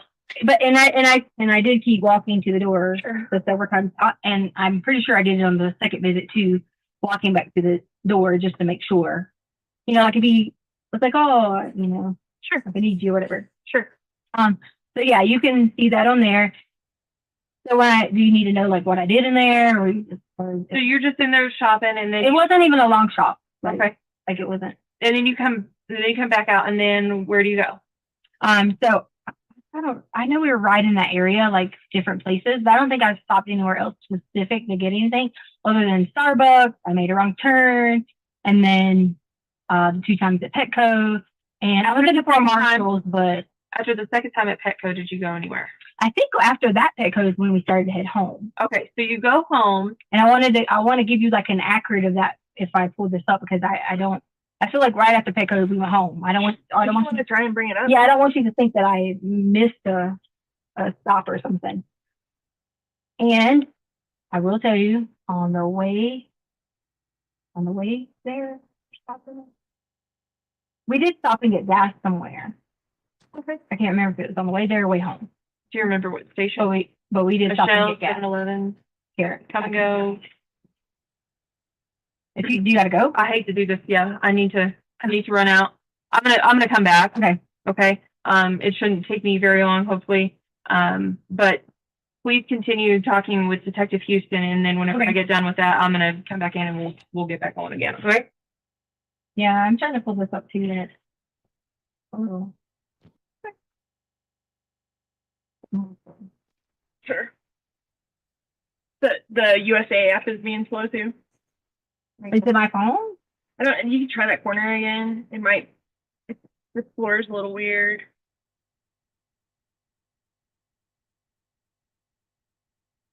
So, after you guys left Petco, so did you buy something there that time or? The second time, yes. Okay. And I know she kept asking me about what was Gann doing, what was he, whatever, blah, blah, blah, blah. So I'm going to say this about getting back. Okay. So everyone has been, about this whole thing about camera footage and this happened because we didn't see this or didn't see this. So I'm very sorry. What do you mean, everyone? So, my whole family is being harassed. My mom is being threatened to be killed. My daughter is being stalked. It took me a while to get here because I had to put some safety measures in for her own well-being. Okay. And my family from back home is being threatened. People are saying they're sending people after them. Okay. All those things. So, there's always a world of people making situations and saying, let's be a good person, but then threaten someone else. Okay. And so being aware of that's what was going on. So in between all that and all these people were sending me messages, people were saying blah, blah, blah. I didn't respond to any of them. During all that, there was something along the lines of someone checked neighbors 2 doors down or something, camera footage, and never saw anyone do this or that. I don't know, specifics. But my point behind telling you that is, if this is what you guys, and I'm not saying this is what you're basing stuff on, if this is what you're basing stuff on is in this day and age, timeline, security, things like that, you will see on somebody's security, Shannon and I run to the car at 10 something that morning and be returning at 2 something. Okay. So I remember specifically in the truck, I pulled it right in front of the ring.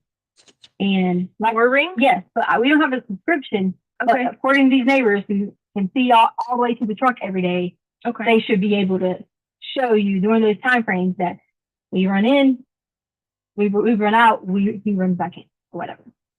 Okay. And then so you leave around 10 something, and then you get back around 2 something. I feel like it was like 2:35, 2:25, 2 something. Okay. Because I knew I had to be back in time to do a couple things, and then I knew Lane would be coming there. I knew Harley would be getting off work.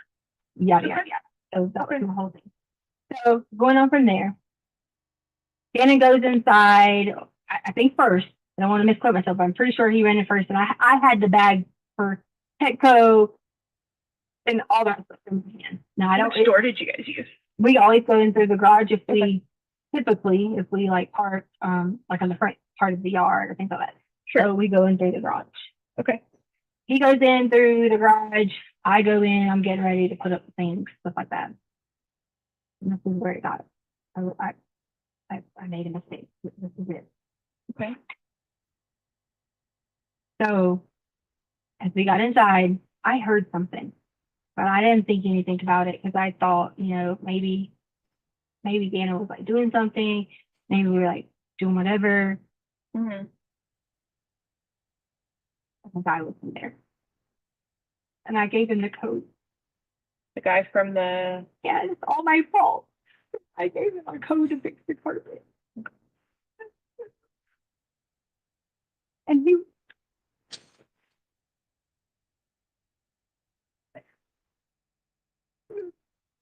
he was inside.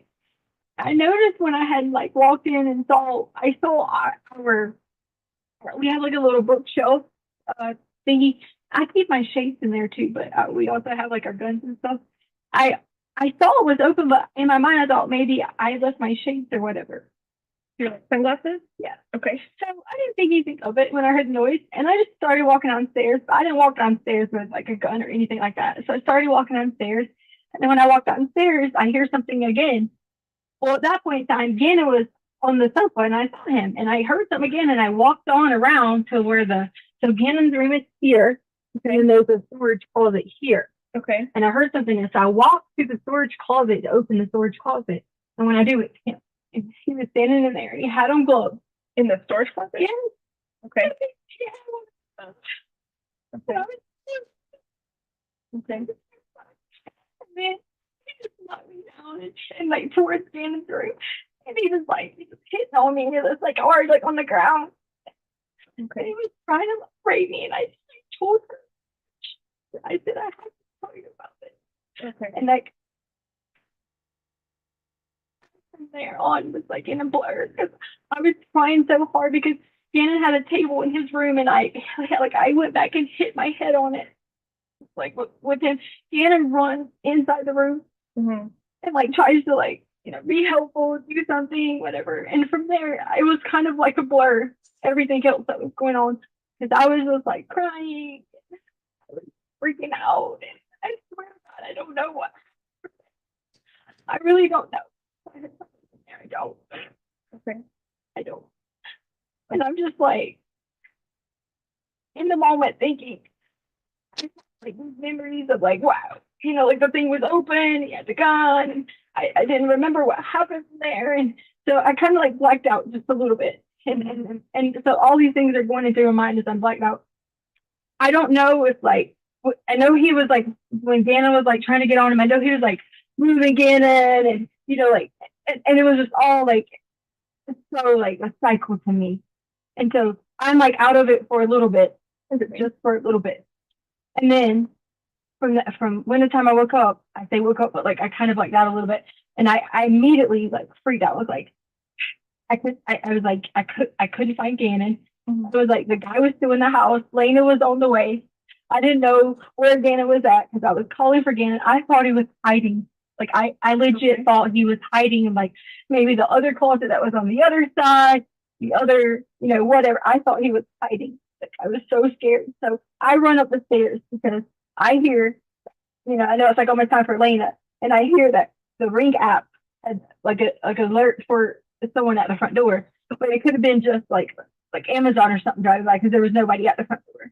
And then I run back downstairs because in my mind I was like thinking, where is Gannon? And I didn't want to leave and like run outside and scream and go crazy because I did not know where he was at the time. And everybody says to me, you know, like, because I told Albert and him about it. And they're like, why didn't you like run to go get help? And I didn't want to leave to go get help. And I was terrified because I know Albert would kill me because Dana was still in there. Mm-hmm. So then when I get downstairs, he has the gun and he has cannon. And I'm sitting there like freaking out, like, what am I doing? Blah, blah, blah. And Lena does make it through the door at this time. Mm-hmm. And then so I go upstairs because I know that he was like, don't say anything, because I didn't know if someone thought like it was a cop or, you know, if someone heard something, or I didn't know anything. So my thought process was, if I say anything, Cannon's down here, you know, I need to just be as cool as possible at like, because we order things on Amazon like all the time, you know, books and things like that. So it was Lena. So the reason I sent Lena away was because I wanted her to be safe too. So I sent Lena on a mission to go get like the mail. Lena, it never gets the mail.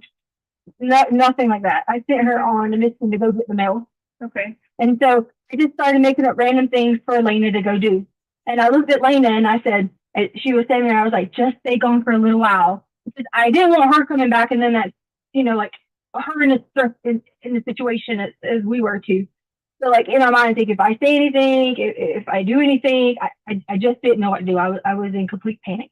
So I go back downstairs again and I'm like pleading and like talking and like all these things going on. Like just back and forth with him. And why are you doing this? Why did you hurt us? Why are you doing these things? Mm-hmm. And then it just started being like a hustle and puzzle, like back and forth. I don't even remember how it kept going for, you know, like maybe I say 5 or 10 minutes, but I don't know if it was that long. And then he was like on top of me again. And then I kind of lied down again because he hit my head again. Oh, really? And then, and then I was on the table that was inside, like in between the red and blue table in there. Okay. He forced me in there again, and he was trying to do it again. And I was just like losing my mind, like completely. Like Albert's sister was raped. And so like in my mind I kept thinking Albert's gonna be like I'm nothing, and I shouldn't have been thinking about that. I should have been, but I was, and that was all I could keep thinking about, you know, like was like Albert was gonna be upset, Gana's over here, Lena's coming, and all these emotions are running through there. And he was like, he asked me to give him a suitcase, and I gave him a brown suitcase, and then he hit me on the head again, and I was like, right here. He just kept like hitting me right there like that. Okay. And so then he did that, and then I blacked out again. I was having a panic attack. And then I don't know what happened from there. I really don't. I don't know. I just know that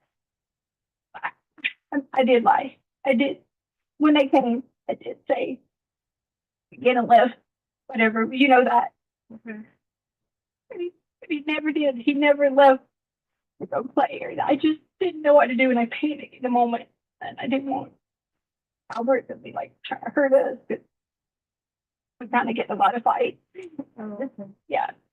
And I just want you to know that was the only reason that I made up the lie, is because I knew that I didn't want to face the consequences of, you know, trying to explain to him all that was going on. Because he was saying to me, you're trying to make this about you. You know, this is not about you. And I knew all those things because I've lived in it. So I panicked, and I just told a story, and I was going to try to think of like, you know, plan. I'm sorry that it might have delayed, you know, like looking for Gannon, but I do not know where Gannon was. I do not know. I do not know his whereabouts from that point on. But it was still in the same time frame that I gave you guys. So there was no contradictory to that same time frame, because it still was about 4 o'clock. Okay, so go over the time frame with me. What was the time frame? It had to be around like 4. Okay. Because Harley gets off at 4:30. Okay. And so Harley had just gotten home, or no, was on her way home or something. And my phone was like alerting. I knew Harley was on her way home. And I was going to tell Harley when she got there. I was going to be like, look, this is what happened. We need to get help. We need to call 911. And all I kept thinking about was, it's going to be my fault. Because I gave him the code. He brought the carpet. He did all that. Okay. And did he fix it? No, I had already cut it. Oh, okay. He brought the big roll of carpet. It's at the house. He brought that. Okay. Yeah. Okay. And where's that at the house? it's in the back storage room. Okay. Is that the one that he was hiding in? Huh? Is that the storage room that he was in? Yes. Whenever you went down there? Yes, I put the carpet back in the storage room. The reason I put the carpet back in there because it was laying like in the like.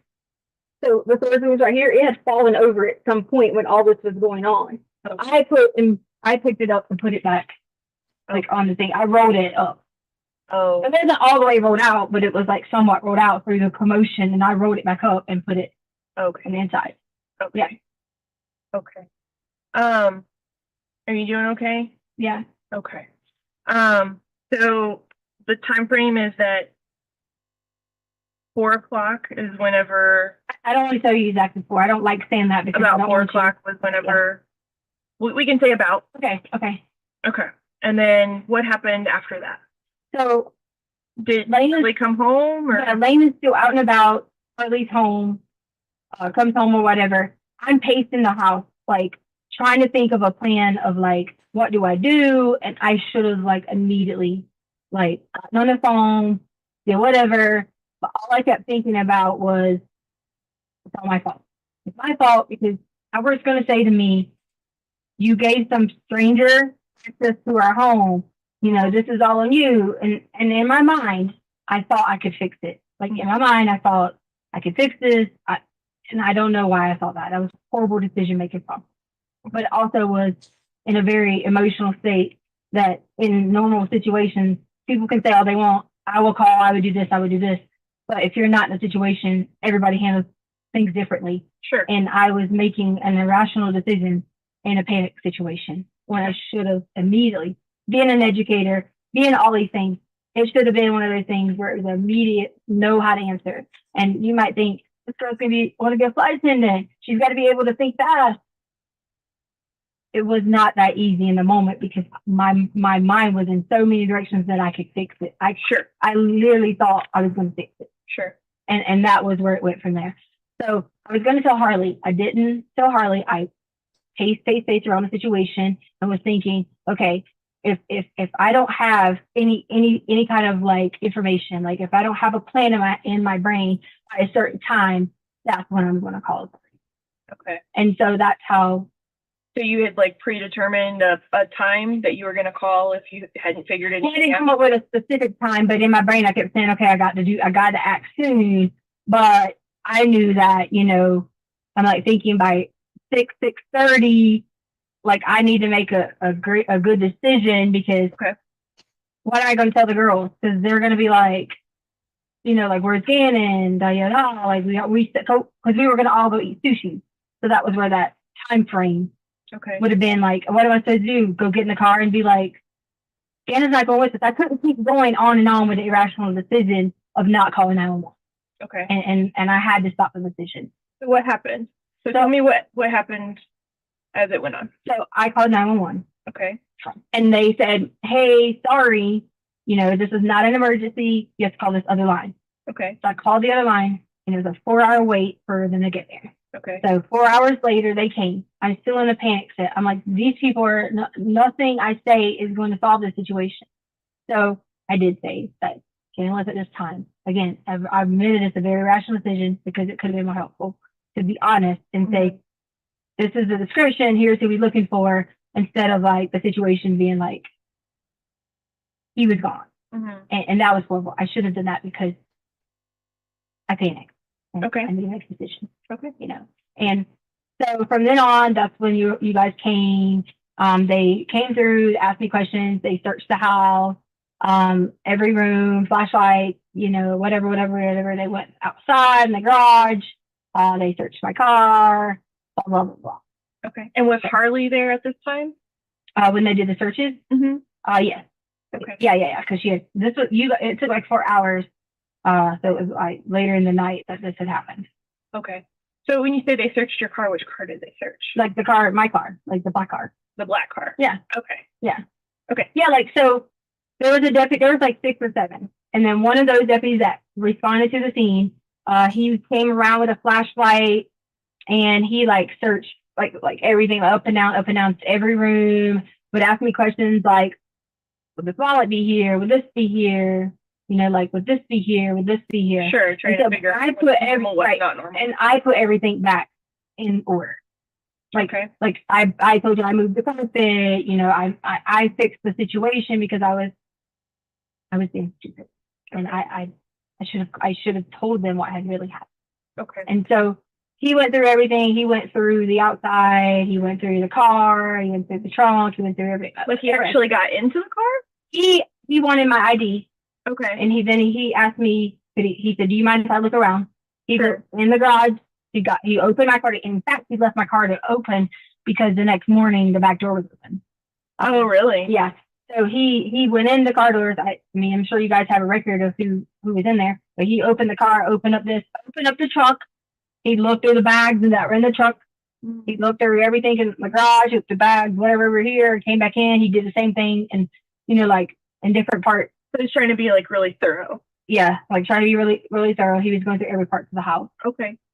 And he asked me, was anything missing? And it was the truth. There was nothing missing because I did take the gun that he had. I did put the gun back. Okay. So. Okay. Okay. So, was there anything else that happened on Monday? Like, did you talk to Harley about it or About what I told you? Mm-hmm.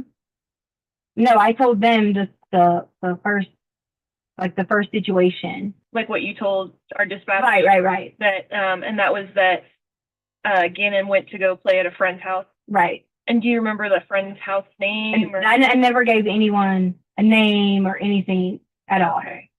And also too, like, I didn't want to leave out any key points or whatever. Sure. I had my headphones on because when I was like upstairs when it all started, I had my headphones on, so my headphones were still on through the whole scene.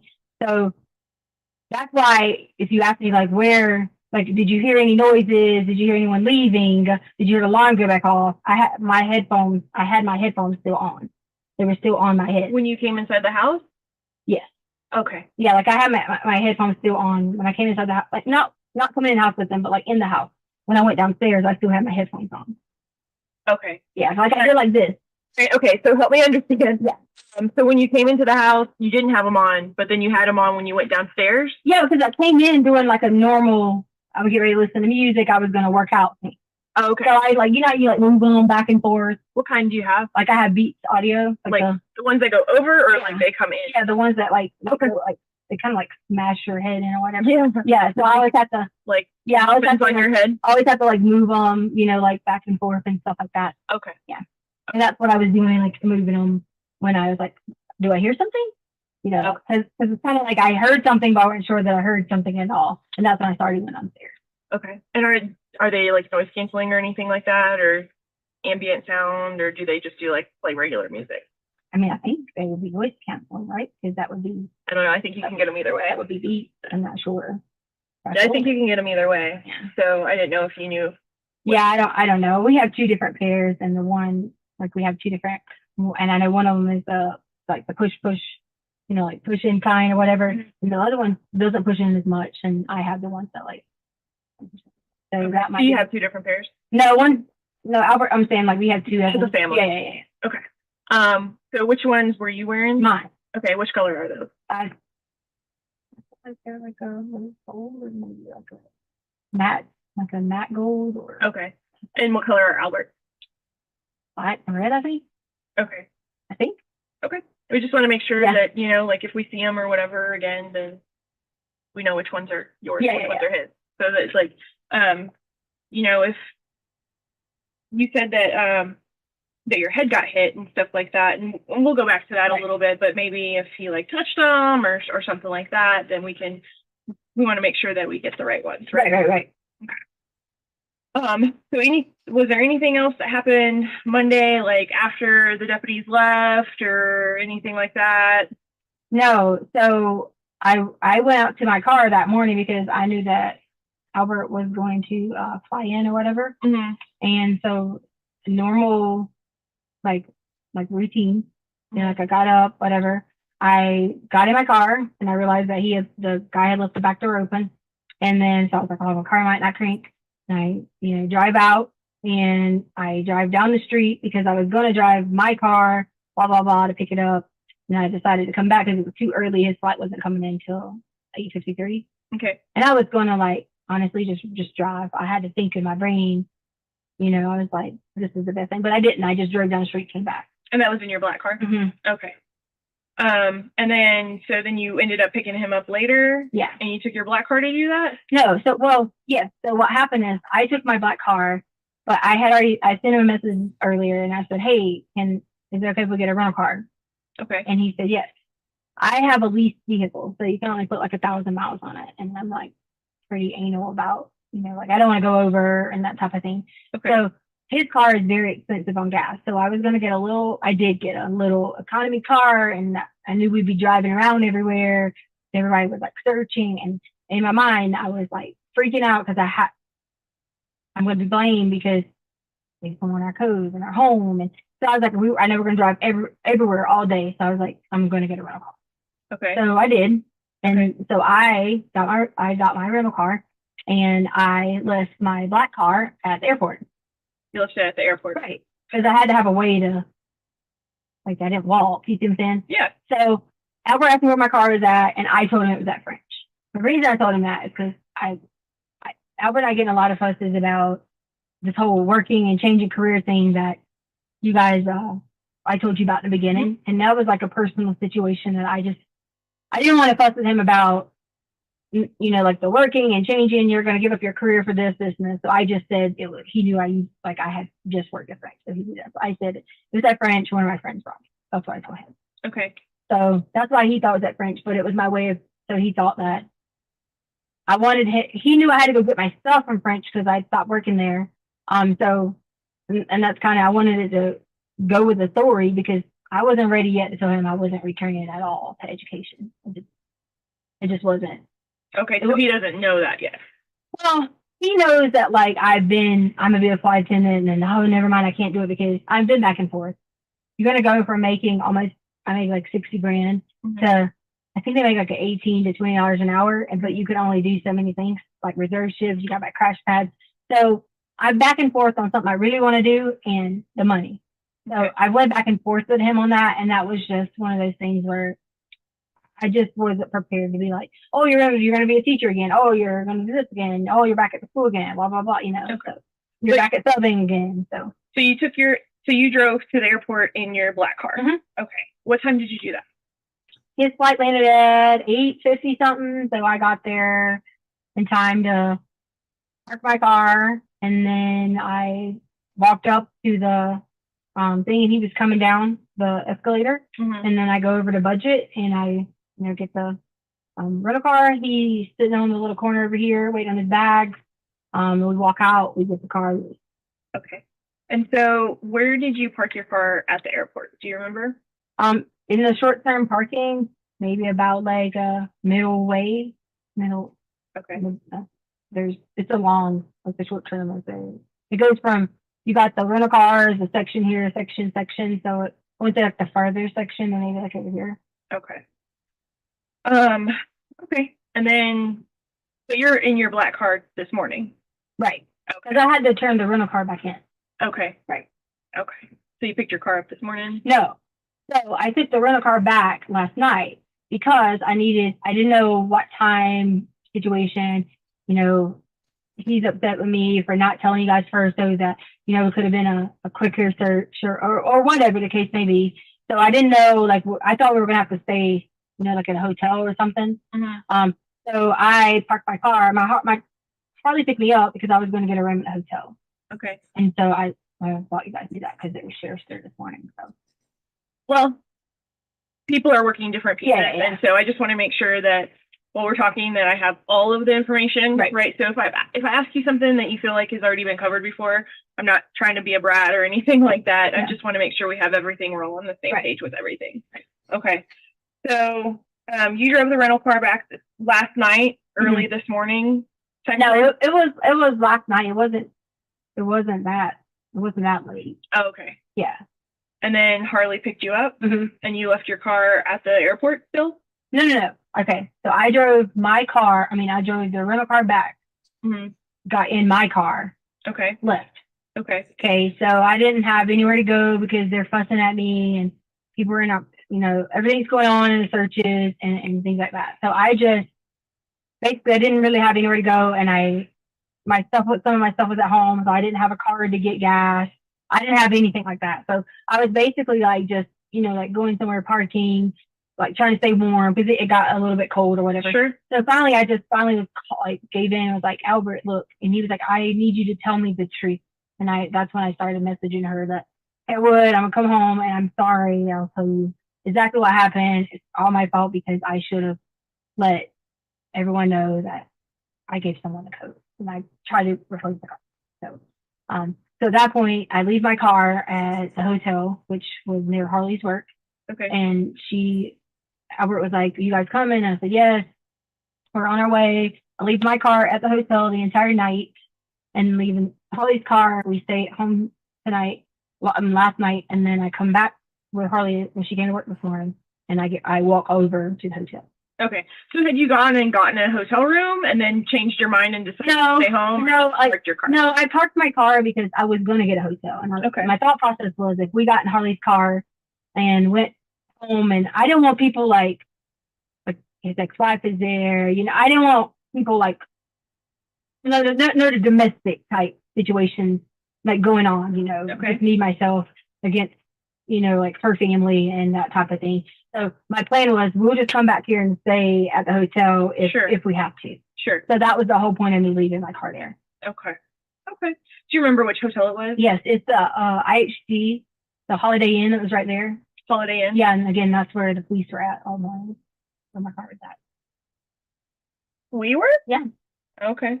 I mean, it could have been something separate, but I just assumed because when I got in my car to pick it up, I'm just like, work at the one at Center Point. Center Point? Mm-hmm. So over by like the movie theater and stuff like that? Okay. And it was sheriff cars or CSPD cars? El Paso, whatever. White and maybe green, white and something. Okay.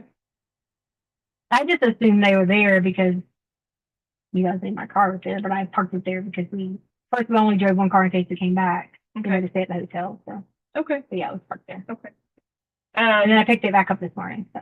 Picked it back up this morning? Yeah. And then you came here, or did you go anywhere first? No, I was just driving around because I was on the phone trying to figure out situations for, like, my mom was getting, like I told you, was getting all those messages. So I wanted to, like, talk to them because they were freaking out and I hadn't been able to talk to them in the last 24 hours. So at that point, my mom was like really worried that I hadn't told her why are these people, in her death threat, and so at that point in time, I had to make that decision to focus on making sure my mom knew, like, hey, listen, don't respond to, anything people say, and that type of thing. I just have one question. I know, like, and it was probably really frustrating. I know your husband was upset and stuff like that too. Like we took a long time to get out there for, I guess we were under the impression that it was a runaway or whatever. Right. So it took longer. In her death threat, and so at that point in time, I had to make that decision to focus on making sure my mom knew, like, hey, listen, don't respond to, anything people say, and that type of thing. So I just have one question. I know, like, and it was probably really frustrating. I know your husband was upset and stuff like that too. Like we took a long time to get out there for, I guess we were under the impression that it was a runaway or whatever. Right. So it took longer to get out there to you guys. But in the meantime, like when we did get out there, there's like all these people out in the neighborhood and like stuff going on in Facebook and stuff like that. How did that happen? Like, Albert had someone else start talking on Facebook. One of the kids' mom. Okay. So she like initiated something on Facebook, and then of course all the people comment on it. Okay. Because the community page is a quite active page for. Okay. I didn't know if like you had posted something or if Albert. Not originally. He had the little Cambria. Okay. To post an original post initially, and then. Okay. Is that like a friend of your guys's or? That's one of the kids, Braden's mom. Okay. Okay. All right. So I want to go back back a little bit. Okay. Just to kind of. I could like use the restroom really fast. Absolutely. Okay. Sure. I didn't get to eat all this. You don't have to like be like. Is it, No, we're coming back. We're okay. I was gonna say, was it like a long-term process or something like that? No, you can just leave everything wherever it is, and we don't have to like clean up anything or anything like that. And I'll just show you where the restroom is. Do you want to leave that here or move what? Your hot pocket. Oh, you don't want to take it to the bathroom, right? Oh yeah, sure.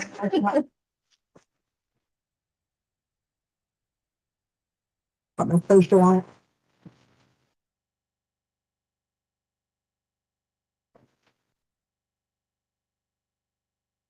Forward. Stretch break. Yeah, no, that's a good stretch break. Take a seventh inning stretch break here.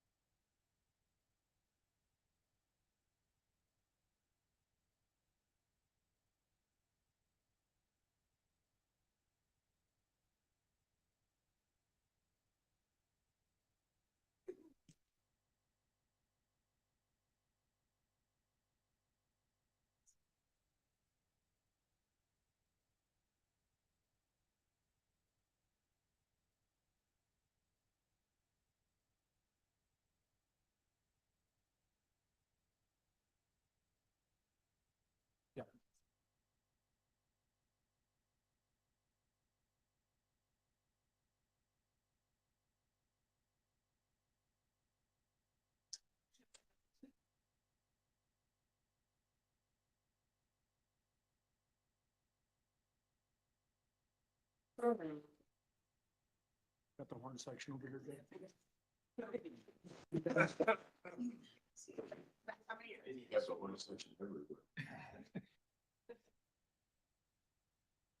We good to go? We are. Okay.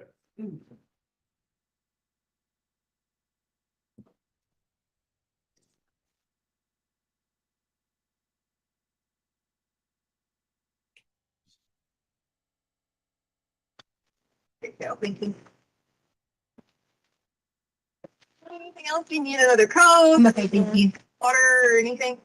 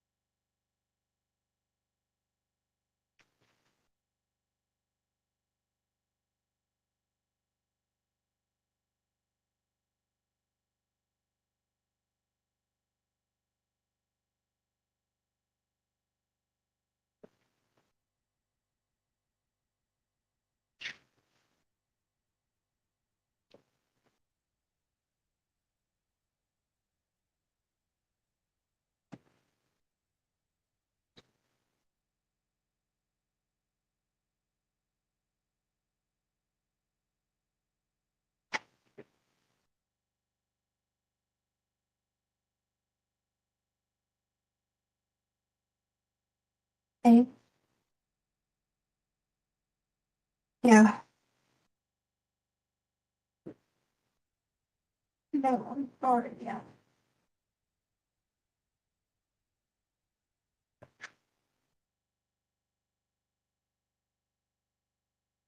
I know. I can't go to lose his job. If he loses his job, I don't know. I don't know. I can't. It wouldn't work out that well.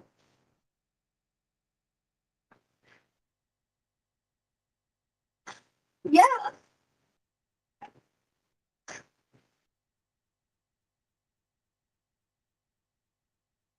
I know. I'm not gonna do that because I'm going to lose his job. Okay. All right. Love you too. Sorry, I didn't know you were on the phone. It's okay. Sorry, need a little caffeine. Oh. Okay. So I just want to back up with you. We kind of have like a good overview of everything, but so we can start really narrowing down to try and gain in and everything else like that. I just want to try and get some more specific stuff on everything. Yeah. So I did write some stuff down. Okay. So, I did, so going back to the, just a little bit to the fire part, you said that Gannon had some stuff on his arms. What part of his arms was that? Like, I don't remember, like the inner area. You just point to like wherever Like in this, like in the inner area like this. Okay, so like right here? Yeah, but like the burns were like not like you're thinking like round burns. It was more of like not like burns that are like this. Right here. It was more of not necessarily burns, but like a little bit of like skin, like it was like skin peeling, like in lots. Okay. Yeah. Okay. And so that was like on his left arm, his right arm? It was on both arms because remember when I came in, I took the covers and like basically like got on top of both of like on him and the fire. Not like him pushing him on the fire, but like you know, like I was just trying to get the fire out. Okay. And he was like hanging off the side of off the side of the sofa. And he was still asleep? No, he was like saying my name. Like he was alert, like what's going on because he had just like woken up. Okay. Yeah. So he was not having a full conversation with me, but as in just like calling my name. And he's like, I'm so sorry. He kept saying he was sorry. He didn't mean to do it. Daddy's been got me for a year. So it was him thinking, oh my gosh, shoot. Like kind of like waking up being like, oh shit, I just made a mistake. Like we would say in the mind of a kid. Okay. Yeah. Okay. Thank you for clarifying that for me. Okay. So the next day you go to, like, you're trying to figure out how to get this carpet fixed. And you said that you had already, you cut the carpet? I cut the carpet. Okay. Yeah. What did you use to cut the carpet? I had Albert has like these tools that are like wood working tools, like chisels and I don't know the specific name of the ones, but they're like a little saw things. And I just like took the carpet and did like this. Okay. Okay. I mean, I didn't necessarily saw it, but I just kind of was like, they're very sharp tools. He has a lot of woodworking tools and stuff in the garage. So I just took one of those things, got like a handle and. What color? You know, like he used. Because I tried with the box cutter, but I couldn't. Like it wasn't like deep enough to like really pull whatever. Okay. Yeah. Okay. Yeah, because I tried a couple times with a box cutter until it kind of like started the process, but then I had to get like a stronger object or whatever. Okay. To do it. Okay, sure. So you cut the carpet, and then you guys are gonna go try to figure out how to like get this fixed or whatever else. So you said that you went over to like where some new construction is. Do you remember? Can you tell me more about that? I'm not familiar with the area. I mean, I could if you want me to drive you there, and like or whatever. I don't know. Like they give you street names if that's what you're asking. Sure, that's fine. But can you just describe it for me a little bit better? Okay, so like the school, there's the school in the back, and so there's a bunch of new buildings. Okay. That are in the area right near the school. Okay, sure. Yeah. Okay. Do you remember, like, when you went to the new builds and stuff like that, was it, like, the first house in or, like, 12 houses in? Or yeah, how far in did you have to go? There was a couple. I'd rather just go show you because you're going to quote me on me telling you an estimate of the number, and I don't think that's fair to me. So I can give you an accurate description of which house it was. Okay. Well, for now, let's go with what you kind of remember. Like, do you remember, did you have to drive far in there or just a short distance? I don't know what you mean by like far in there. Like into where the new builds are. So they're all like, you just go around. It's like in loop. Okay. So I don't know what you're asking. Okay. So far. Sure. I mean, I could show you. I just don't know your terms of distance that you're asking me. Like. Okay. Well, I guess like, so you're saying that they're like in a loop or whatever? No, the whole area is in like there's loops, there's streets, there's like different sections of the new build. Okay. Yeah, so there's like I can show you because you're going to quote me on me giving you hand motion and things like that, and that's not fair to me being on a conversation. That's just not fair. And I'm sure if I had a attorney here, he would say we're going to go show instead of just giving you something that would be an estimate. So you went to the new build, Mm-hmm. and you found this guy and asked him about. Yeah, his name was Eduardo. Eduardo? He said, or Eduardo. I don't know how to say the Spanish names right, but Eduardo. Okay. Something like maybe I'm saying it wrong, but I heard Eduardo. With like a G? Yeah. Okay. But it might be a J if it's the Spanish. I'm not sure how they do it, but I'm not Spanish, but Eduardo. Okay. Yeah. So he said he told you that was his name? Yeah, he said Eduardo. Okay. Yeah. And so maybe about like 5'8", really skinny. He had on a tool belt. Had on like a sweater vest, like a cold weather vest. I think it was red. I'm not really. I don't really remember exactly, but he did have blue jeans on, and he had on the combat boots or whatever. I'm assuming in my mind that this was just this was somebody who was he looked like he was like a legit worker. There was people, like on the houses.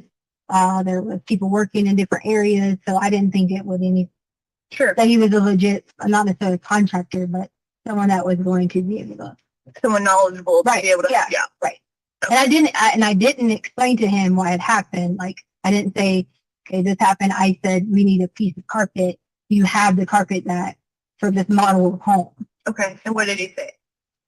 He said yes, and I was like, do you have the carpet? And I gave him like a hand reference of like the size that I would need, and he said yes, we have a roll for that. They have the I don't know if he said they had all of them have the same, and there's model homes or the same color. He was saying something along.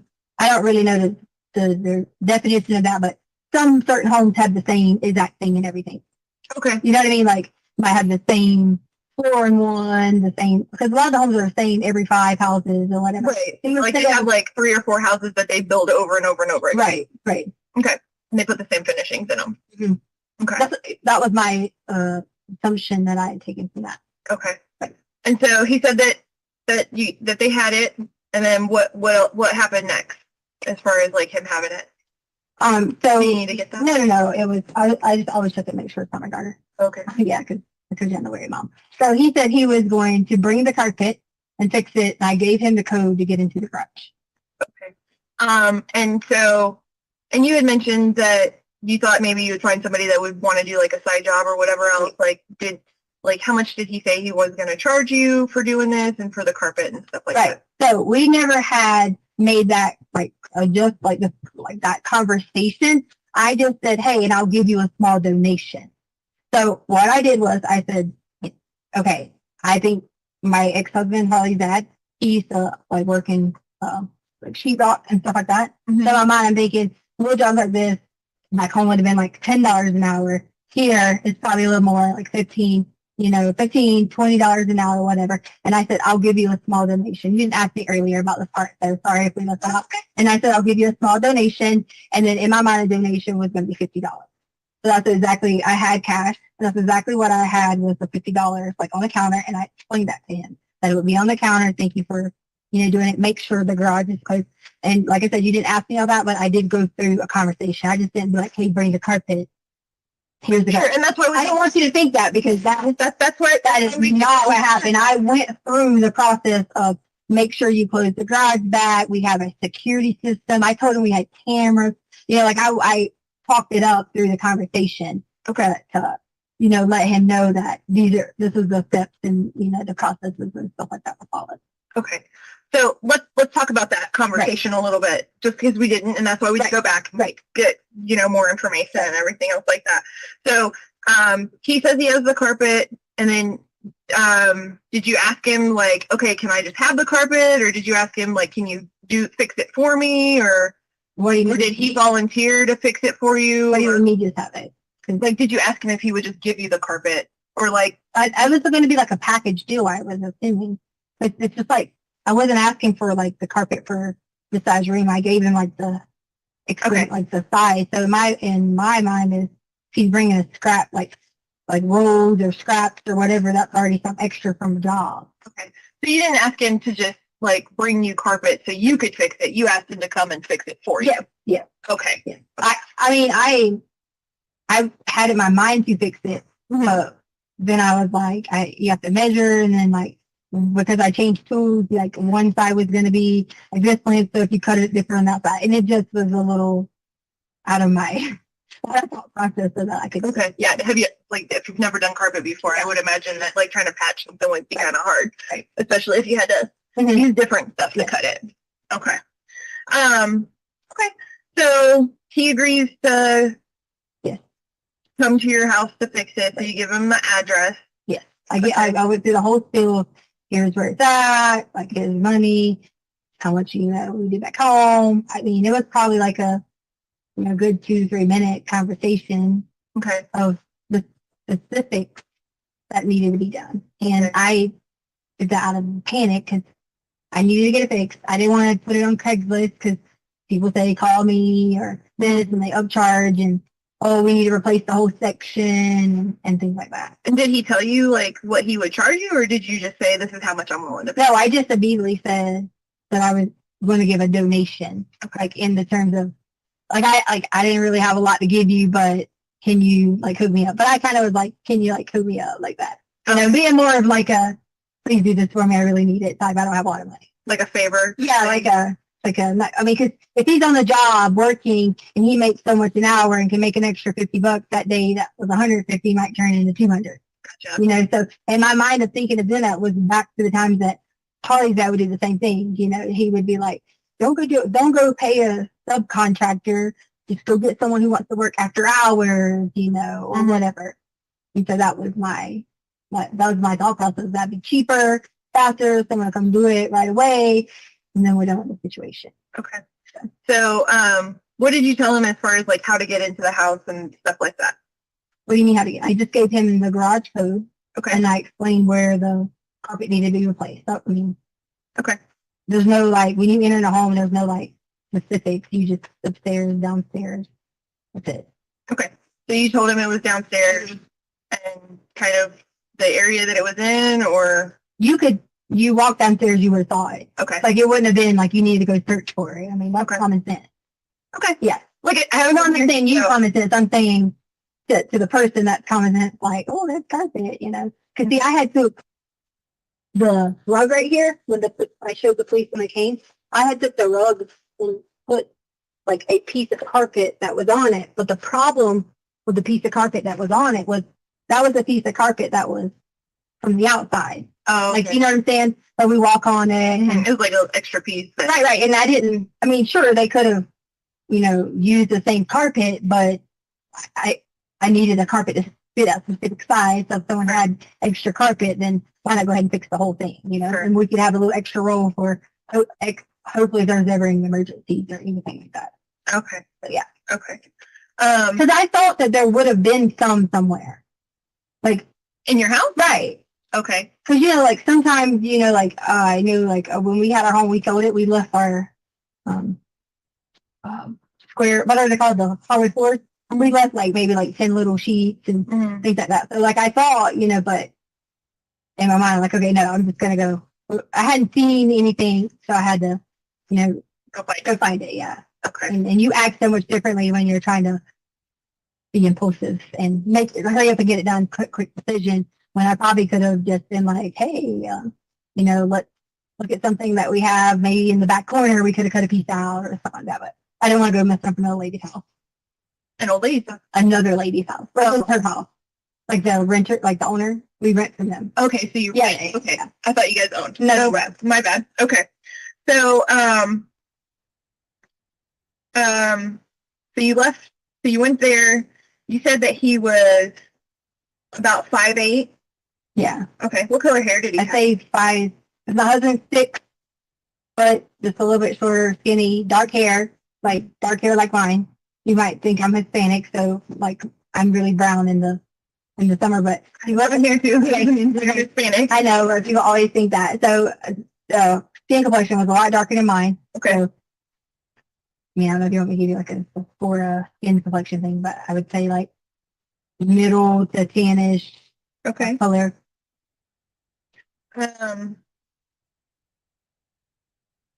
And was his hair like, did it have texture to it? Was it straight? Was it curly? Well, he had a thing on his head, so it was like a little, I don't know, like a fat piece or something. And it was just, I can't tell you like a hairstyle because he had like a little brown like strap thing around it, but it was just like almost like jet black hair. Okay.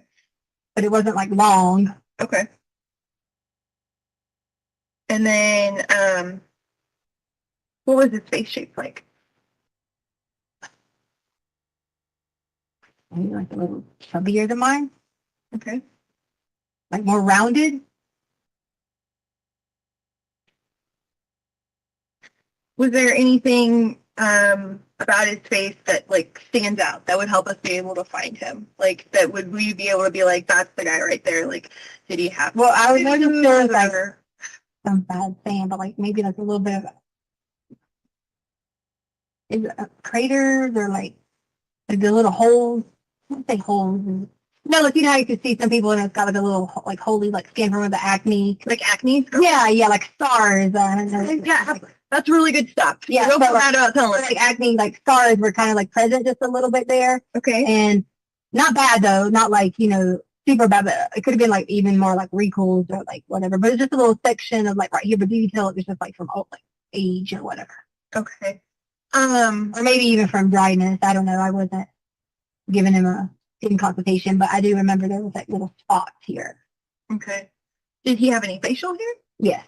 He had a mustache that went right here, like around in this area, and that was completely it. Okay. It went like this here. Like the. Okay. Yeah. I'm trying to give you this because I don't know how to say the wording. Okay, just the mustache. Yeah. Okay. And you said his hair was like jet black. Do you remember like could you tell approximately how long it was? Or his hair? Like, was it long, short? Yeah, I just told you that. I just said it wasn't long. It was the belt like barely fit around it and like flat, like little flat pieces here.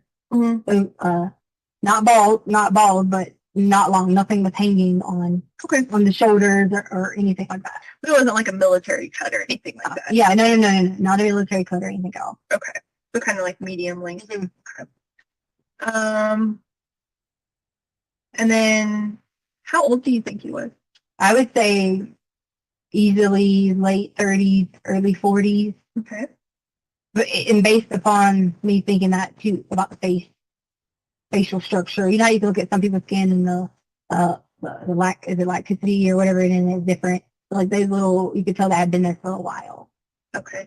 Almost like it was like I don't know if that's sunburn, but almost like you could just tell something had been. That's a very unique feature I just wanted you to have because that wasn't something that, like, hey, did the person have lipstick? This was, on their face that would be permanent. Sure. Do you remember seeing any tattoos or any other like No, large I didn't remember seeing. I just remember the vest. I didn't see any tattoos. He had a shirt under the vest. I don't know, shirt or jacket. Okay. I mean, like, I say under the vest, but like, how you have the vest over and people wear the shirt? Yeah. That's like a Colorado thing, but kind of. What color was the jacket? Do you remember? Or I just remember the red part because remember I told you earlier I was like, I think it's red, but I was talking about the top layer. Yep. Yeah. That the vest was red. Yeah. And I didn't know if you remembered what color the shirt was that was underneath. No, I don't. Okay. I don't. And then you said he had boots on. Yeah, he had on like the Rocky boots or like the construction boots that. Okay. Do you remember what color they were? Yeah, they were that light tank like a sand. Okay. And he had, remember I told you he had the belt thing. I don't know, everybody had the belt, but I just. You said it was a tool belt? Yeah, it was like a strap thing that had a pocket. Okay. And remember I told you that at the scene. I don't remember like a specific color. It was just, oh yeah, you see somebody, you're like, oh, person in a black shirt, or whatever. I didn't. Okay. I do, but the face did stick out, and I wish I was good at drawing because I'd want you to notice that or whatever. And it was like more rounded, kind of like craters type thing. Sure. And then, so, and you went through the fact that So you guys left there and you went to a Petco? Well, we already talked about, I don't know if I got gas beforehand or not, but I told you guys I would be more than willing to give you the information from an exact travel for the route, but we immediately left the Worsted Ranch area. That's what you're at. Okay. Yeah. So what was, you had said you were going to leave him the cash on the bar. Did you go back and put that there, or were you going to like, or had you left that there whenever you left? No. So we have, I always have like everything that was in the, all the notes and everything like that was in the drawer that sits on this side of the kitchen or whatever. Okay. I had cash put in there because I had gotten, I was playing the lottery. So I had gotten cash back from the lottery and I had already laid it out on the counter. My mindset was the reason I already laid it on the counter was not because I had it predetermined I was going to leave it out for a specific person. I already had it laid out on the counter because I was going to give that money to Harley until Harley, because Harley has been paying on the dog because Chance, we financed him. Okay. I say finance him, but she's paying him back or whatever. And we always give her a portion of Chance and a portion of her car payment. So I was going to give that back to her anyway. Okay. And so in that moment, I don't even remember when I came in that I checked to see that there, that the whole month, I left her $100, but I didn't check in the moment if that $100, so when I walked in, I didn't say, hey, there was only 20 there. And my mind wasn't thinking about, like it was gone. So I thought, okay. But in my conversation with him, here's how much you want to do, donation, blah, blah, blah. So when I come in, I didn't think to go look to see if he left the remainder of the $100. Like that just wasn't in my mindset because it was already there on the counter whenever you had left. Right. And that was just because when Holly got in, I was going to tell her that was usually like I Zilly her money or, like whatever we pay. What? Zilly. Oh, I haven't heard of that one. Yeah, everyone else does Zilly, like, so it's kind of like Apple Pay or whatever. Okay. So usually like I Zilly her money or things like that. But I realized this, I haven't had my USAA credit card in such a while, so I didn't have a way to, to go get it or whatever. So I had lottery ticket money. Okay. So I was like, I would use the lottery ticket money that I'd been stashed in to go buy new lottery tickets. Okay. And do you remember, was that like when you put it out there, was it like 20? Yeah, so it's always 10s. And the reason it's always 10s is because I tell myself I'm not playing anything like above the 10 amount. Okay. And I go to the Safeway all the time and put it in that machine. Okay. Put more than $10 in that machine, they're going to keep it. You have to. Oh, okay. You have to ask, like, I put a 20 in there. You got to spend 20 in lottery ticket. Okay. So you had $10 or $100 and $10 bills on the counter when you left. Yes. Okay. So you weren't worried. You didn't have to go back to like put that back out for him before you went out. Yeah. No. And I didn't intentionally like leave it and say, whatever. In my mind when I left, because I didn't know like, hey, what time. I didn't have a specific time. I knew I needed to be back before Lena, but usually Holly gets off at 3:15. So I was assuming she might meet me back home. Okay. But she works. Remember I told you like they were having people having to take shifts and all that. So she ended up working till later in the day. Sure. Okay. All right. So, and then you come home. Let's talk about what happens when you come home. Okay. And I know that, that it can be difficult to talk about. And I didn't want to talk about that part without, I'm one of those people that tries to like not think that mental health is always an issue or like things like that. And in my mind, I was afraid of the whole like, oh, it's causes mental health problems, like that type of thing. So sure, talking about it, I'm trying to like, I don't think if I'm like emotions, I'm trying to be the blocker to think that I'm not going to let that be a stigma that I'm going to have mental health problems because of this. So that. No, and what I was going to say is because, I've been a special victims unit detective, and so I've had to investigate different types of assaults and sex assaults and stuff like that with adults and children. Right. And so I just kind of want to let you know, and this is, I would let anybody that I was going to have this conversation know. That's what I've experienced with, and that it can be a hard thing to talk about, and that I understand that. And that it can be kind of a sensitive subject, and like people don't always want to say specifics, but for us, like to be able to document everything and to be able to to really pursue it, we have to get into the specifics. And I just want to apologize up front for that because I know it can be uncomfortable. Does that make sense?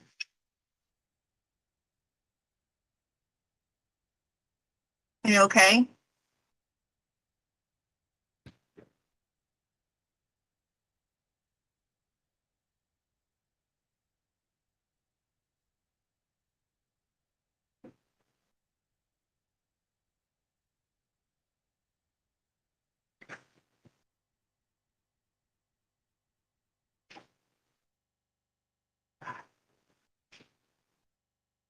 Do I have to talk about that? I don't want to, like I said, I don't want to be dreaming so anymore. I'm sorry, you don't want what? Like dreaming. I want to dream anymore. Maybe I keep saying it. Like in my mind, I keep saying it. And I'm trying to block it. And I'm fighting a battle, blocking out exactly everything, you know. Sure. Well, so if you'll just ask, like I can say yes or no. Or I just don't want to be like really specific in terms of, are you talking about like, you're going to ask me questions about like, so what I'd like you to do is start by telling me what you remember hearing whenever you came in that day. And then, and as you walk me through it, I'll have to ask you some questions. Okay? Yeah. Okay. So you, and correct me if I get anything wrong. Okay? You had said earlier that whenever you came in, that you thought maybe that Gannon had come into the house first.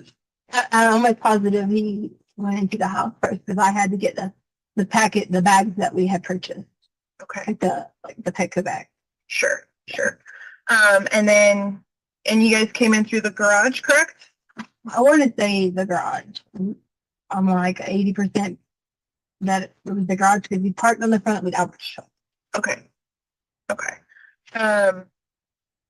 So you come in through the garage. Gannon has already come inside. What's the first thing you remember seeing whenever you come inside? I usually always go in to think about, you know, hey, I need to let the dogs out. Hey, I need to do this. You know, like that is my mentality, is to go in to do that. And the alarm could tell if no, it won't, because I had put those things on there. See, that's where the hard part is, because I can't give you the exact time, because yeah, but it might.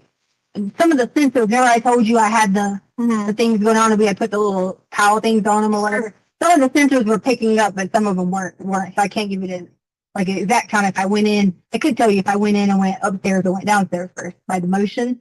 But the motion was all off because I had put towels. Right. You hadn't pulled those down from the night before yet. Yeah, like in my mind that was not like.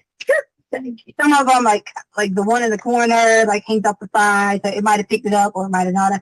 So if it wasn't for that, I could tell you by that, did I go straight in and go straight to the basement? Because it would say like, well, so there's most activity. I want to, so with this kind of conversation, it's really all about what you remember and what your perspective is. Okay. So I remember it was just basically being, you know, like normal because I'm excited. We got, you know, new clothes for the pets, and we're coming in the door, yada yada yada. Okay. The day's halfway through. I knew I had specific responsibilities to continue out the rest of the night. My brain hadn't said, "Hey, you need to go check" or anything with the money yet, because I just wasn't on that, you know, that direction yet. Sure. I was on the direction I wanted to work out, I wanted to listen to my music, I wanted to like relax. That was my mindset. So it wasn't to be like, okay, this here, this here, this here. That type of thing. Sure, it should have been, because I gave someone the code to get into our house. But in my experience in Lorton Ranch, it's been that, you know, most everyone has people. They give people their codes and let them come in and fix things, and you know, like you can do the Amazon packages and have them delivered inside the door. So I wasn't thinking, you know, like I need to run in and check, make sure it's okay. If I felt that I was doing a harmful situation, that would have been my first off, I wouldn't have done it, but second off, I would have went in immediately and been like, did he fix what he's supposed to do? Did he think something from the home? That would have been my initial thing. So it was a normal, I want to listen to music, I want to work out. I don't know, I might have got something to drink. I don't, up and down dogs, that type of thing. That would have been my, you know, mentality. But I didn't hear anything until I had my headphones on, and I thought, like, one of those things where you thought you heard something because like the downstairs, if anybody makes any kind of noise like a boing, it's like it echoes really loud. Oh, really? Like it has like a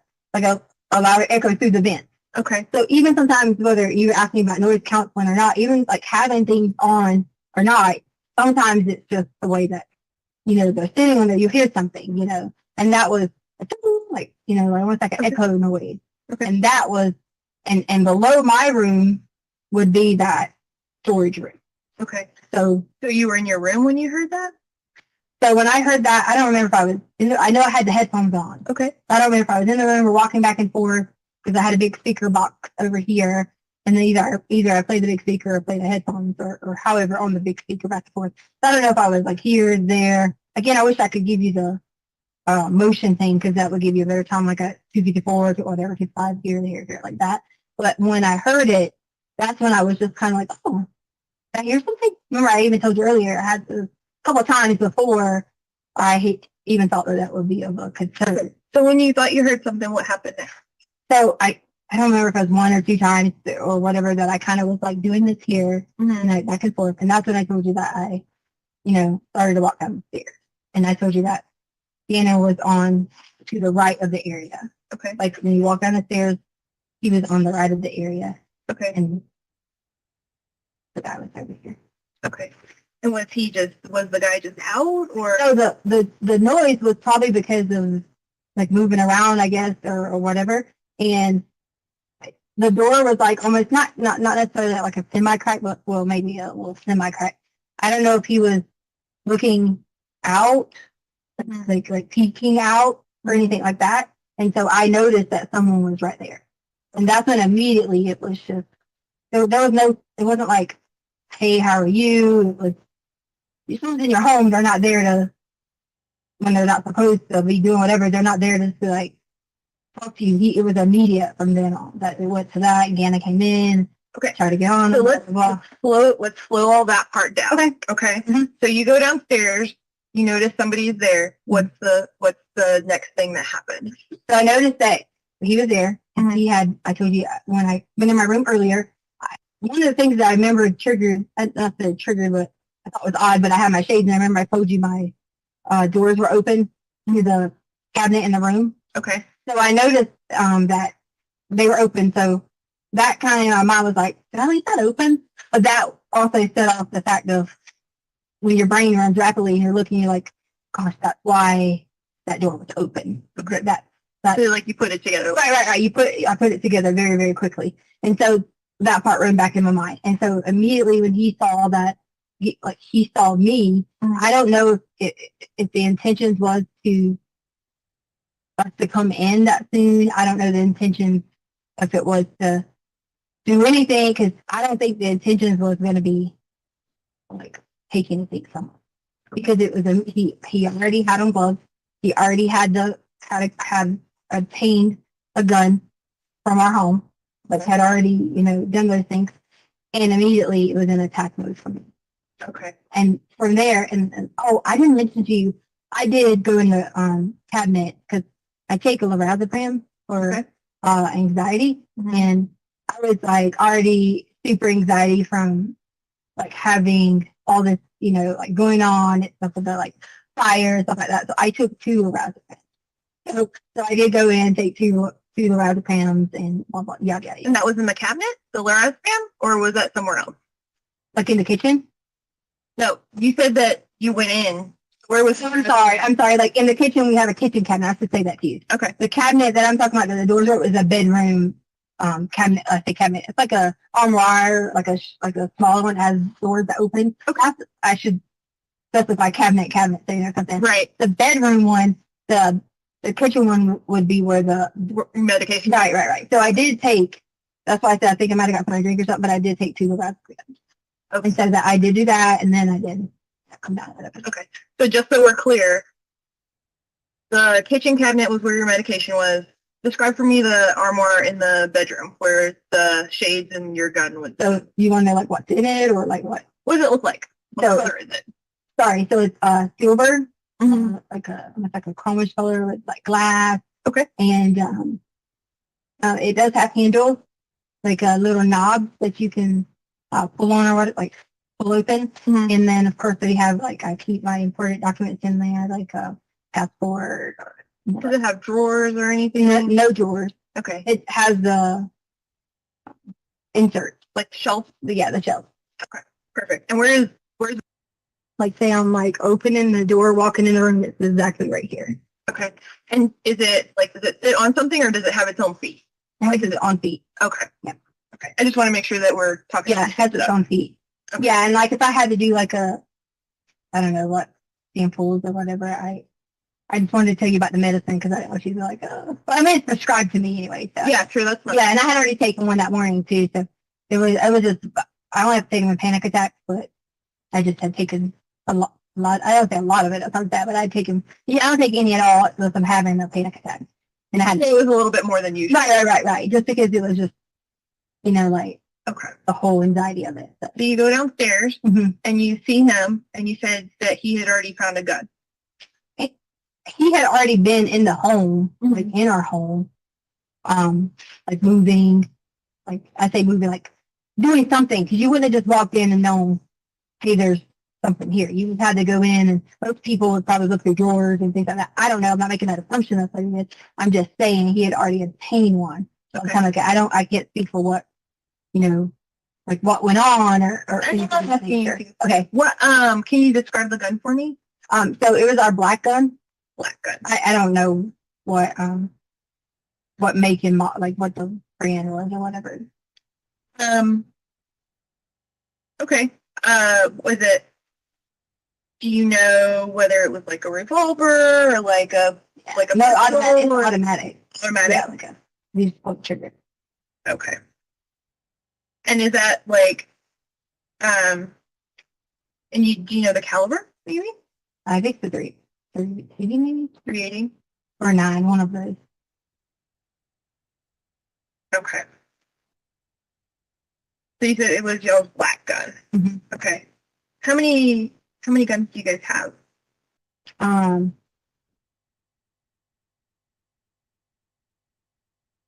4. 4. Okay. What kind are they? I don't know the big one that Albert has. It's kind of like an AR something. Okay. And then there's the shotgun. And so I think they're both 2 3/8. 380? Yeah, like I think I think it's like a 380. Like they're both 380s. Okay. And are they both black or like sometimes they have like the colorful one? Yeah, mine's like a teal color. Okay. Do you have a black one and a teal one? Yeah. Okay.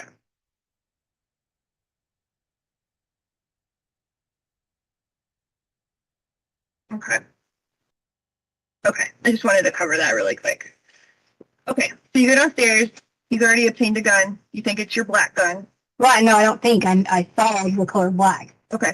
So I was assuming where I told you that my mind went through that was like that it was our black gun. Right. Now at that time I wasn't 100% if it was or not because there's plenty of black guns. Sure. So tell me what happens next. So do you want me to go through the whole like assault again? Well, we need to know like more specifics about it. So you said you saw him and that he had the gun and then he attacked you. How did he attack you?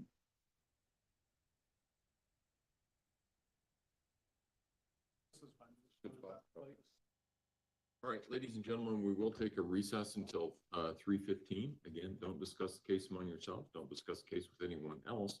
Don't do any research about any aspect of the case. With that, if we can have everyone back in the jury room at 3:15, we'll be able to I'll rise for the jury, please.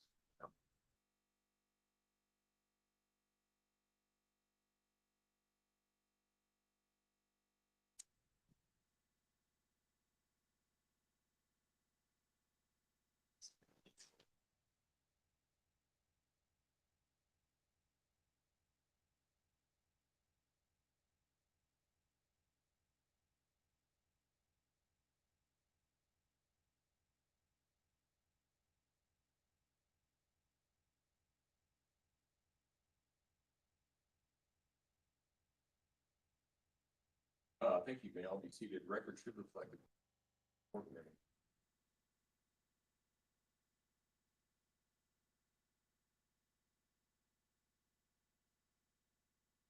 like, that's about right.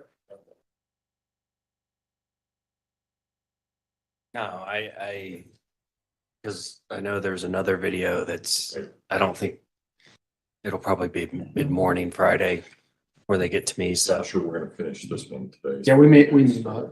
There will be some empty time, I think, in the room that we'll just push through, but when I mean empty, nobody's in the room. Right. Yep. But it's not gonna be like 30 minutes, right? I can't remember. Honestly, there's a chunk though.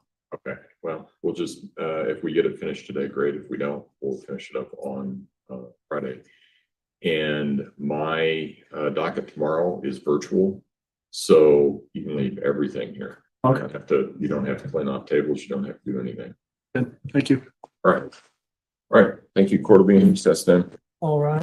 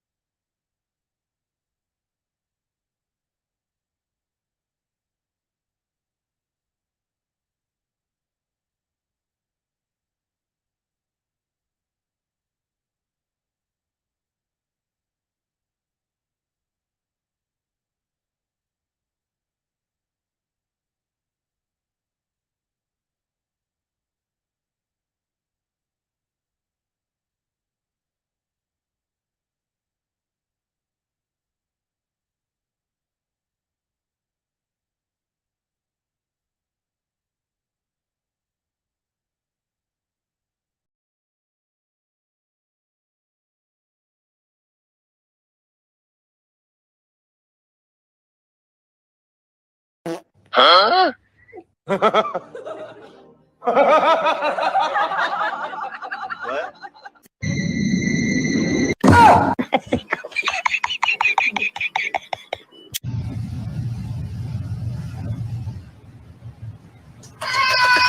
What? Huh?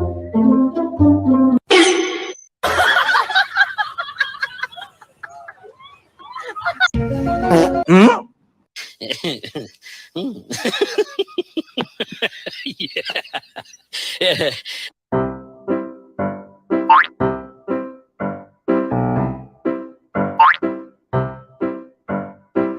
Huh?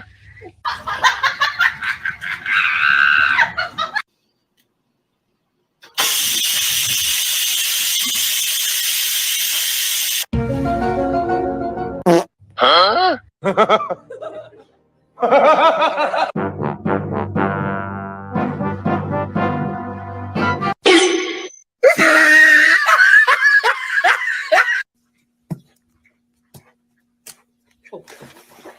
Ay, ay, ay, ay, ay.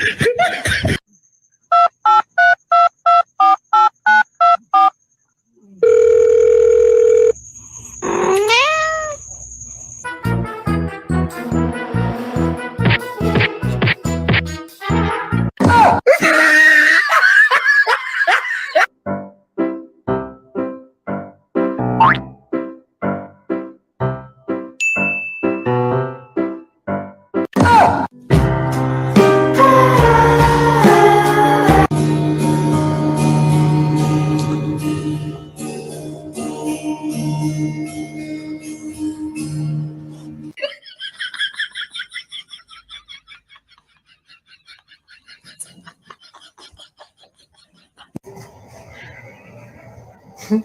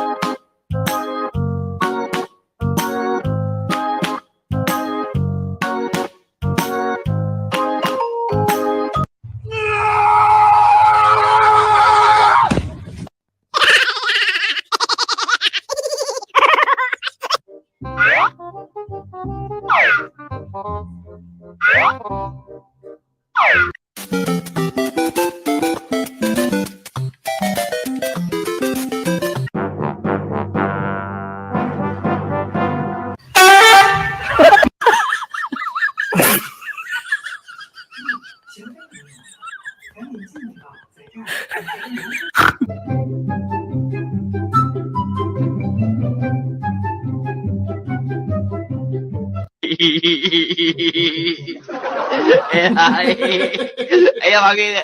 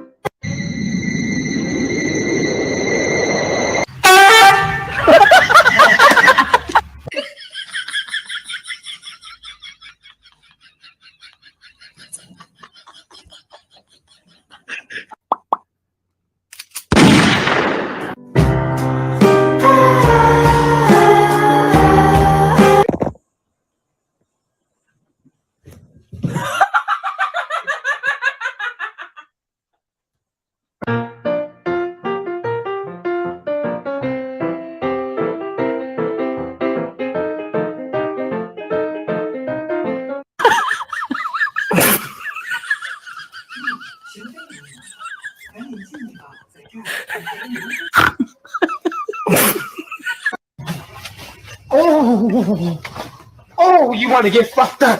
You want to get?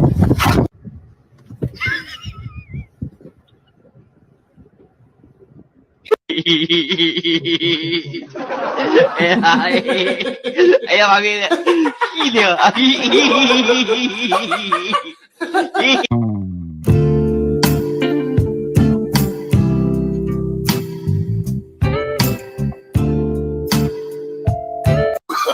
Oh, no, no, no, no.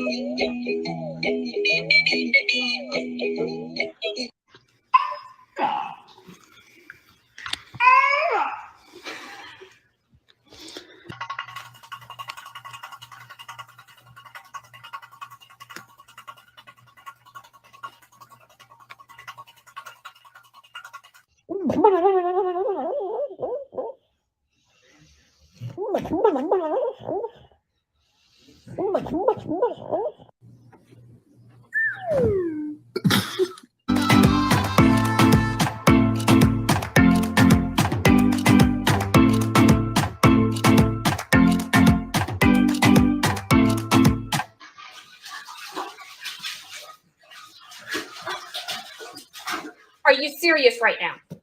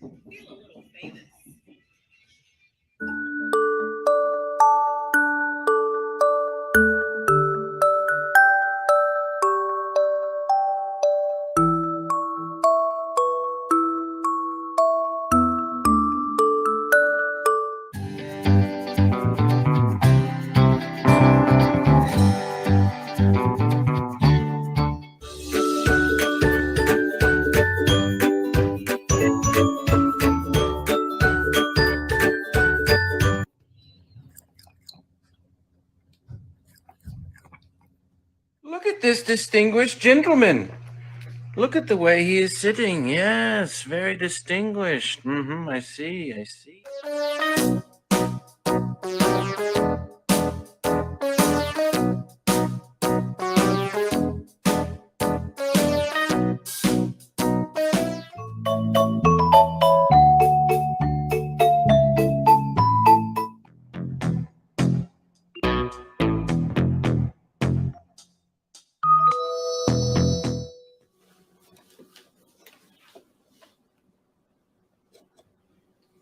What are you doing?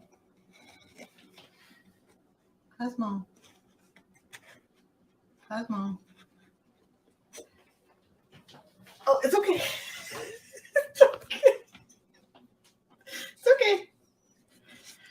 Oops. Did you get tea on your face?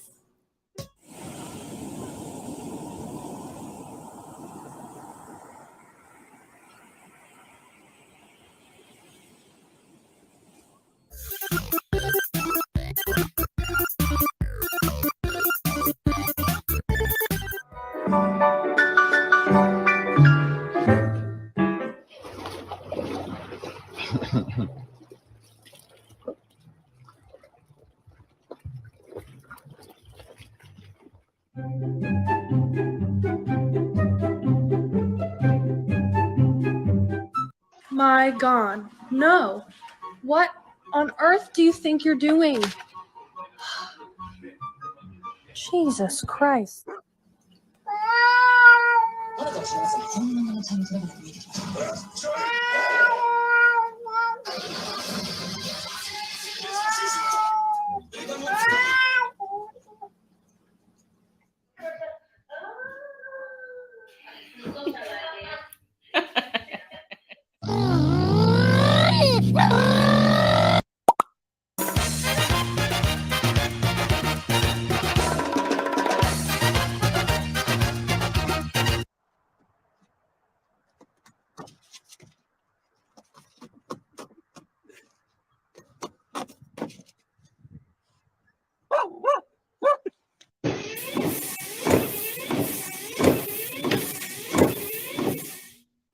What?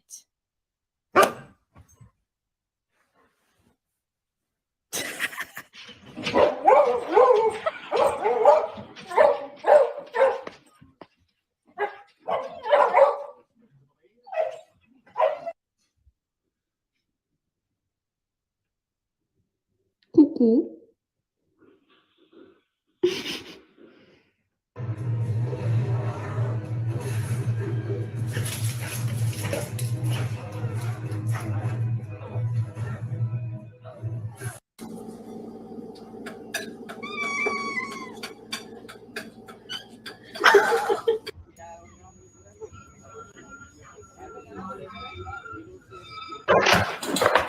Parkour!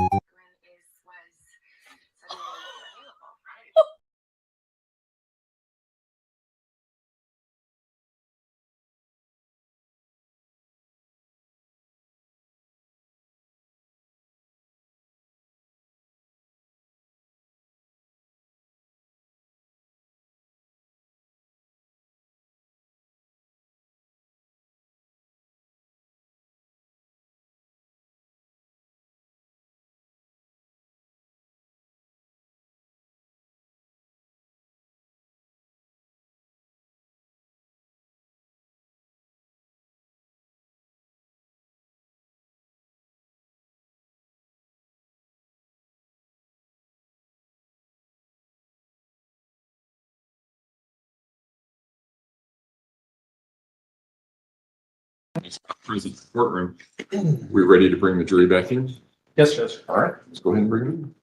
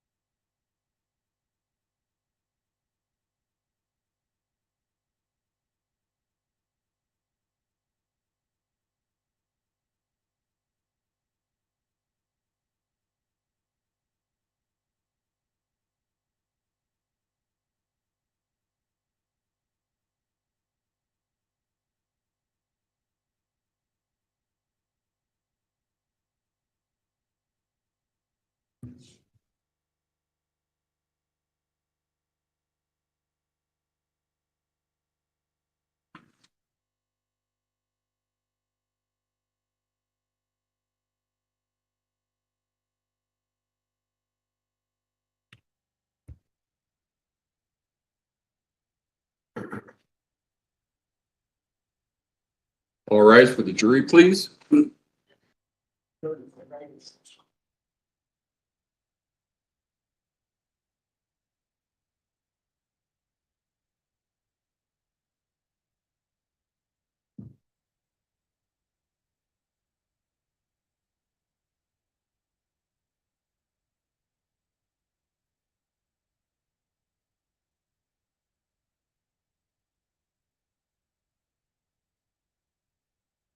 Thank you. May all be seated.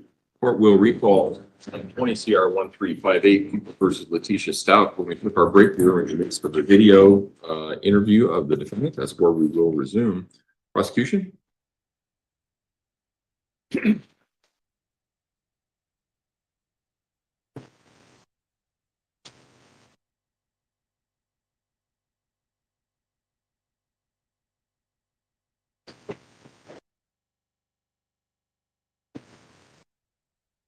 I know you said you worked with like victims and stuff before. Mm-hmm. But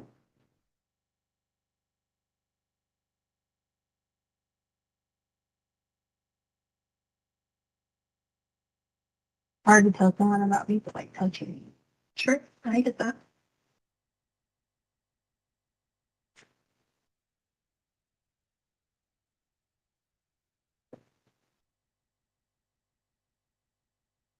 And I just need to like not relive that right now.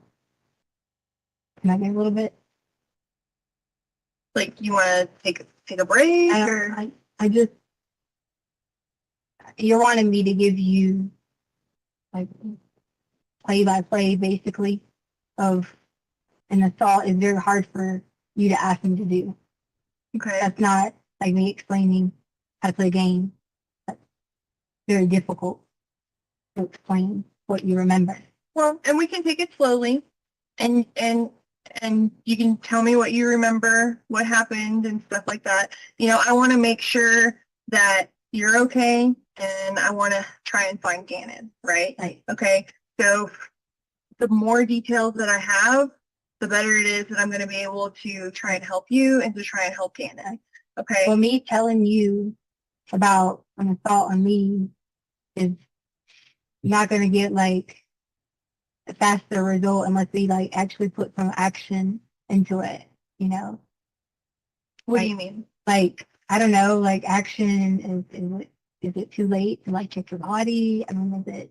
No, it's not. Like those type of things. Is that it's not too late at all, actually. No, it's not. And if you want to do that, we can actually absolutely get that set up so that we can make that happen. So it's definitely not too late. Is it like a private like area or like how does that work? So what it's called a SANE exam, and they're done by forensic nurses. Okay. At the hospital. Okay. So it's like in a actual. You wouldn't know that's what you're there for. No. And so I mean, well, obviously the nurses would, right, but not like just whoever else is in the hospital. Right. No. And so because it is like a because it's a forensic thing and because it's part of a criminal case, obviously this person who assaulted you, so that we could gather evidence to make sure that, when we find them, that we can prosecute them and stuff like that. We would want to take you over there to the hospital, and we get the forensic nurse to come and talk to you. Okay. And then they have paperwork to go over with you, just like any other kind of like bureaucracy or anything else like that, right? And they get your permission to gather that evidence from you and to do an exam. Okay. And they're all female, all the nurses. Okay.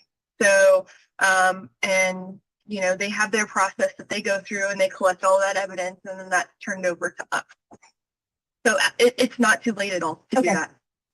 So that was But we need to know what happened, because just like if, and this is just like a totally off the wall example, but like if your kid comes in and tells you, hey, mommy, I'm hurt because I fell down. Well, you need to know where they fell and how they fell and whatnot, so you can help them. But that's the easy, easy thing, that when you're doing several different things in your brain, and not to mention you're being violated physically, it's hard to give that specific, details. I remember the pushing me in the room. I remember having my head hit. I remember those things. Sure. And what I'd like, I remember my clothes getting taken off. Okay. Okay. But I don't want to be telling this got taken off. I don't want to be on that. And that's not what it is. I would tell that to like a nurse, in the specific, so that could assist in the process. But maybe I would. I say I would, but I don't know. It's just the hard thing to be like, okay, your pants are tight. You remember this, you remember that, like that. Sure. And really, we need to know like the narrative of it, and there will be some stuff that I would ask specifics of. And if you remember, you remember, and if you don't, you don't. Or what you can say is, well, I remember that, but I don't want to say. No, I'm not trying to not tell you anything. It's just a hard process. I guess maybe I'm thinking you're asking me too much detail. Then maybe I'm overthinking what you're asking me. So do you want me to like I said, do a play-by-play of what I remember, like as far as like clothing? Like, well, just start at the beginning and tell me what happened. Okay. So, all right. So when he pushed me into the room, okay, I remember like a battle process of like, like back and forth, like that type of thing. I remember that type of thing. Tell me more about that. The battle back and forth. Well, if someone he's not much bigger than me, so it's not like it was this big, powerful person that I feel like I'm fairly kind of a little strong. So it wasn't just here, get on the ground. It was getting like move around the room. I don't really remember like which direction. Sure. After I hit my head the first time, that's when it started to be a little blur into what was happening then. Okay. So, and remind me, what was it that you remember hitting your head on that first time? I think I want to say it was that red and black table. I'm sorry, red and blue table that was in Gannon's. Red and blue table? I feel like it was the red and blue table that was in Gannon's room, because I remember like going back to hit my head. Okay. Okay. And you keep motioning back here. Did yeah, you like the back of your head? Right, yeah. So like it was in like, well, there was a couple, like the ground was a big force, but I was also fighting back. So I don't want you to think that it would have been some sort of, and I did have like, I was gonna like show you that I did have the blood in there a little bit because from the little scratch, but I did have the ability to push back some, because he wasn't like overpowering that. It was just like, here you go. And sure, that sounds awful to say, but okay. So when you got pushed into the room, and you got pushed, like you guys are doing this battle back and forth, and you hit your head, did you end up on the ground first? I don't remember. I'm sorry. Okay. I don't. I just remember hitting my head, and I remember the next time I hit my head, the second time that he came back after me and tried again. So there was a couple of times that I kind of was in and out of it. And not to mention I had taken lorazepam, a little extra than usual. So it was, you know, a little bit, I don't say like, I did not, I'm like that, but it was Sure. kind of like being like zoned out a little bit. Sure. It was almost like I was out, like blacked out. Okay. Because it was one of those things where I could like hear what was going on, but I but I didn't like know what was going on or vice versa. What do you remember feeling? There was not like pain as far as like your female part. I feel like the pain was on the struggle of like your body was tired.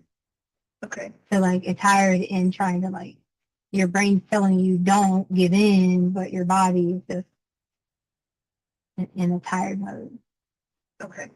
And that was more of like I just almost like I was giving up, but I wasn't. You know, like once we were,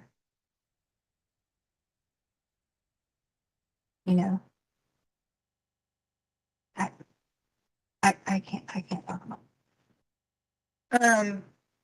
So are you saying like once did he penetrate you?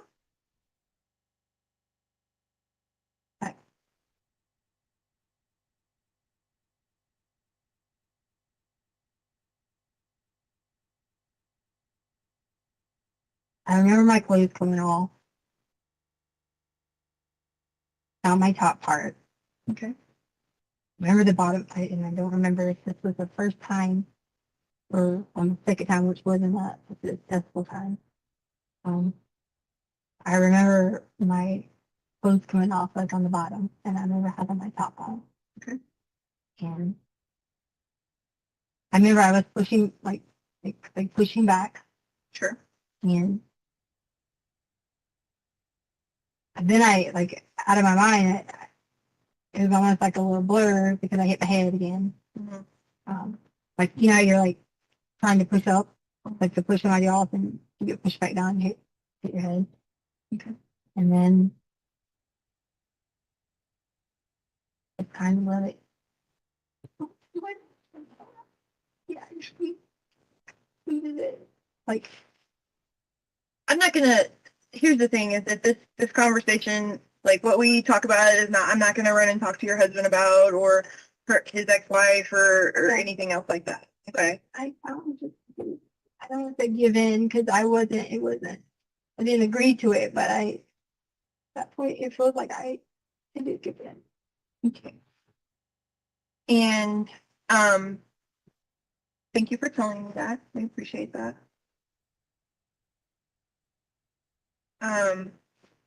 When you say that you gave in and that he completed it, I don't remember about when I say completed. I mean as in I was able to like have that bolt of energy to like get up again. You know, it's like, I don't know if there was like completed. I can't. I don't want to think about that. That's just, so I'm not asking if he like ejaculated or anything like that. That wasn't my question. I'm sorry. That's what I thought. So my question is, did he put his penis in your vagina? Right. Yes. Okay. Do you know? Okay. Sorry, that question. And that was when you were on the ground? Okay. And you said that he was pushing you down. What part of your body was being pushed down? I don't remember. Okay. So you said that like you kind of like came back up. At some point, I don't remember. Okay. I don't want to give you wrong information about step by step about my body being violated. I don't think that's fair. Like I don't think that. And then every time I have to keep saying to you like, if it's happening, I have to say that to you again, and I have to say it to you again. Difficult.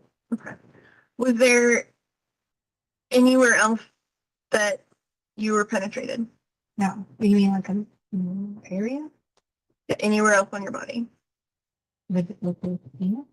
Yeah, no. Okay.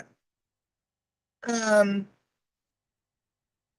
then at some point it ended. Okay. What happened next after it ended? So, but it didn't end at that direct moment because remember Gannon comes in. Okay. Like Tell me about that. Gannon comes in to like jump on him. Okay. Like, to like kind of help me out. Okay. And so I don't remember anything but like laying back, and I remember that I could like hear that Gannon had came in. Okay. I could hear that he knew this is not what you're supposed to do.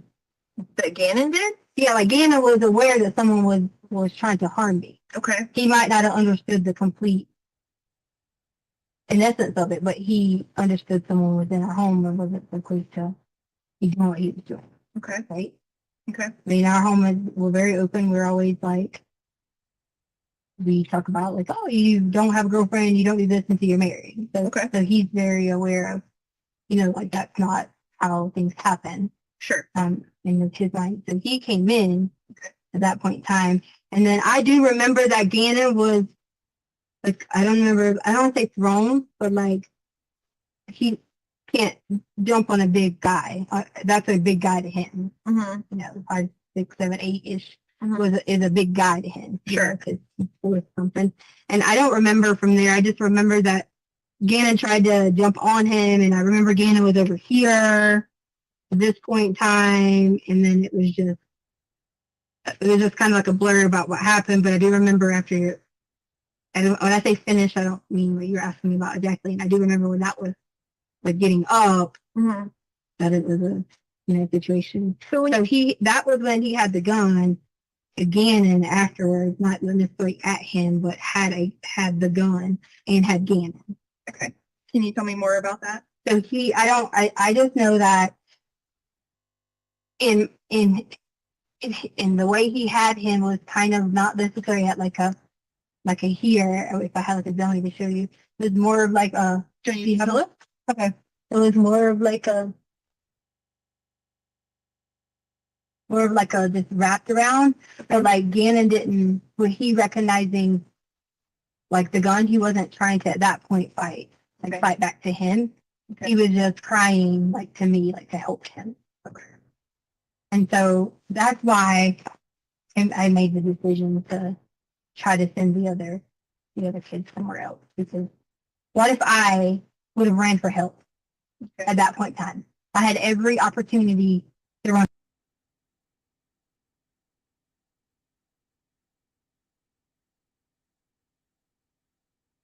Probably where I should have done some sneaky technique of, I thought about it after. I should have like gave Lena a letter, or something like that, and said, hey, go to the mailbox, take the neighbor's letter. Like, this is something I thought about after, but I didn't think about it at the time. Okay. Like in the time frame. So when you were on the ground and Gannon came in, what do you remember hearing? Him yelling. What was he yelling? Like he was yelling my name, like directed specifically at me, as in like Gannon was? Yeah. Like, what did he call you? He goes, well, I just remember I told you about my name thing. Yeah, that's what I was asking. Yeah. So he was saying Tesha. Tesha? He was like saying, are you okay? Okay. And then that's when he realized that wasn't. Like, not that I wasn't, but he realized I was kind of like in and out of it. And what were you saying? I was like immediately like doing the first part was doing the first time was doing the pushback, like get off of me, get off of me. So I wasn't said that, but I wasn't communicating with Gannon. Okay. Like I wasn't saying Gannon go, do this specifically, or like I didn't say like run go do it. I didn't say anything directly that I recall. Okay. Now maybe I did that I recall wasn't specific direction, to guide him in any direction. That was more of like a battle, like a back and forth thing instead of being. But at that point, I do remember like when I was down and you kind of get like that little concrete where your head jars back a little bit, where your head jars back a little bit. Kind of made me a little like dizzy a little bit. And was the man saying anything? I don't remember anything but noises. What kind of noises do you remember? I can't guess. That's the thing, right? So like I can't put words in your mouth. I can't guess. So I know like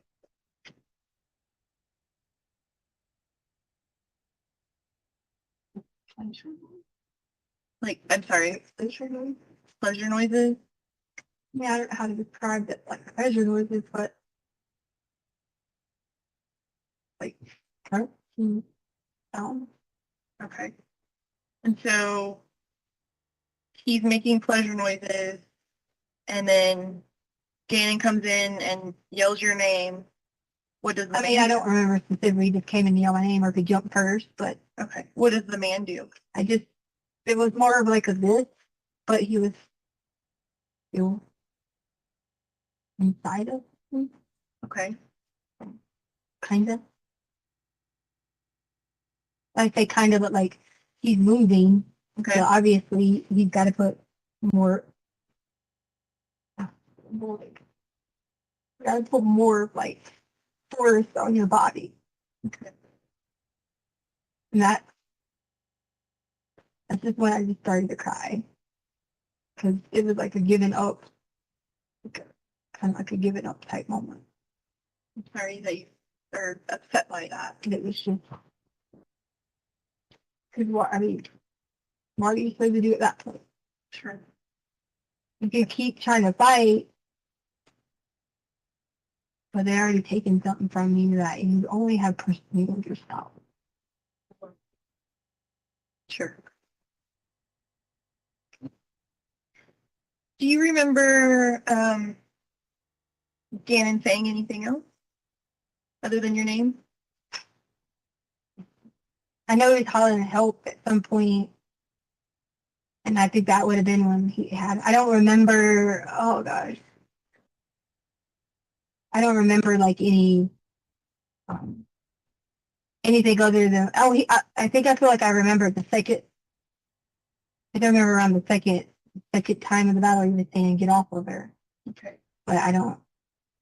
I'm telling you, when I tell you that, and I hope to God that you were never in that situation, but it's just almost like a blur because you're so disappointed in your like emotional feeling, like your self worth.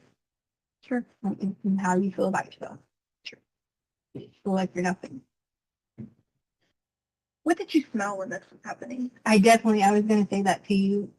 I forgot to, like earlier, and again, you didn't ask me that because I was thinking about, I could smell like a very um, strong, like paint or like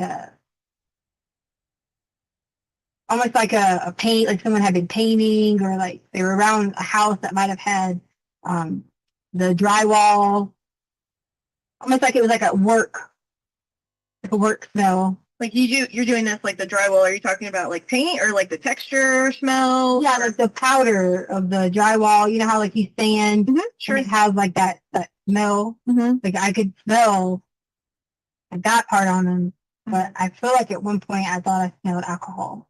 Okay. And you said that your ex, Harley's dad, did drywall. So the drywall smell is something that you would be familiar with? He would have did it a while ago. Sure. But I know like in our home and things like that, I'm pretty, I don't want to say like know a lot about drywall, but just from being around the work sites growing up, I think with him, I was young when I was with him. I remember a lot about, drywall in general. So sure. I don't know if it's specifically drywall. It's more of like a sandpaper-ish smell. Okay. Like did you smell anything else? You said you smelled alcohol. At one point, I remember smelling like not like a deep, strong alcohol smell, but I could have like a sense of alcohol, like a breath of it. Sure. Sure. Come on, like aroma. Okay. And it kind of was like I don't know, like almost like a foodish, like a salsa type smell. I remember at one point. Okay. Okay.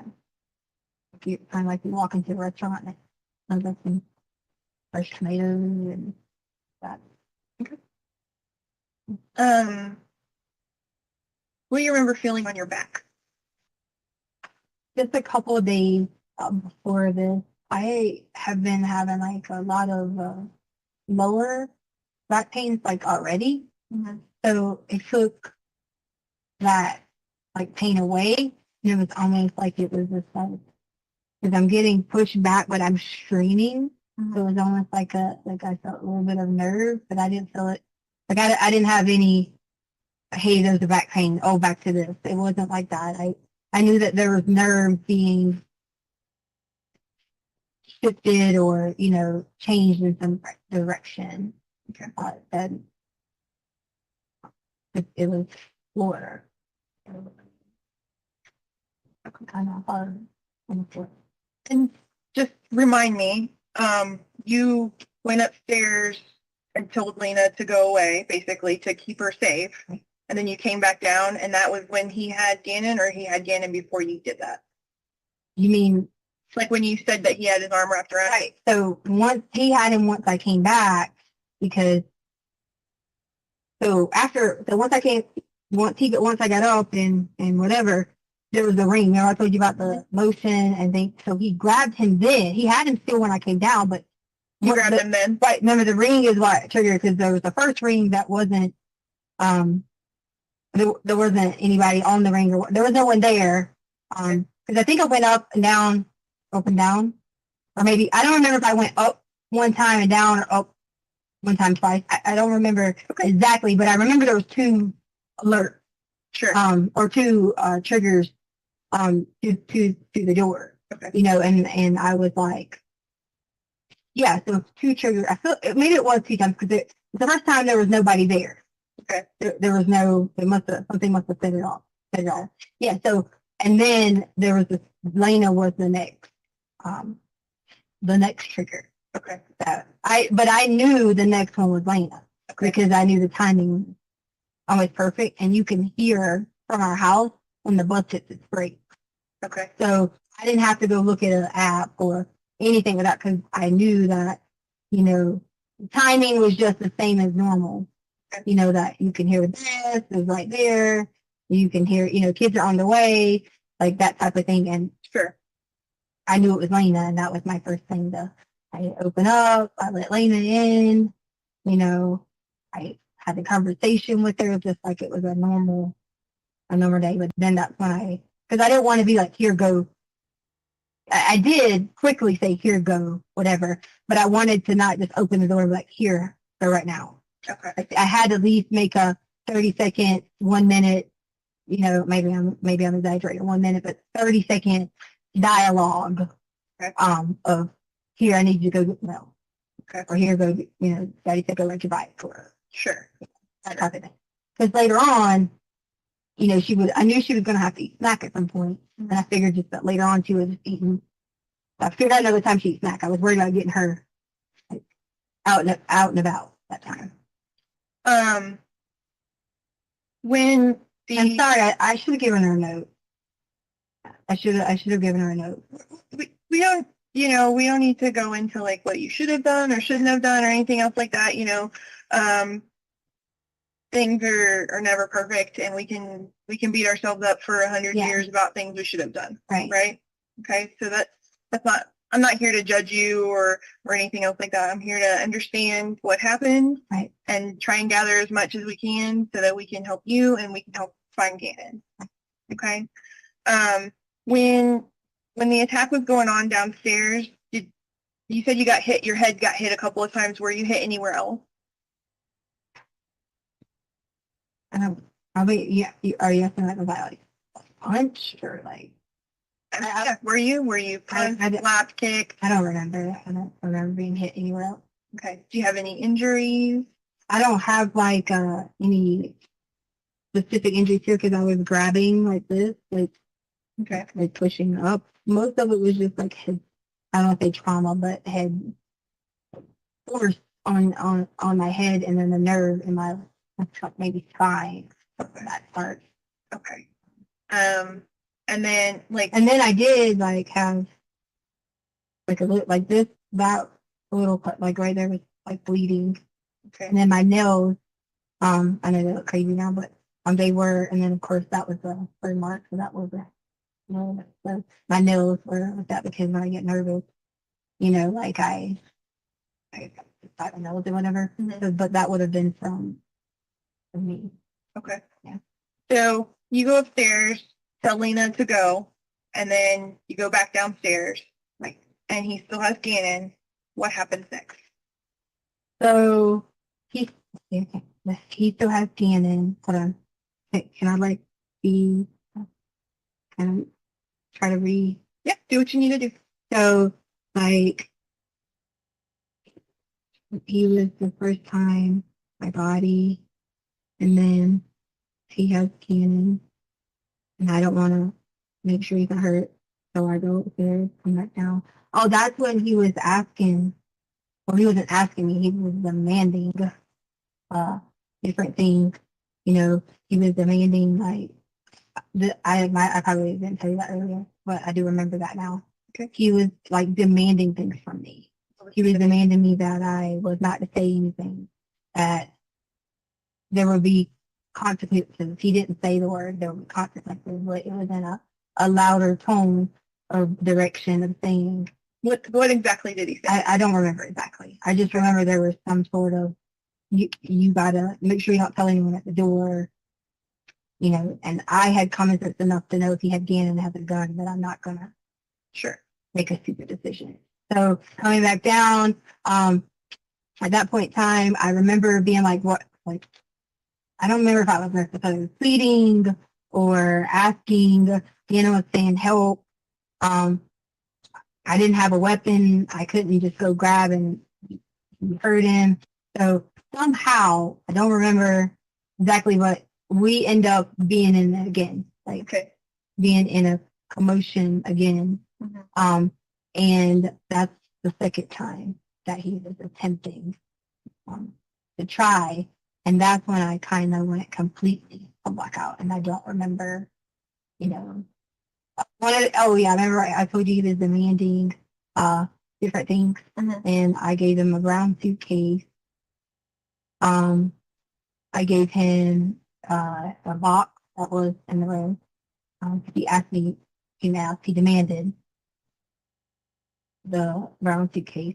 Well, he didn't demand the brown one, he demanded a suitcase. And I just gave him the brown suitcase. Okay. And in my mind, I didn't know. Can you describe the suitcase for me? I don't remember. I just remember we have like 10. Okay. I just remember the brown. Is it like a check bag, a carry-on bag? Yeah, maybe like 27 inches, maybe. Okay. So it's like one you would check, not one you carry on. You can't check 27. You can only check 20, 21. So the check is the ones that you give to them. That it can't be over 21. Spinners or whatever can't be over 20. It has to be over 21. It doesn't have to be over 21 check, but if it's over 21, it can't be a carry. Right. So the bigger. So the bigger one? Yeah. Okay. So I say about 27. Okay. Inches or inches or whatever. And I thought he was gonna put things in our home in it, take all of our stuff and our anything that needed. I thought he was gonna take the gun. What did he do with it? And take I don't know. I provided what he asked for or demanded, and then we got into it again because there was yelling. And I don't remember what we were yelling about, but it was just anything I could do. If I give you this, take everything. And we just, whatever, and. Okay. And you said that he wanted a box? Yeah, that was one of the things that I'm trying to remember all of it. And that's why I said I thought he was going to pack our, whatever there was in our home. Originally, I didn't think that he was in our home to take. Remember I told you I didn't think he was in our home to take something because he was buying a gun. But at that point, I thought he was gonna clean us out would, I say clean us out, take whatever he could. Like steal things. Yeah, like steal things from us because you can, if you're in Morrison Ranch and you're like, oh, I'm going to the airport, but it doesn't look like you're walking out the front door with a TV. You see what I'm saying? Right. But that was my mindset of like, oh, so you think that he was gonna, correct me if I'm wrong, but it sounds like what you're telling me is you thought he was gonna take stuff from your house and put it in the suitcase in the box. Right. It looked like he was going to the airport. Yeah, like not like he was stealing. yeah, yeah, and I don't want to say specifically the airport, but like it looked like to make it travel. Yeah, so like in my mind, I'm just thinking he's about to finish out, but I don't really care. Take everything. Sure. That he wants to take. That was like in my mindset, and then I remember there was like talking or yelling, or I don't remember how we got to part, the second part, but I remember he wasn't able to, And of course, between all that, I mean, I wasn't running around naked. I had to put my pants back on. Sure. And and that was a awful feeling. Like, I mean, it wasn't like, I just ran upstairs and I had to, like put myself back together. What do you mean by put yourself back Like together? my pants. Like I couldn't. If I would have showed up at the front door or whatever would, Lena or anyone. I mean, I do like walk around in like shorts and all that, but I'm saying like it would have been, and like you say, we're not going to go on what I should have done, but it could have put off alarm to this is what you need or whatever. But this is my daughter. Is it okay if I just let her?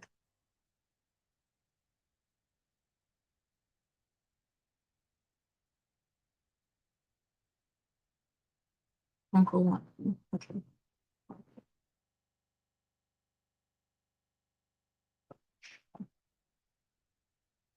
Sure. Do you remember?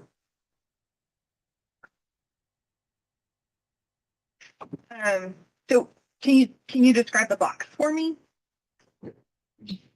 Brown box. Was it like a cardboard box? Yeah, like a wooden box? Yeah, like a metal. Like, did it have stuff in it? Yeah.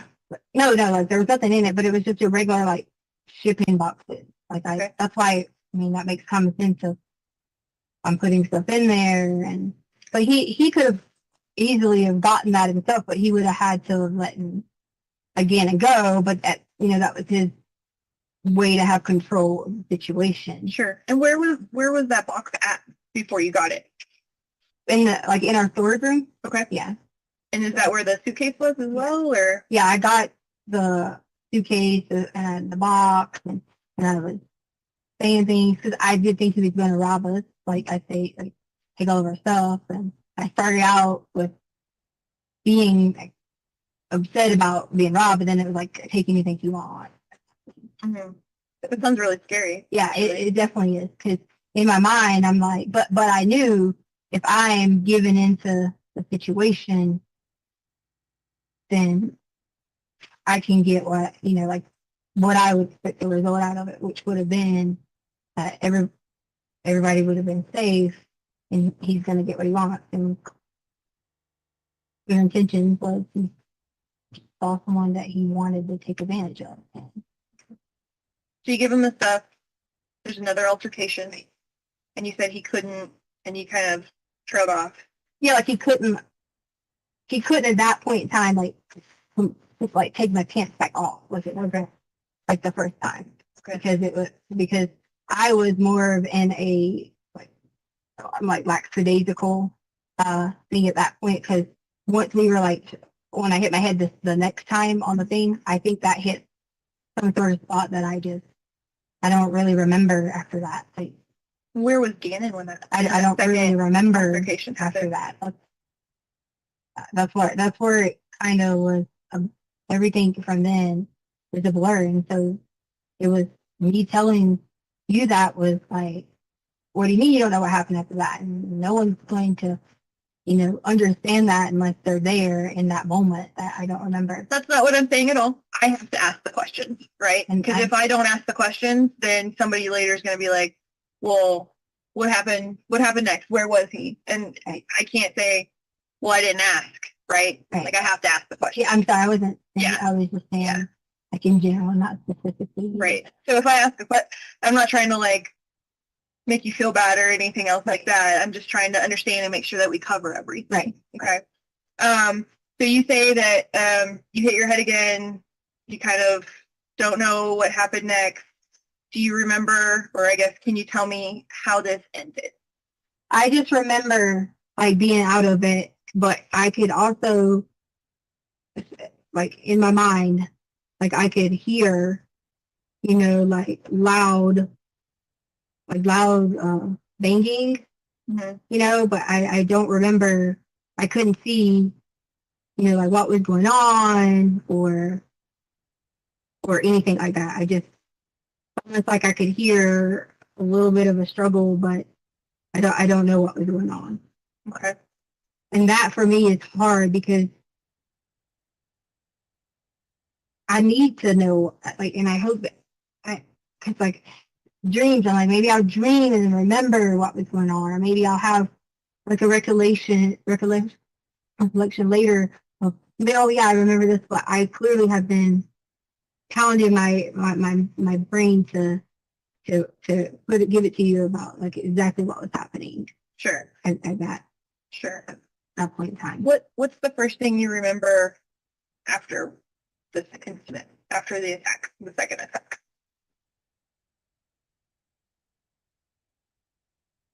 I just remember being like, where's Gannon?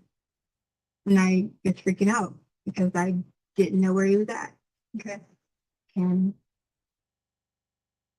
I didn't see anything that would have told me. And I thought he was hiding. Okay. Like I thought maybe he was in the closet or, you know, somewhere hiding so that he knew, you know, like he would be okay, like away or whatever. I thought he was hiding. Okay. What was the first thing you did after this happened? I was calling his name because I did think he was hiding. Okay. And at that point in time, once I realized that he wasn't hiding, I went into that mode of like, okay, I'm fixed this. Help me understand how you understood that he wasn't hiding. Well, because if I am saying to him that I assumed that everything was, I didn't see the guy in my like sight, I'm assuming that he was hiding, you know, like in my mind. So like I didn't see the guy, so I'm assuming he's hiding. So then I'm asking him, you know, like Gannon, where are you? Gannon, I'm assuming he's hiding. So then I'm asking him, you know, like Gannon, where are you? Gannon, or maybe he was in the closet or, you know, somewhere hiding so that he knew, you know, like he would be okay, like away or whatever. I thought he was hiding. Okay. What was the first thing you did after this happened? I was calling his name because I did think he was hiding. Okay. And at that point in time, once I realized that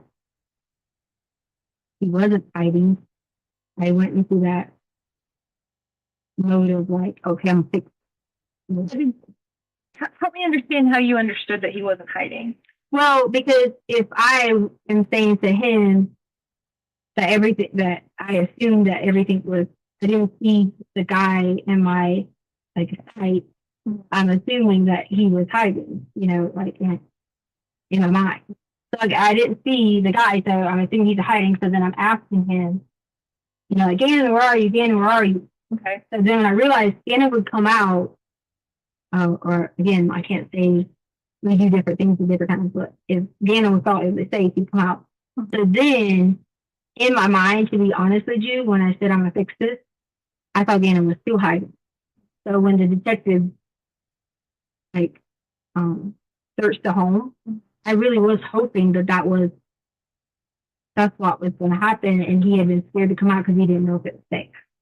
Or maybe if he was like, you know, had hit his head or something after what I don't remember, but he could have been, you know, hiding and maybe got, I don't know. I don't want to make assumption of how he could have maybe not been aware or alert. My thought process was when the guy said he was going to search the house that I was going to find him, like we'd find him, that's when it really set in that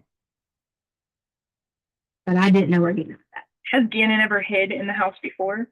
Not that I'm aware of. I mean, they play little like back and forth of like, you know, like hide behind the sofa or like boo, but it's only like, you know, a little bit of time. But but we don't have like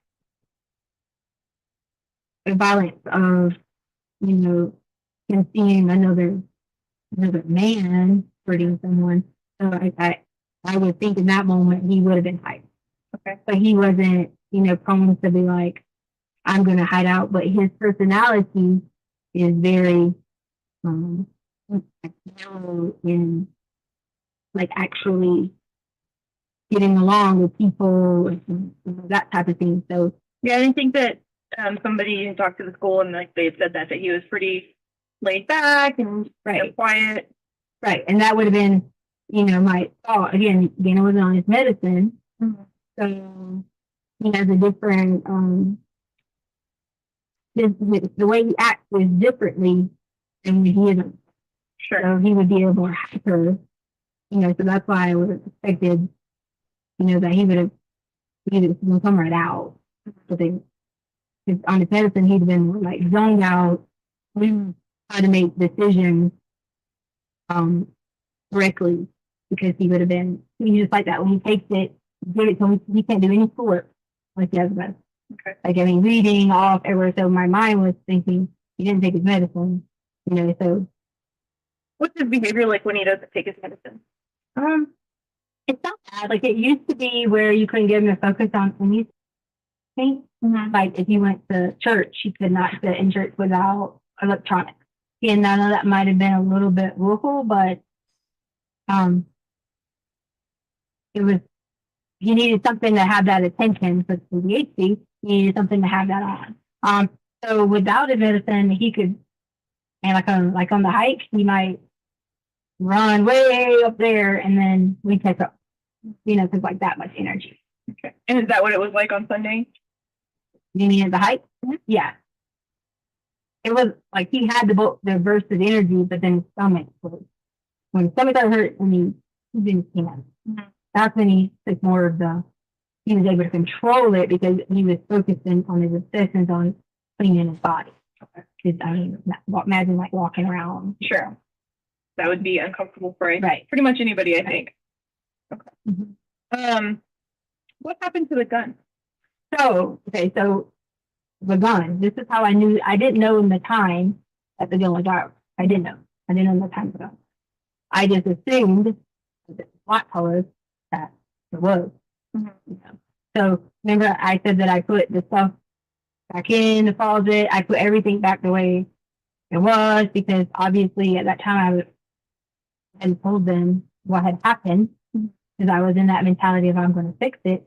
So I put everything back in the position that it was, and he did not take the gun. Where he couldn't have because the gun when I left it would have been upstairs. But I didn't bring it downstairs, but that was our gun. So that's how I knew for a fact that he had to have our gun or either he had it in the process of stealing it and somehow it fell and he maybe had another gun. I'm not sure about that part, but I do know that I put it back in it. So where did you find your gun? Correct. My gun or after it was over and you said you were putting everything back where it belonged. Yeah. Where was it whenever you found it to put it away? So like at the carpet, because the carpet roll piece had like fallen off, so it was at the carpet. Okay.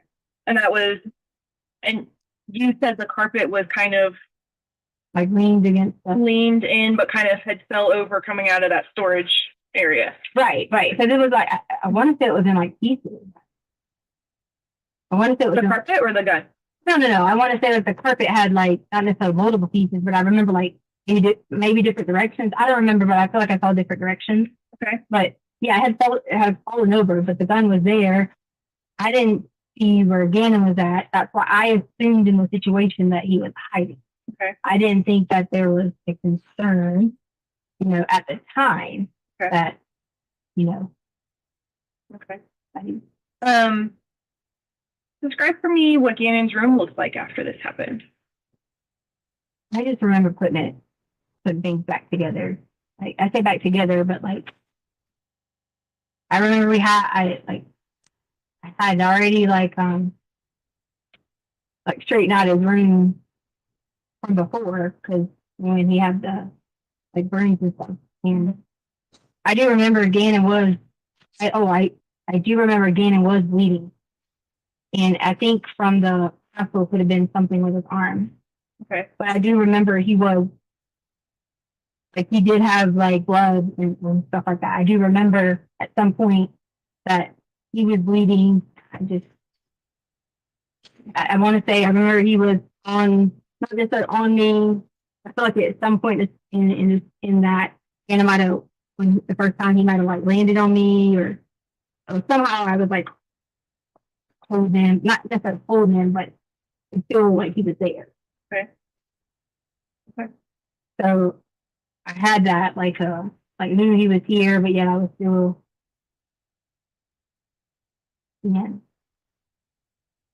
taken advantage of.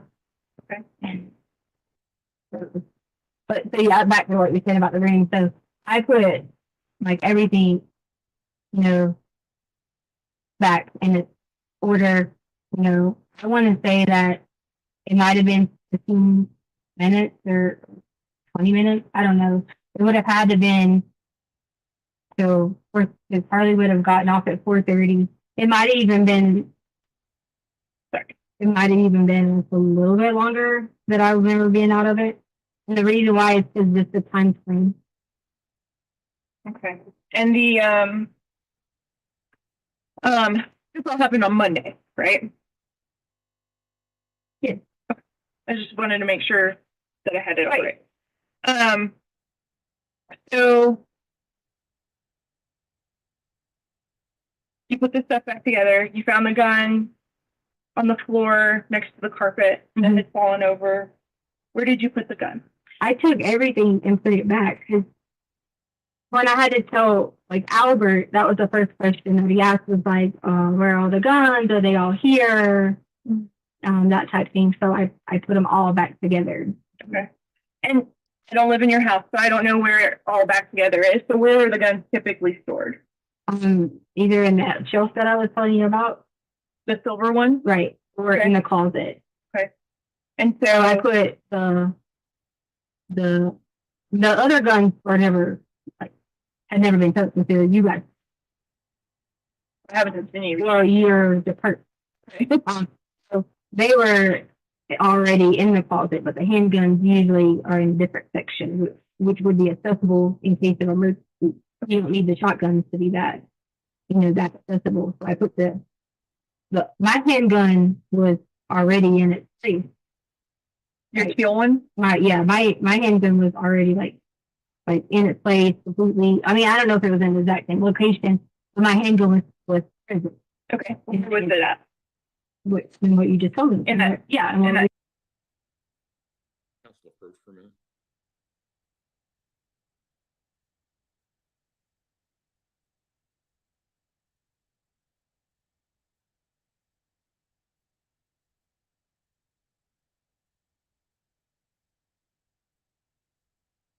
Ladies and gentlemen, we're going to take about a 10-minute recess.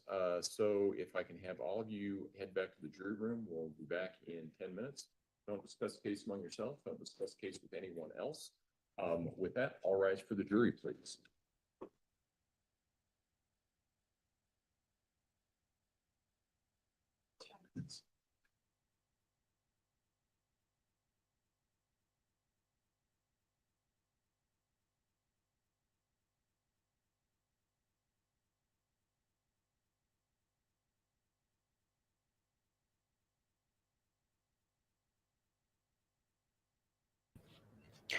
I wonder why a recess now? Just 10 minutes. That's odd. I can hear him talking.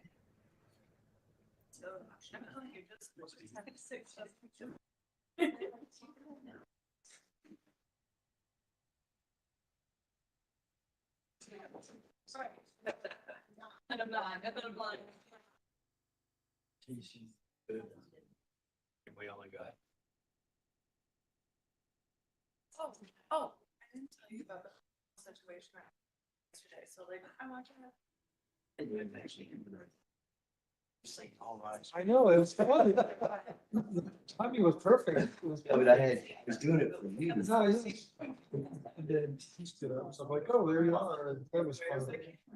I needed some, Yeah.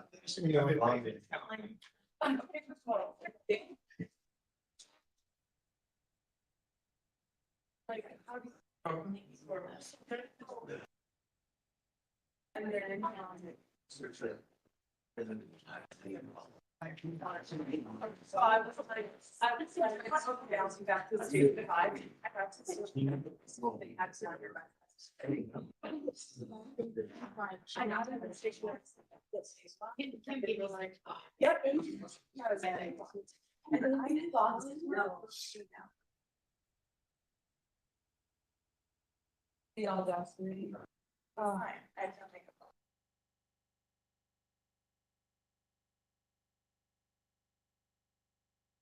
it. Yeah, absolutely.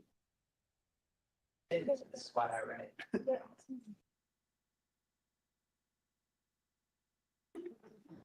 I feel like, I don't know, like, it's.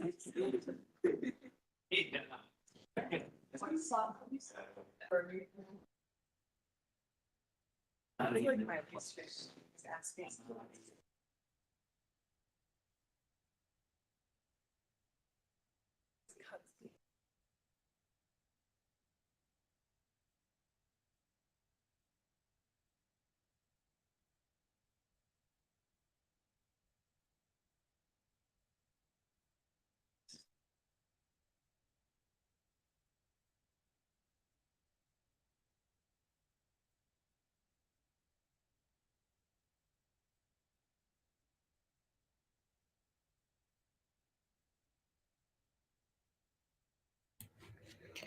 Well, they had a hot mic, but that was, oh, they're still talking.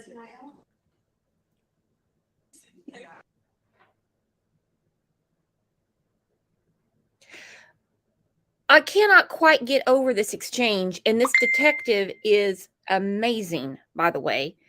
She's very patient, and she's just sitting there listening to all of Leticia's BS. She's just having to sit there and listen and listen. And she's not really asking, she just let her talk about her Instagram. It's Dr. Stauch, at Instagram. And, he calls me Tesha, like the singer Kesha and all this stuff. It's like, no, girl. No, he doesn't. He calls you T. And she's just letting her talk and talk and talk. And then here we go. It's this whole Eduardo story.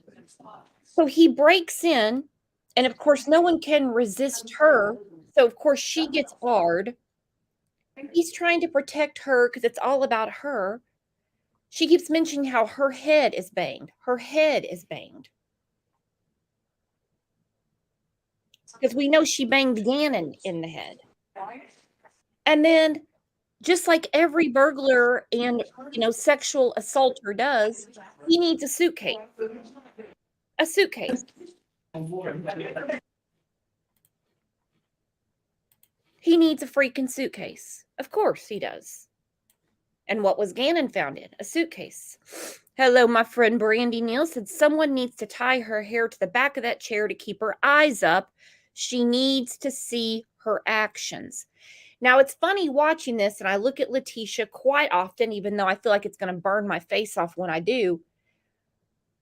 She keeps her head down when she knows she's being called out, but when she's impressed with her actions, it's almost like she's flirting. It's insane. Like when the reporter was on the stand the other day.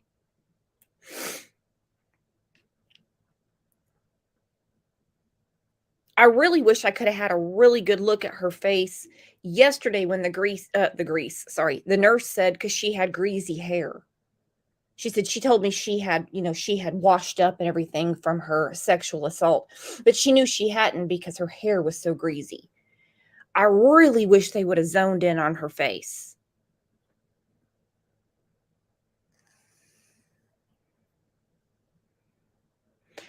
Who wouldn't make pleasure sounds if you got to be with Letecia? I mean, my gosh.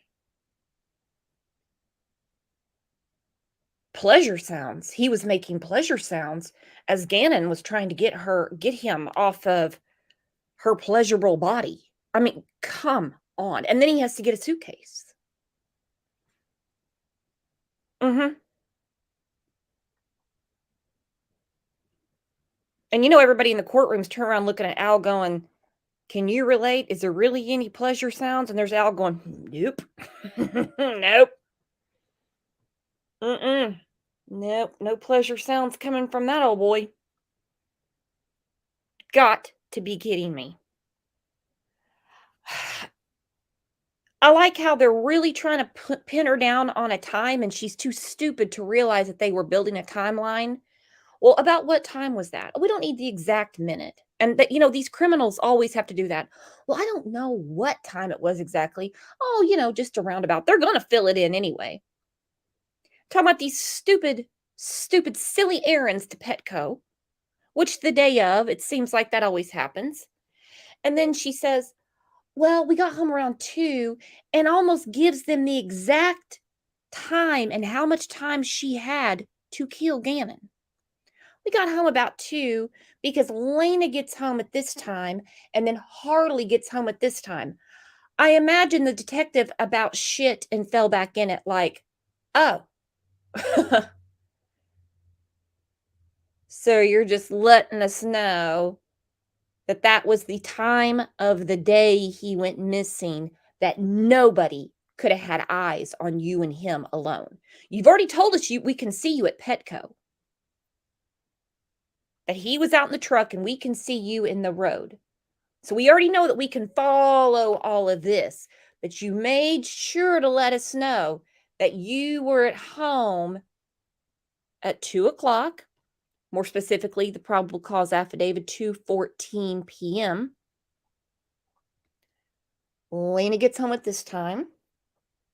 Harley at this time. Yeah, makes sense. So then from there, it gives her how much time to clean up and call 911 and make up this ridiculous story that he ran away. And then tell the officer with the body cam that she's not the one that gives permission. She's not the one that has any phone numbers. That's all Albert. Albert takes care of those things. But Albert's in Oklahoma.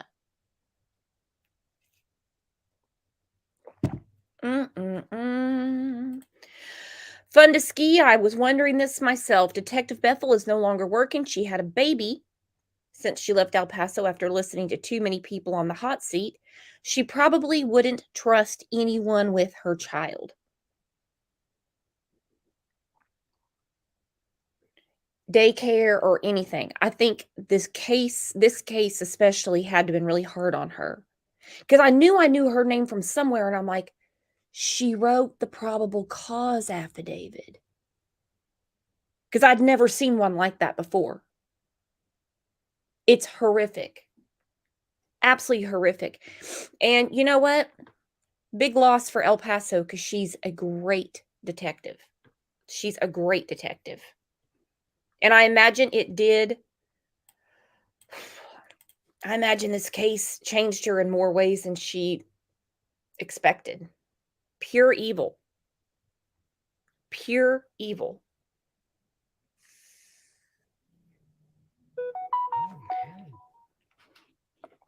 Who keeps sending me messages? I don't know who that is. And then, of course, she has to give us the difference between the smoke alarm and the regular alarm. She's really focused on this candle bullshit, and I want to know why. I just keep guessing, and it's only a guess, because I don't know. They don't tell me. Is Lena taking the stand to tell him what happened really on Sunday night? Because I don't believe for a minute this candle tripped her out to that point.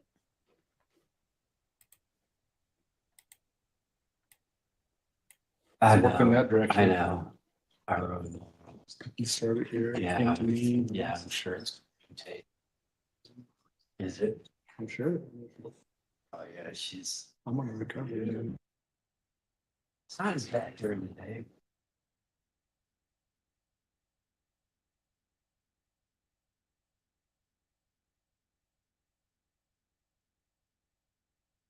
On openings. I did too. That was my word. I felt awful the night before. I was like, are you freaking kidding? I don't even know. It's done on the trade. I felt pretty bad. No. All rise for the jury, please. Yeah, I would have too, except for it makes you feel kind of screwy.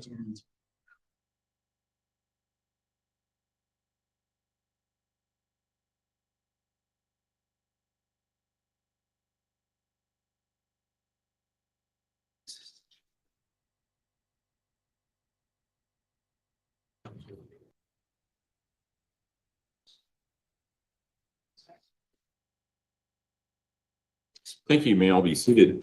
Court will recall CR 1358, people versus Letecia Stauch. Record to reflect the jury is present back in the courtroom. Sorry for the interruption, ladies and gentlemen. That was an emergency I had to deal with unrelated to this case. With that, go ahead and start with the word. And then just as far as timing goes, Judge, do you want us to just play it right up till 5 and then? About 5 till. 5 till, okay. Yeah. So everything was already there. I just I say gun, when I tell you put the guns back in their place, there wasn't multiple out in different places. I just want to make sure you know that it was it was I put that gun back with its partner gun. Okay. To make sure it was in the same place. So you put the black handgun into the silver armoire thing, chest thing, with your teal handgun. Right, in the same chest. Okay. And have they been moved since then? Well, Albert took them. Albert took both of them? Mm-hmm. He made me give him mine too. When was that? Today. Today? Yeah. So like he took all then when you guys I'm sorry. When in your department, I guess they went through my closet or whatever. Okay. They still left the guns in the closet, but you know, they weren't in the same place that they were. Sure. And so Albert took all them too because he was like, oh, well, I don't want you to harm yourself and things like that. He was saying those things to me, so he took them all and made me give him mine as well. And that was today? Yes. Okay. Do you have a history of trying to harm yourself? No. Say things like, he tried to say something about like, I'll grab a knife. That is not true. I do not do that. Like, I have never done anything like that in my entire life. Never received any kind of counseling for anything prior to anything like that, disturbing somebody, nothing like that. So there would be no, like reason. And right there in the beginning, that mental health thing, I've always tried to put a blocker up because I know that, things in your life can cause a problem.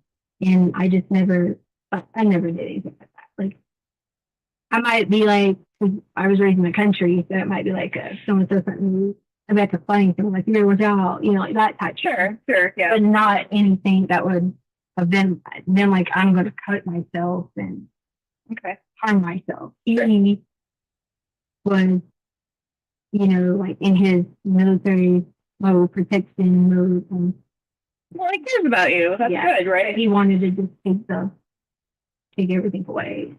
Okay. From there, so. Okay. He was like, I don't want you to hurt yourself. And I was like, what? Okay. So I just want to kind of like sum up what I think about, or what I kind of know generally about what happened on Monday. Okay. So Albert didn't go to school that day, or not Albert. I apologize. Gannon didn't go to school that day because he was not feeling well and because you guys wanted to get the carpet fixed. Right.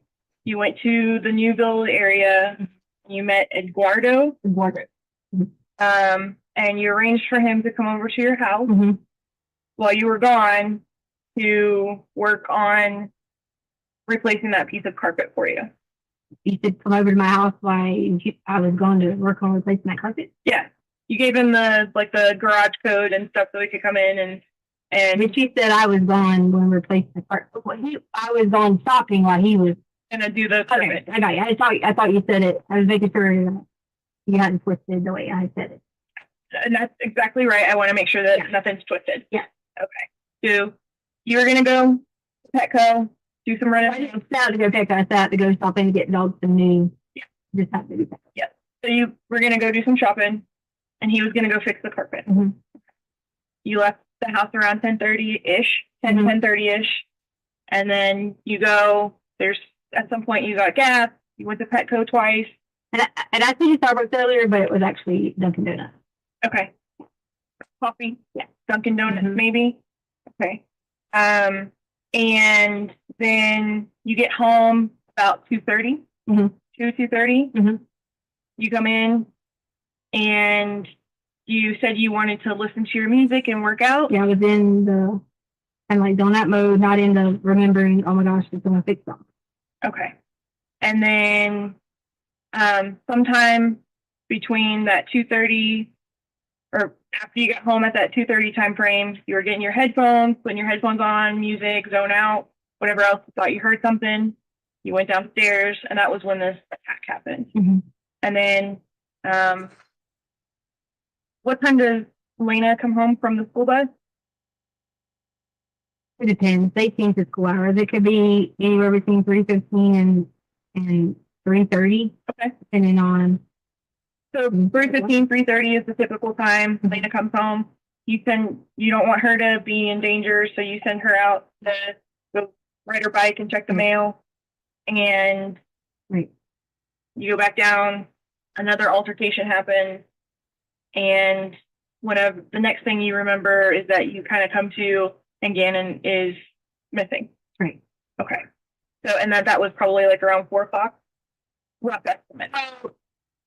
Yeah, because it would have been, or it could have been 4:30, but it wouldn't have been after 4:45, because let's see, Hollywood took 30 minutes to get home, so she hadn't got home. Lena was still riding the bike or out and about.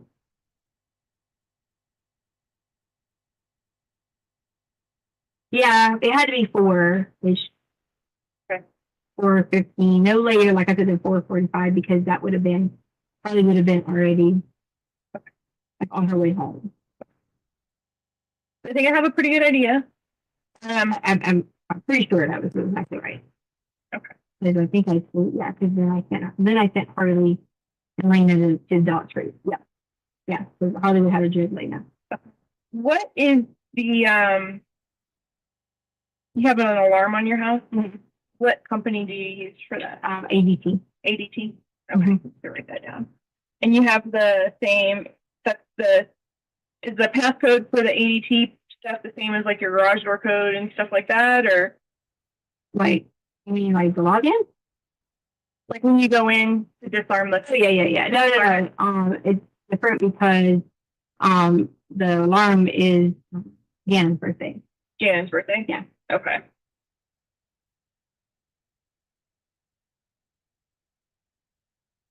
Okay.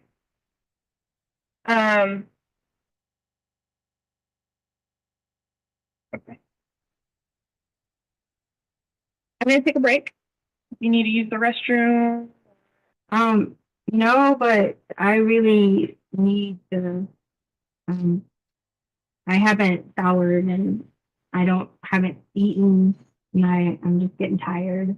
Okay. So. Okay. All right.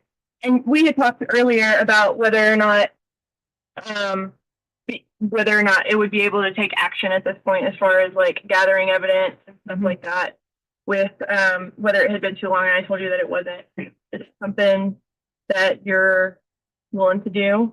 Right, yes. That's why I would do anything for you to figure out who Eduardo is and make sure that.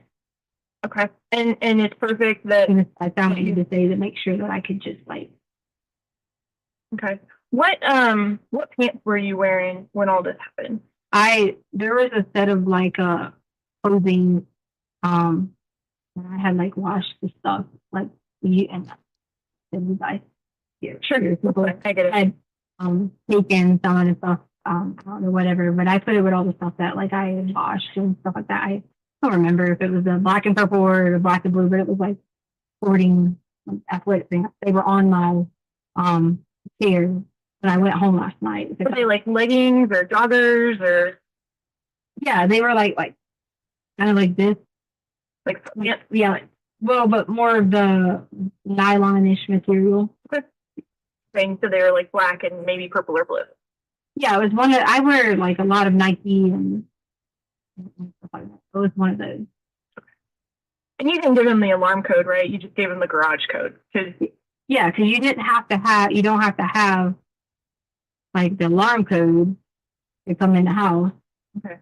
You have to have, and that's assuming that I even set the alarm. I mean, I may or may have not. I mean, typically I try to, log into my phone and do it if I forget. That's just assuming if I had, whether I had or not set the alarm, but I'm pretty positive. I don't say positive. I'm almost certain that I had set the alarm. Sure. But it doesn't have a sensor on the door. Like when Are you able to see if you log into your alarm account whether or not it was alarmed at that time? Yeah, that's what I was trying to show you, but I couldn't serve it. Okay. Okay. You might need to like plug into the Wi-Fi or something like that. Yeah. To do that. And there's open Wi-Fi. It's like EPC. Yeah. It doesn't require a password or anything like that. If you want to do that, can you use the restroom or anything like that? No, I'm actually I mean, am I like free to leave or? We're not holding you here. We'd like to get you over to the hospital for that. I would totally do that, but I really am. I just want to get some food and take a minute, and I can drive myself to the hospital. I don't want to feel like I'm some, person they're going to look at differently because I am showing up with, police and people, and that's why I asked you where the secret, like where people would know, because I understand you have a goal and a purpose, and that is our common purpose to have done here. Mm-hmm. But I also am thinking about how emotionally. Yeah, and I get that. And so I will tell you that if we drive you over there, we don't go in the front. We go in a back way. So you wouldn't be seen by the general public or anything like that. And obviously we're not in like uniforms. Everything is concealed, all that other stuff. So it's not like we walk in with a scarlet letter or anything else like that. So, okay. Let me go check on a couple of things really quick and then be right back. Okay. Okay, you said I was free to go. Are you wanting to leave right now? I'm really hungry. I'm thirsty. Look at my lips. They're chapped. Okay. They're like really bad. Okay. I mean, you guys know it's not like I don't answer or talk to you or anything like that. Okay. I've kept some communication with you. Okay. Can you give me just a few minutes to just check to make sure that I covered everything that I need to cover and then I'll come back in? She said that I would be able to go. Like she didn't say I would be. Like, I mean, I'm sure I've been here hours. And she said specifically that I would be able to go. And I'm not saying that you can't. I'm asking if you can give me a few minutes. I think if you can just call me or, I mean, I still have like, I have to maintain my mental health in this situation, and that's very important. Mm-hmm. And I just want to go. My lips are burning, and I want to take a shower. I mean, look at my fingers and all those things. Right. So it would be better to get the forensic exam done over there, like before you take a shower. Not like cleaned. I'm not doing like as in shaved and things like that. I'm not doing that. I haven't showered in 2 days. I like that. That's disgusting. I'm not doing that. But I will gladly go. Well, I mean, if you're saying you want to go take a shower before you go get the thing done? I didn't say I was going to go take a shower. I said I need some time to just rest. I'm exhausted. I want to take a shower. My hair is nasty, and I'm not going over there like dirty, smelly for someone to. But you realize that's how we gather evidence, right? So if you go take a shower right now, and I understand that you're like uncomfortable, right?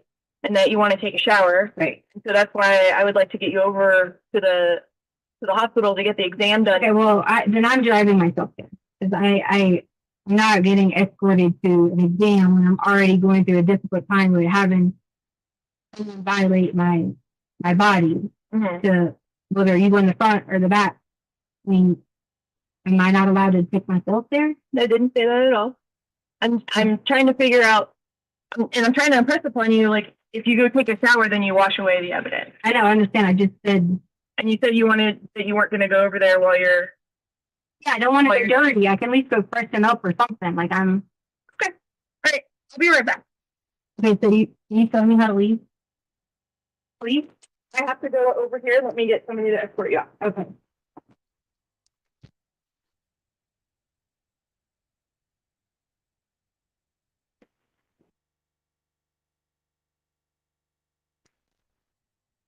Oh, hi.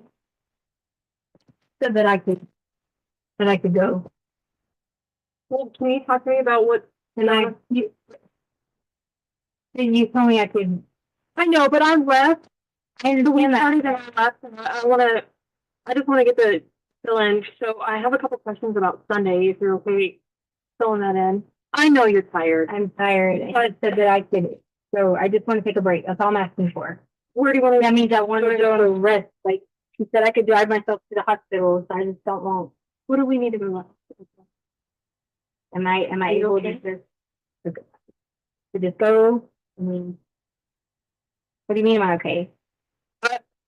But I've been hearing about a hospital. I mean, what's going on with that? This is why this is frustrating because I've already given her information that you guys can fully like watch and see, and you can know why I'm going to the hospital because she wants to get DNA, like or to have your body checked for right.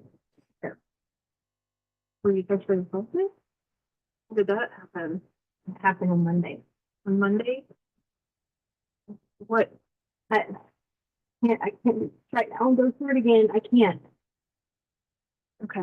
So let me make sure that we've got everything lined up for a singing exam. That's what you're talking about. Yeah, she's gonna do that, and I'm gonna just take a break. I want to get food. Look at my lips. They're chapped. I haven't. You want some food? I know. What do you want to eat? Okay, she just said I could be escorted out. Okay. And I promise you have my number. I haven't not. You're done with all this? Right, I haven't not communicated with you. I have been. Are you done with that cup? Nothing, but can I not take it? You can if you want. I just didn't know if you were done with it. We recycle them too. So okay. We don't hang tight for me just real quick. Let me make sure that she doesn't have any other questions. But she finished what you just said. I get that. Let's just let me double check with her. She said I could go. That she finished up the interview. I don't know. Holding me here? I'm not holding Okay, you. so can someone lock me out? You want to leave? I will clearly answer your questions. I just want to take a break. Like I've literally done followed all your. Where do you want to go for your break? I want to see my child. I want to get lunch with her. Well, I'm more than happy to get you lunch or to bring your daughter here or whatever needs to happen. I'm not saying that you can't leave, but I would like to finish up this conversation with you. There's a couple of questions about Sunday that I have, and this is the first time that I'm hearing that you're sexually assaulted. You go stand, right? That would be, well, you lean towards the door, so open the door. If you would like to have a conversation in the room, we can. It's up to you. But like I said, I missed out on a bunch.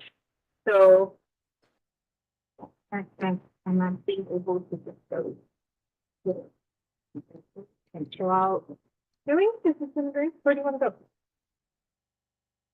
So am I not allowed to? I'm clearly asking the question. Well, I'm trying. So I guess our communication isn't the greatest at this point in time. Are you wanting to leave the office to go get something? Right. Yes. I clearly you have my number. I'm not going to not answer you for anything. I need to answer you. Mine's been. How are you? Good. So let me talk to you.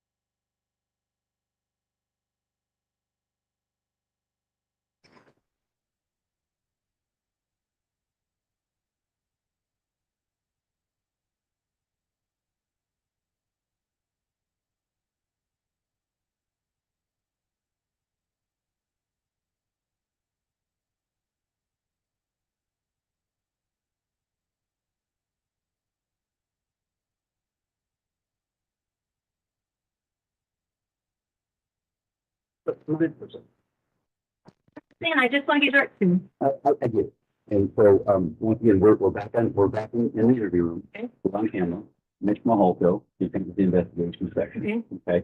So at this point in time, what we were just a step outside and tell me if I'm wrong, that you decided that you wish to leave and that there's no problem with that. I asked if, You didn't ask, you took. that point in time,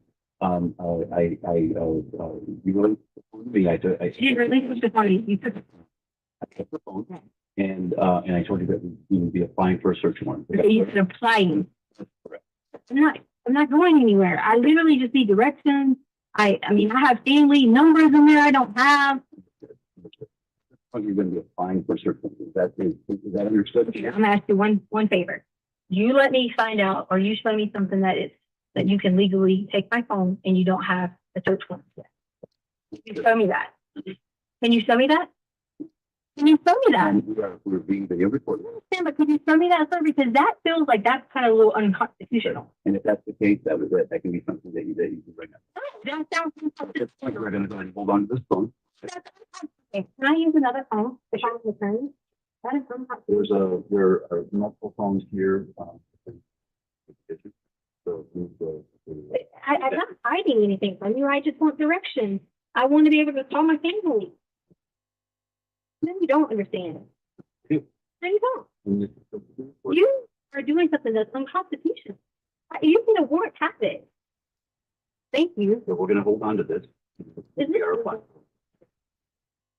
why? You don't even have a warrant yet. I just want directions. I want directions. I don't know. I want to get. Oh, wow. That's all I want. That's the call. You can. It's not about the phone or the number. That's the call. So teacher, at this point.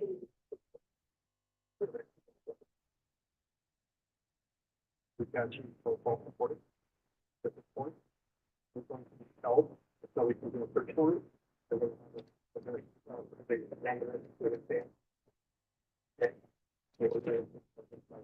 Okay, so I'm gonna hold you here until we get that search. Do I have to sit in place? Yes.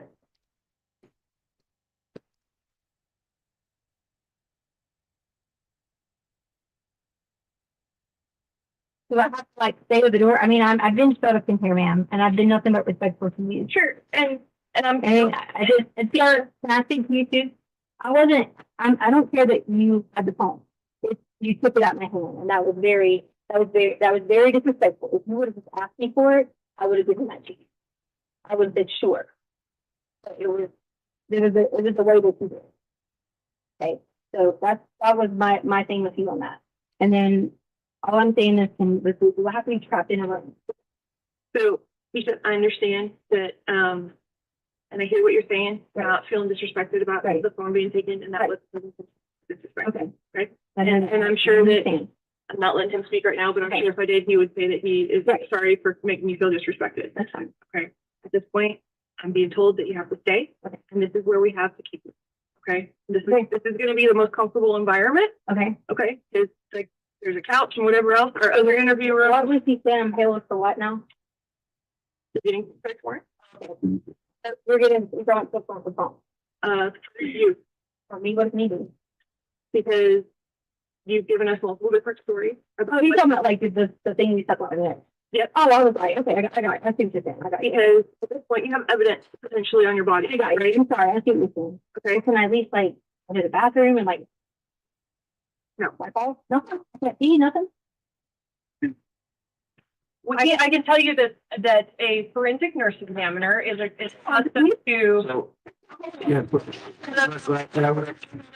We're not telling you can't go to the bathroom. Okay. What we're telling you is that you can't go into the bathroom. No, I had to like hold up.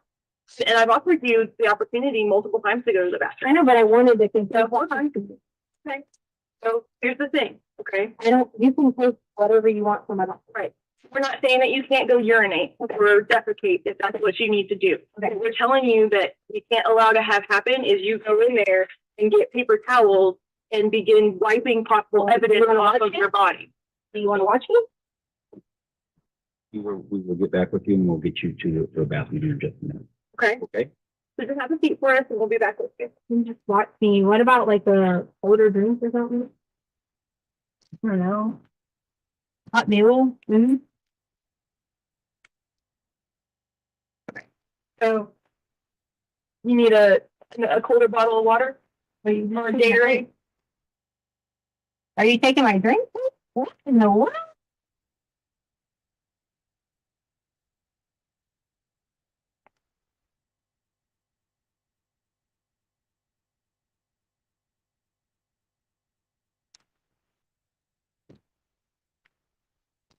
Am I able to make a phone call? Can I make a phone call? You said I could make the phone. Yeah. I told you I'm going to say that. We have,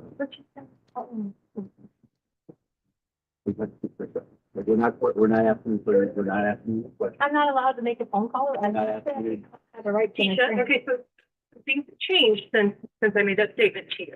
What? Okay, and so that is, at this point in time, I just want to know why. you're no longer, You're being, please let me explain to Okay, you. I'm sorry. Things have changed. Initially, you were free to leave. Right. And, you know, you could stop answering questions. Right. Whenever you wish, et cetera, et cetera.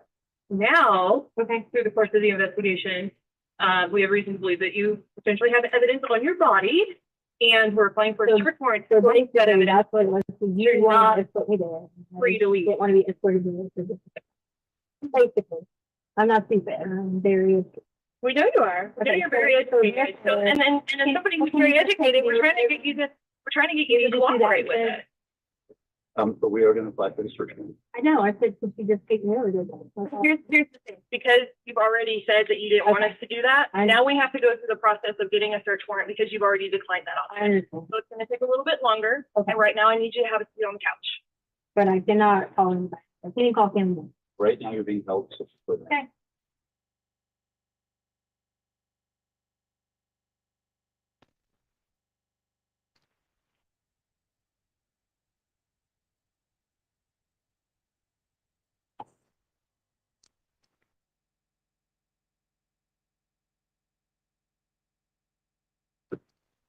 Can you do those questions then while we have the time, or you said something about you had questions?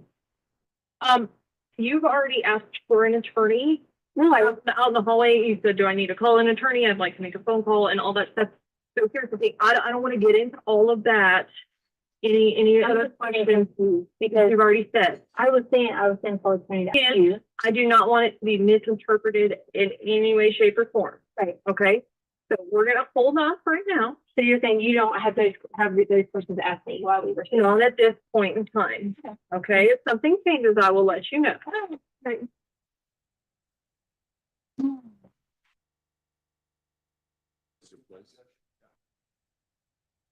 All right, we'll take our evening break. If we can have all of you, where you need to be on Friday morning, we should be able to start on time at that point. Again, don't discuss the case among yourself, don't discuss the case with anyone else. And research about any aspect of this case.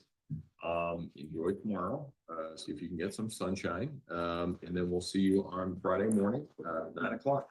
All right, for the hearing, please.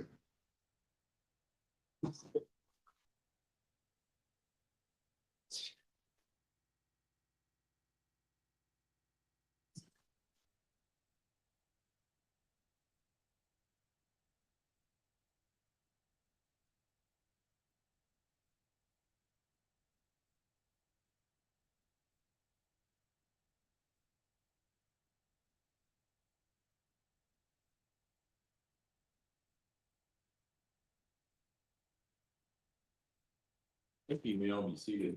Record should reflect the jury has left the courtroom. Is there anything we need to take up outside the presence of the jury at this point in time? No, Your Honor. Defense? No, sir. Okay. All right. As I said, my docket tomorrow is virtual, so you can leave everything here. There's not going to be anybody else here except for myself and Mr. Sproul. So you can leave everything here if you want. It's up to you. If there's something that you want to lock up, let us know. We can put it in the evidence closet. Thank you, Judge. And get out of here. So, see. All rise.